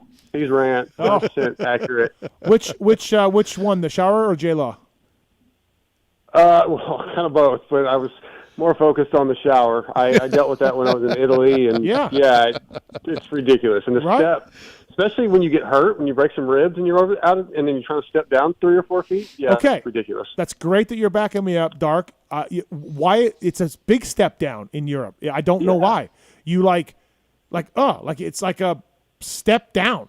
And if it's slippery, you could die. Yeah, for sure. You spent way more time overseas than I have, so I just thought it was a fucked up bathroom. I didn't know that. No, that's what it is. It's all fucked up, and then the beds pushed together. They're all fucked up. I don't know what's going on over there. I don't know what's happening in Europe. But Darkside, would you like to join SSD? Yes, let's do it. Okay, all right. I'll put you as a salesman, commission based, but you'll be my number 1 salesman. I'm in. All right, we got Tallon Taylor installer, like hotcakes. I mean, and Dark. Yep. Yeah, I think they would sell like hotcakes. I feel like the super is like, wow, why do we never think of this? Right? Oh my God, a shower curtain, a shower door that goes all the way across. Oh, it's a fucking miracle. We're gonna kill it, dude. We're gonna crush it. Never mind this motocross media bullshit. There you go. I just want to hit a it doesn't pay well at all. So. You want to talk about pay? Dark? No, I don't. Dark, do you want to talk no, about I don't, that? But okay. I do want to talk about Hold your on a second, Paris Dark. review. Hold on a second. Skip, question from YouTube. Can you ask Skip about the Team Honda poster with MC from 94? Was that a bulldozer blade painted red? He was standing in front with the 94 CR250? Do you even know what he's talking about? Vaguely, I think yes. Okay. I'd have to look it up and see it again. Oh my gosh, 1994. But what are you Googling right now? Let's see if it shows up. It's a Honda ad, I guess? It's a Honda poster with MC. Blue and yellow #1 on the bike. They did so much stuff in those days. See, it's not Okay. showing up. All right. But, yeah, they went. But the guy's question is, was that a bulldozer blade? I mean, is it or is it? Can't we figure it out? Yeah. I don't have the answers you seek. Okay. Yeah, I can't. I can't remember because those were separate events. Dark. Now that you are no longer doing the wrap-up show, you are not invited to the staff dinner. But if you were, I don't think I was invited when I was doing the wrap-up show. So if you were invited, I just want to let you know we're not going to Fleming's anymore. Well, you better not go to either one of those restaurants because you're going to have a whole lot of random people trying to talk to you now. No, we won't. Well, Tallon, you found it? Yeah, that's a big-ass bulldozer. Oh, so do you remember that? No, I wasn't there for that. Oh, okay. No. He said you and Skip. He said, oh, no, he didn't say you were there. Yeah. He just asked Skip about the Team Honda Yeah. poster. Right, okay. Because that would have been about the time they were making that whole proving ground All right, shit out Skip, there in the so desert. do you want to apologize to me? For not knowing the answer to that? No. Dark said your criticism of the rant was off. That's Dark's opinion, and he's entitled to it. But Okay. hey, there we go. All right, okay. All right, Dark, go ahead. I'm not going to apologize to you. No, I just the Paris wrap-up you did with Lewis was great. It was hilarious. I think you need to do that more often. Just with Lewis, you mean, or? Yeah, Lewis. I feel like that. Like your review shows that you normally do with JT and Weege are probably my favorite thing you do. Mm-hmm. That review show from Paris was right up there. I wonder if it was because, we did it a few hours after the race. We're probably both tired, right? Jet lagged. Well, Lewis wasn't jet lagged because he was coming from England, but I certainly was. So I wonder if it was a little bit of like looser because of that, Yeah, it was loose. You guys were just being goofy and talking about that running handlebar thing that you do, and just I don't know. I was cracking up. I was walking through grocery shopping and literally laughing out loud. Right. Oh, that's good. Yeah, so it was just really good. I really enjoyed it. Thanks, Dark. So Lewis, what they had at Paris, Skip, was a race with dudes behind the starting gate holding a pair of handlebars. Okay. And then, they drop the gate and the guys are just exhausted. Take off running. And then they're just fucking eating shit because they're so tired. They can't even keep up and they just eat shit down the face of triples. I mean, you've seen that race. Yep. It was an American supercross staple for forever. And at Paris, they brought it back. And I was like, this is amazing. Like, it was so funny. Lewis and I want to do it next year. We want to get in it. Oh, my. But don't you think they should bring those back? It's a funnier right? shit to look at. I mean, hilarious. I guess nowadays people would sue them. Yeah, I don't think know. the liability side of it here in the U.S. would be just like, everybody in the whole lawyer department would just go. I mean, I'm sure Feld would make you sign your life over, so you couldn't sue them. But I imagine you probably still could. Still could. But dude, watching dudes that are exhausted eat shit in the whoops because they can't even pick their feet up. Right. Yeah. There's nothing better. No, absolutely. It's hilarious. Right. Yeah, night one, there was a guy, he was losing his balance, like going up a table. Uh-huh. Then he caught it, lost it again on top of the table, and then going down, it was over. He ate shit. There was a guy. A guy went up the face of the triple, almost died, made it to the second one, and just like kept rolling. It was great. That's crazy. Yeah. Bring those handlebar races back. They're fun. Yeah. They were fun to watch. Yeah, Lewis and I want to do it. So, yeah. I think we should bring them up. I just want to tell you I enjoyed it. Well, thanks, Dark. I appreciate it. Appreciate it. So are you coming out for Anaheim's or the Cali races? Or do we know your plans yet? I will definitely be out there in January. I don't know. Haven't really decided. It's kind of up to me if I want to come for the whole month, if I want to come for a couple. It's really just up to me, so I haven't really figured out what I'm going to do yet. Huh. If you come up for some, then come up for a show. Yeah, I would love to. Right. It sounds like, I don't know if you want to announce it yet, but it sounds like you've got a pretty good show after San Diego. I don't know if that's happening or not. Is that Are we stamping that? I mean, I talked to one of the guys that might come in today, and it sounds like they're in. So that would be a fantastic show. Should be. Yeah, it should be great. So looking forward to that. But yeah, you're invited as well if you're here for another week or something. So. Well, I appreciate it. Yeah, I don't want to step on those two guys' toe. I think that's too good of a show, but I would like to make another one for sure. Call Mr. Marks. Schedule yourself in. You know, he's the boss. He's my partner with this show. So. Sure. You know, call him and figure it out. Darks, I can do it. I'll do it. Once. Yeah. Okay. Thanks, Dark. All right. See you guys. All right. See you. Motorsport.com. Tweet at Tallon segment. Let's do this. Motorsport.com. Go through the banner. Help us out, please. No, that's my mom. It's the motorsport.com tweets at Tallon segment. Great guys at motorsport.com, OEM and aftermarket parts. Really stoked on these guys. And, man, their return policy is fantastic there. It's great. It's a dedicated team of gearheads there. Works amazing. So thank you to the folks at motorsport.com for all they do. These questions are submitted to at PulpMX Show on Twitter. I think most of them were for Skip, right? I checked earlier. A lot of them were for Skip, yeah. Imagine that. Fucking Skip. Let's go. What's he ever done?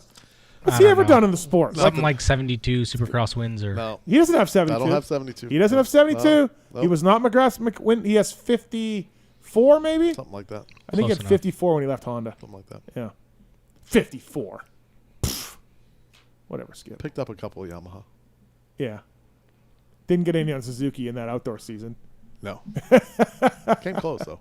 You know, Jeremy on our live show, he brought up that Suzuki thing, and he was like, yep, I was weekend only then. I was taking the weeks off, and I was weekend guy only. Yeah. And I was thinking to myself, yeah, it kind of showed, Jer. Because he was like a 7th place dude, like late in the summer. Yeah. So, anyways, all right.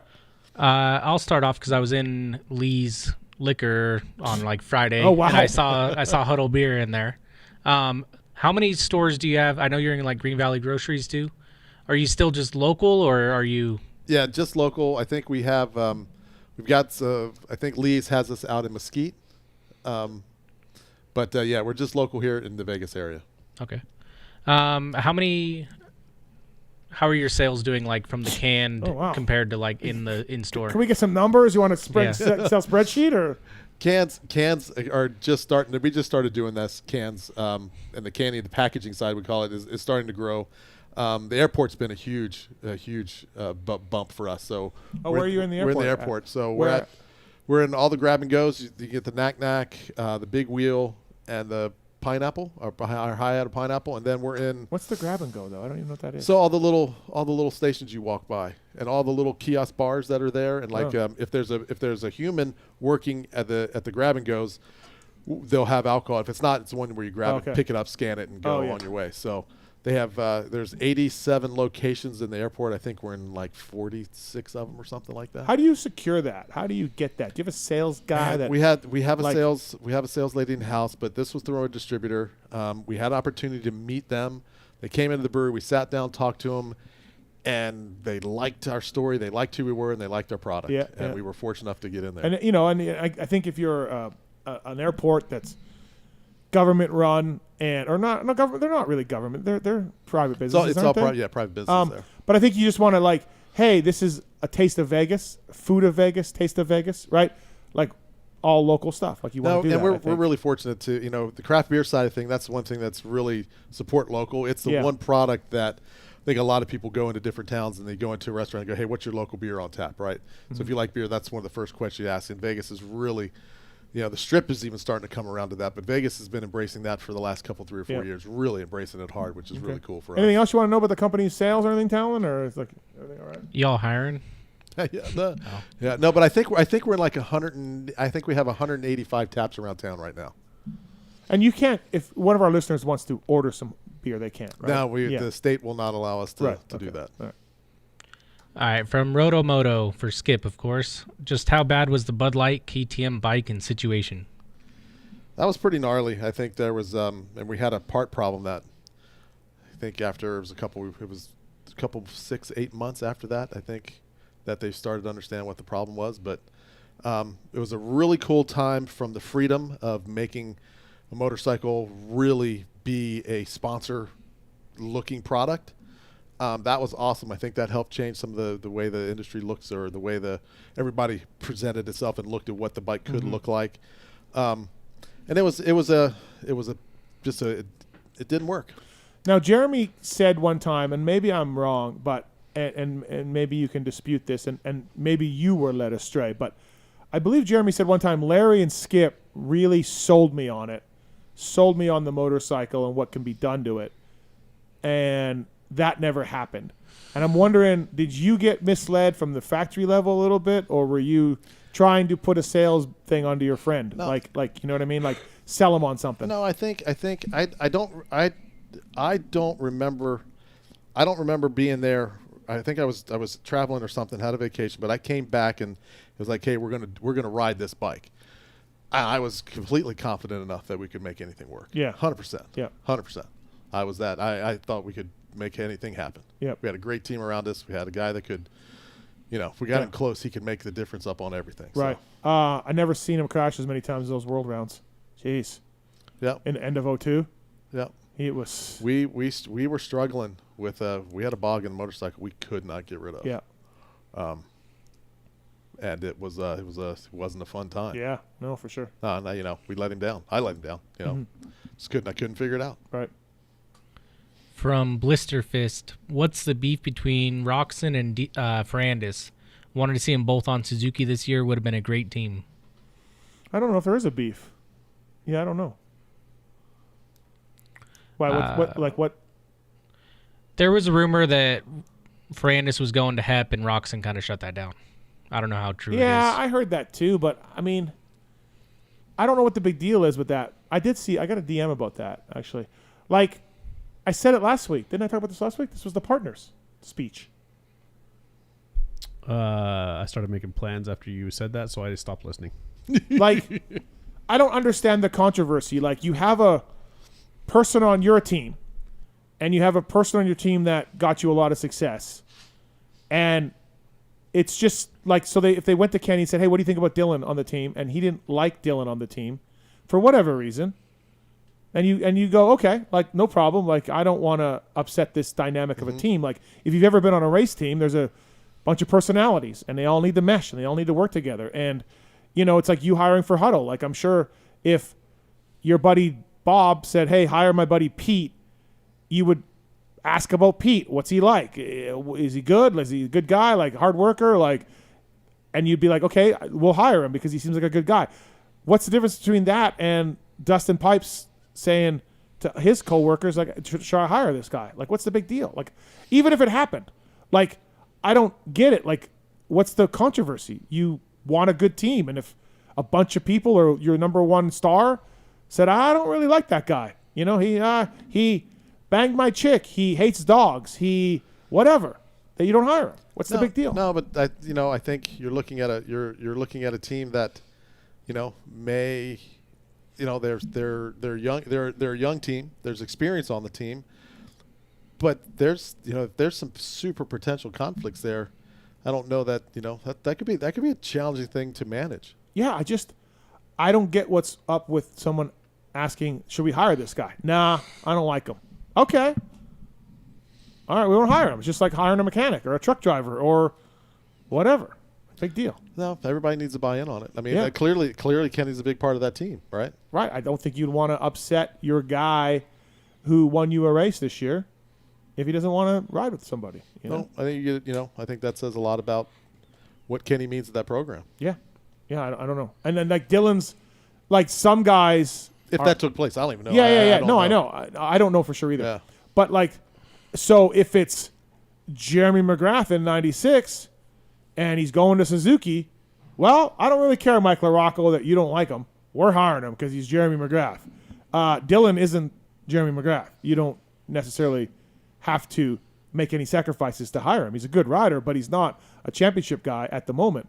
So I don't think you throw away, whatever anybody says to hire him. He's not worth it that way. Well, and it's also you're looking at a program that's got maybe at that time had more depth. Had more budget, had more history. Yeah. And I think there's I don't know, that maybe just comparing apples to oranges a little bit. Well, there. I'm just saying, like, if it's a really great rider, then you almost don't care what anybody says because he's going to win for you. if the guy's not going to win for you. Yeah, but if you put a really great rider in a horrible environment, there's an opportunity or a chance that he might not win for you. Yeah. I'm just saying Dylan isn't worth it to go out on that ledge and upset your rider or upset your team. You know what I mean? It's fine. I don't know of any. Yeah. If there's been a conflict, boy, they've done a good job of hiding it because I don't. Yeah. I don't know that I've ever read anything or heard anything about it. Right. It's like Dino didn't get to train with Alden Baker for a long time, and it's because the guys like Dunge and Webb and whoever was there. Well, Webb wasn't there at that time. Dunge and whoever was like, nah, like we don't really want Dean in our little group, you know. And it's like, okay, that's a different dynamic again. I mean, you had 4 guys that had a single goal and they all bought into it. If somebody's not in there, if one person came in that didn't have that same goal and that same intensity to achieve it, and maybe they thought Dino wouldn't. I don't know. It's easy to draw that conclusion. Yeah. From Dumbass Race Fan, he has how's Skip's brother Chip doing? That goes back to Weimer. A long time ago. Yeah. Random Moto account. I talked to Weimer today for a while. He's awesome. Yeah. What was Skip's favorite restaurants and bars when he would go to? This one's all messed up. Favorite restaurants and bars you and MC would go to on the tour? I don't know. I don't know that we had a favorite one because every city we went to wasn't a lot of franchise stuff. You know. What was your go-to on the road driving box? Me? Yeah. Oh, my truck knew how to get to a Wendy's. Wendy's? I just to take my hands off it, find a Wendy's. Because it was the only one that didn't have our overhang. You could go through the drive-through. Oh, really? Yeah. You really sourced it out that way. Well, okay. Apparently I did, but yeah. And there's something about a Frosty, right? So I was talking to somebody the other day, and I go to movies by myself, right? I don't know. I just do. And then I go to restaurants by myself if I want to. And I think that comes from like being on the road all those years, right? Like I would just do it. And do you have any problems with that? Yeah, I never ate. I would never go and sit down at a restaurant. You wouldn't? All by yourself? All by yourself, no. Would bring a USA Today? I would always bring a USA Today. Never did no cell phones back then? Never did it. Oh, wow.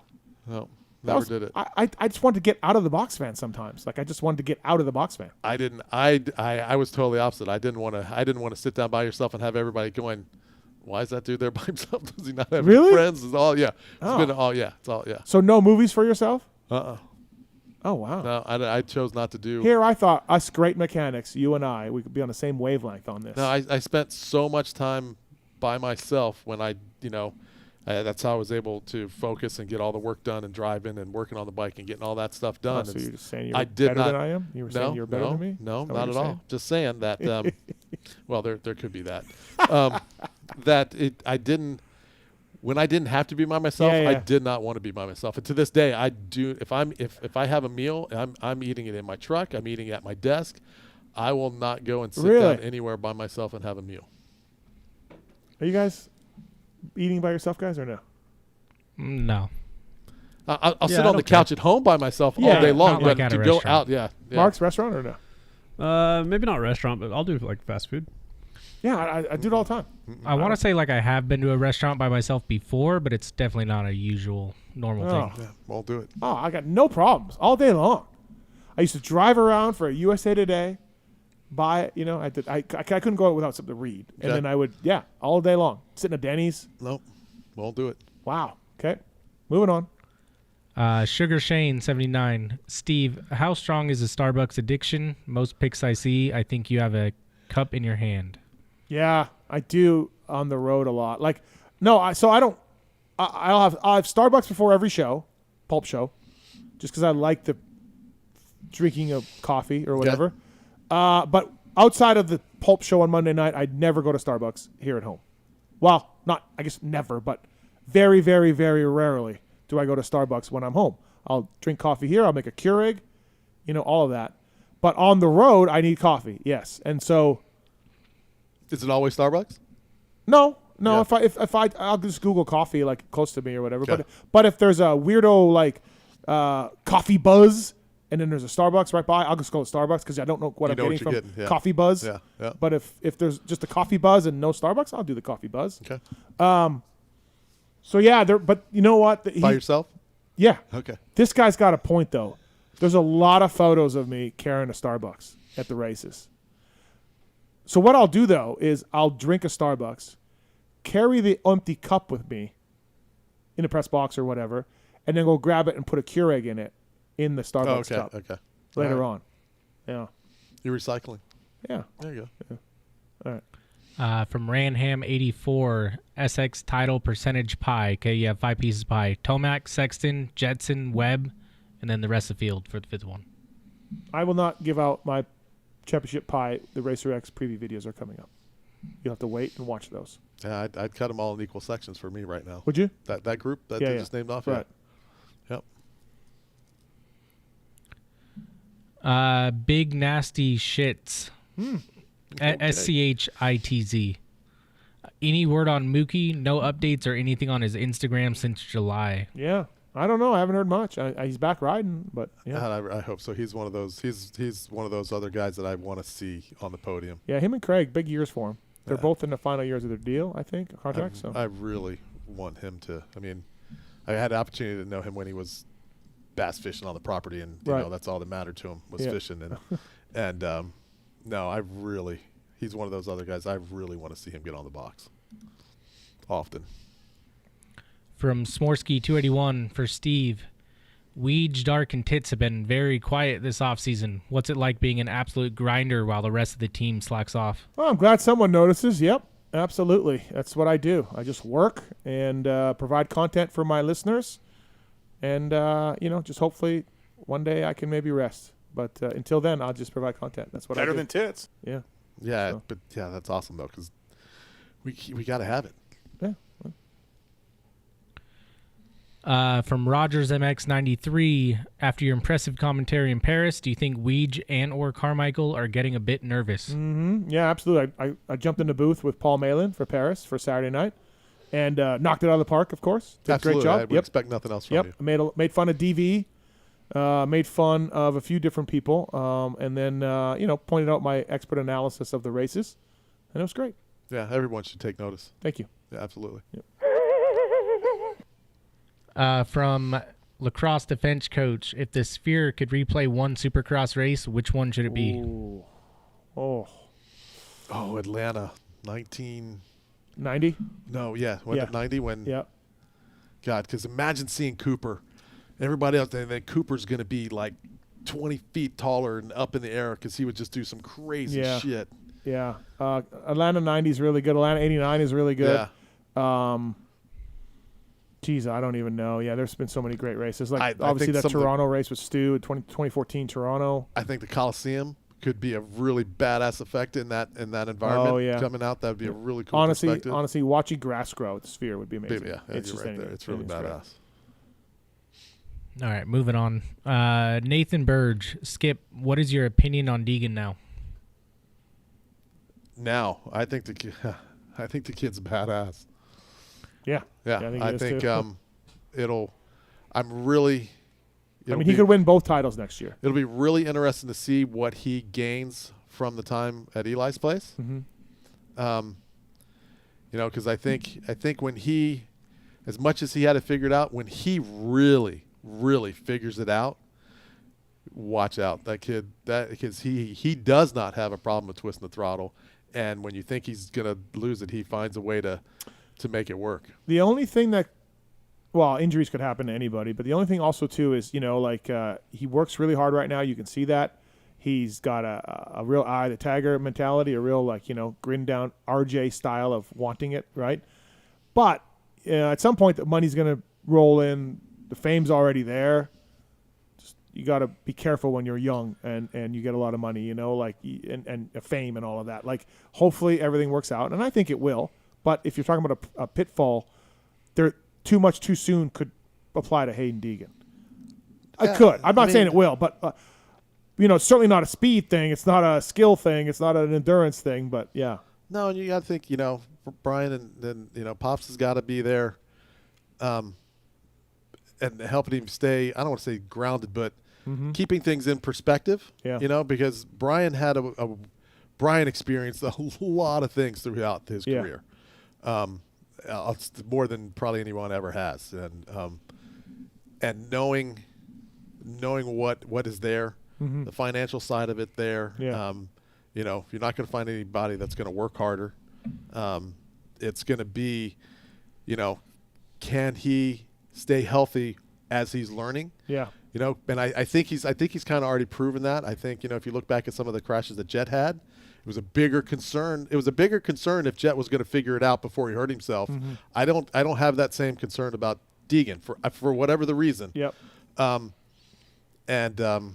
it's going to be fun to watch him. Yeah, I agree.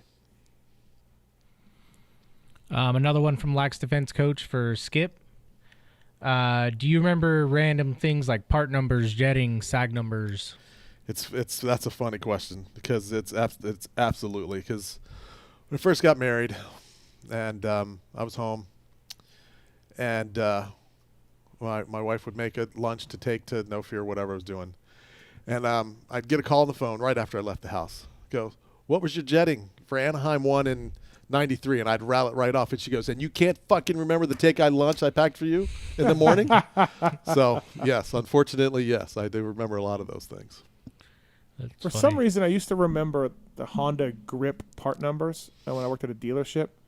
It was like 91524KZ3901 or something. I don't know, something like that. And I just used to remember like random part numbers. Yeah, I don't know why, but it's random. No, I remember jetting specs. Yeah. Yeah. I ran a 172 all the time. Yeah. What do I know? 162 main, 48 pilot jet, air screw at a turn and a quarter, 1327 in the second clip position, a little modified on the carburetor.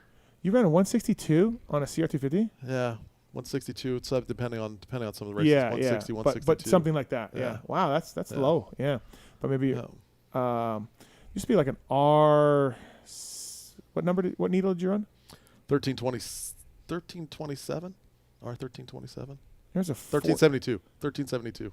There was a 1472 needle. Yeah, there was 14 series. There were some 12 series. 1472 needle was a trick, I think, at one point. Yeah. No, but back then we had. I mean, our bikes didn't make. Jerry's didn't have a lot of peak horsepower. Yeah. It was all about torque. So, I mean, our numbers were tiny for top power, but we were building a lot of torque for them. So we had a very different jetting spec than some of the other guys on the team did. Small, 162, 165, somewhere in there. Right. 160 on occasion. While you were at the movies, he was figuring out how to make that jetting work. Oh, look at Tallon Taylor with the fucking zinger. Yeah, we also had different nozzles and stuff that we could play with. He's an ex-partner now. So. All right, last one from Lewis Phillips. I've started training for the 2024 handlebar race. Can I have an update on Steve's prep? Yeah, no prep so far. I skipped my bicycle ride today. I was busy with Racer X stuff and busy with work. So, I didn't even bicycle ride today. So no prep, nothing right now. Starbucks. Yeah, I went to Starbucks. I did get some dry needling done on my elbow. Who? So, dry needling. I got tendonitis really bad. Okay. So you know what that is? They go it's in. Kind of like acupuncture a little bit, but different. Super gnarly. Okay. Little thin needles, and they hit your ligaments, and they make your fingers move. And that's gnarly. Yeah. So it's been helping. Oh, good. So yeah, fuck you, Lewis. I got a little bit. Hey man, you beaten off? Got a little bit of PT on my elbow to make it a little better there for you go. next year. So, yeah. No, that's horrible. From LA, boy, and I don't think they get a blowjob before the main event. Motorsport.com. Thank you to those guys. Jim Hawley. God. He got a BJ before Buffalo in '84, and he sucked in the main event. And so, yeah. There's no better stories than some of what he came up with. He's a national treasure. Awesome. He's a national treasure. Yeah, absolutely. Big boobs. Troll Training. TrollTraining.com. If you want to be like Darkside, go to Troll Training. Look, at World Vets, I waxed Darkside's ass last year. Okay, all 3 motos. I never even saw the dude. Worked him. Sounds gay. He got on Troll Training with Alex Martin and John Westling, and we went to Millville for my ride day about a month ago. Yep. He was better than I am. Troll Training. That's awesome. That's all you need. TrollTraining.com. That's badass. I couldn't keep up with him. Imagine if it worked for Dark. What it could do for anybody. I mean, look at Dark's like a lazy piece of shit ditch digger, and look what Troll Training did for him. That's the okay. Maybe not. Maybe that was a little harsh. Maybe it was a little harsh. Just a little bit. Listen, you try to beat your buddies at the local track like Dark. If you're an off-road racer prepping for a 3-hour race, if you're Travis Marks and you're coding all day, like look, TrollTraining.com. Please check it out. A lot of pros use him as well. Grant Harlan was a Troll Training athlete all year long, and Grant had his best year using troll training. So thank you to those guys for coming on board. Thank you to motorsport.com, Fly Racing, Decal Works, X Brand Goggles, Michelin, Race Tech, Renthal, Acerbis, Firepower Batteries and Chains, Maxima USA, OGO, Renegade Racing Fuels, Pro Filter, FMF, Guts Racing. Love the guys at Guts Racing. Fantastic guys. And Atlas Neck Brace, PulpMX is the code to save with those. AtlasBrace.com, MotorcycleIndustryJobs.com, PulpMX 20, Save It Works Connection. Get data, email us using the contact form to use the same CDIs and ECUs that Team Honda uses. WUSA, discount for those guys. Wiseco Piston, EVS, MTX Braking, all on board with us. Payton Stevenson, Danny Stu, Cameron McAdoo, Zach Osborne. Skip, best interview tonight? It was awesome. All of it was. Well, you got to pick one. I got to pick one? Yeah. Peyton. Yeah. I like the Peyton story, yeah. Because of the chain? The chain story? No, but just that was great. Just everything from where he you started. were his where Cliff he's at White. now. You Yeah. were his. That's that pretty cool. was That's Cliff too White fun. to me. Yeah. So But no, I think he's he's a good guy. He's been a good part of that program. Yeah. Big part of that program. Yeah, he's been a good guy, and like you said, those guys they spend more time with Absolutely. the riders than the race mechanics They're nowadays. critical part of success. Yeah, absolutely. So thanks to all those guys for coming in. I really appreciate it. Skip, late edition, pinch hitting. I'll be a fill-in anytime you need it. We asked Berlut too, but he was going out of town. But it would have been a reunion of sorts. Well, we talked about that, and he just doesn't like you anymore. Oh, Hey, fuck off. Okay, all right, fair enough. No, but something else that cool happened. I want to make sure I reach back out to Danny and see if there's something that we can't try to have a little bit of fun in Vegas in. Yeah. Some way, form, or Yeah, fashion. that'd be great. Yeah, absolutely. That'd be pretty cool. Yeah, Huddle Brewery here. We did our live show a few weeks ago. We're going to do another one, I think, at some point. I hope so. Yeah. I'd love to. We could do it. Mark's got it figured out now, somehow. Yeah. Oh, boy. So, we're going to have to work on that a little bit. What? We're going to have to work on that a little bit. Work on what? Just the transfer of equipment. Well, at least we figured out the speakers now. You just turn the volume up. Yeah, we're good. I don't know why those speakers, they couldn't work out of my podcast thing. So I have no idea. Some was of weird. that stuff's over my head, but I reached out just so we're clear. I reached out a couple days early and go, hey, do you want to come down, pre-run anything? Do you want to get here? No, we got it handled. So I tried to get him to come do a little pre-running with us, but he didn't want to. Steve, you know how... No, but listen, I was in Millville. I flew straight from Millville after my ride day. So I was in Millville since Thursday. So? Okay. Like all things Pulp, we did it loose. Loose. Perfect. And we tightened it up a little bit towards the end. Yeah. No, it was perfect. It was awesome. Thank you guys for coming out. Thank you for doing all that stuff that you did, because it was really, really cool. And really cool. It was great to have Lamson and McGrath there. Good job on that. Yeah. Absolutely. Yeah, that was fun. Yeah, it was really cool. And then the whole, everything about it was just perfect. It was really cool. Did your partners at the brewery who knew nothing about motocross, were they like WTF? It was interesting because some of the staff knows a little bit, but it's not something that I've really promoted, because I wanted it to be. I just wanted to do it and have it be that. Right. And then because my partners are like, you got to bring more moto into it. You got to do this. And I go, well.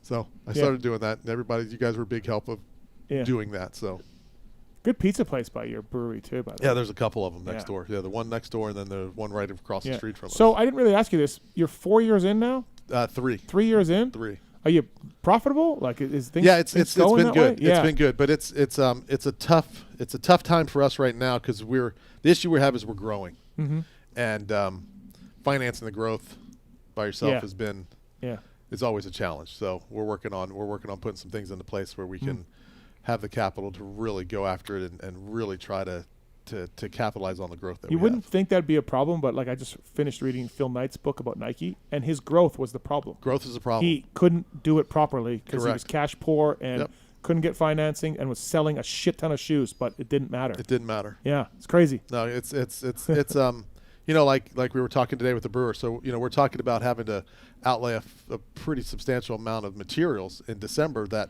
we're not even going to brew beer until the end of January, but we can't afford to have any issues with holidays or any of that stuff. So and it's and then not seeing those funds for another 60 to 90 days after that to really capitalize back on it. So it is. I think it's a challenge where hopefully we've got things going down the path where that won't be an issue. Yeah.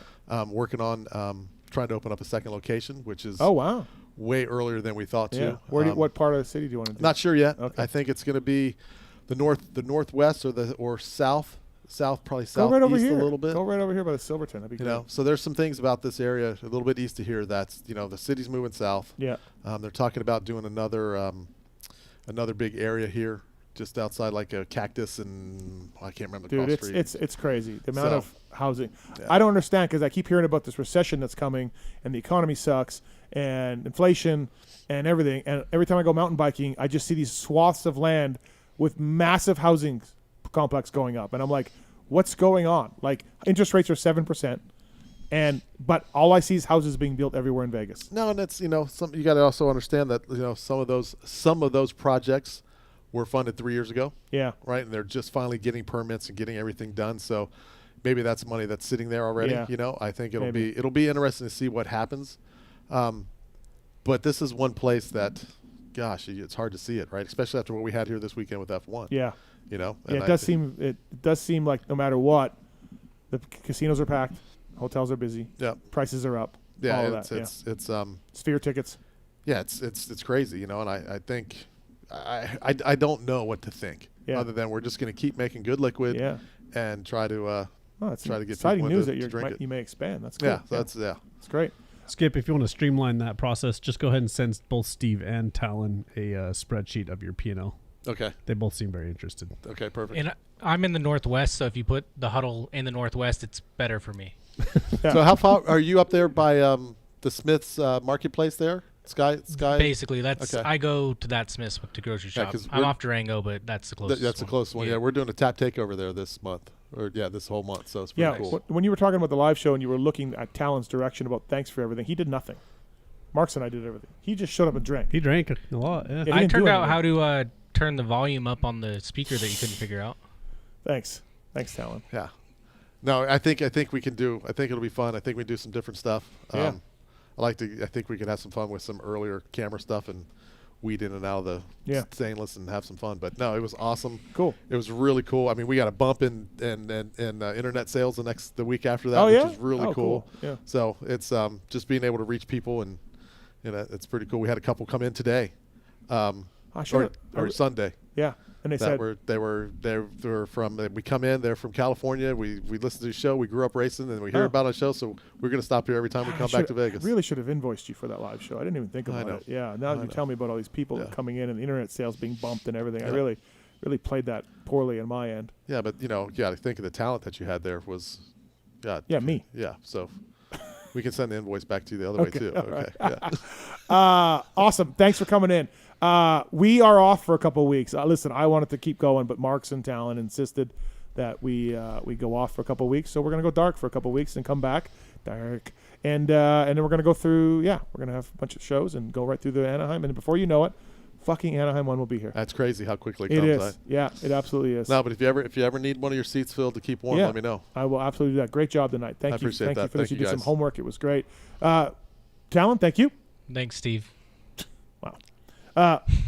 Marks, thanks, buddy. Appreciate Oozing enthusiasm. Yeah. It's like the ghost of the other guy. It's like that seat. Yeah, it's the seat. Yeah, it's just seeping. Just seeps discontent and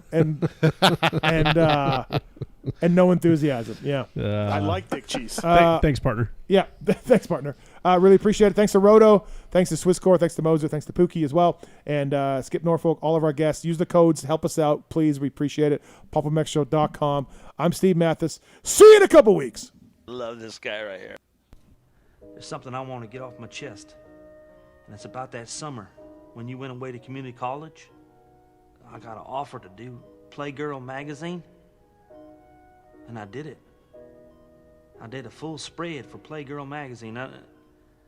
I mean spread, man. I pulled my butt apart and stuff, and I was totally nude, and it was weird. I mean, you probably didn't hear about it because I went under the name of Mike Honcho, but I just wanted you to know that. If you could hear me, if it got into your brain somehow, that I spread my butt cheeks as Mike Honcho.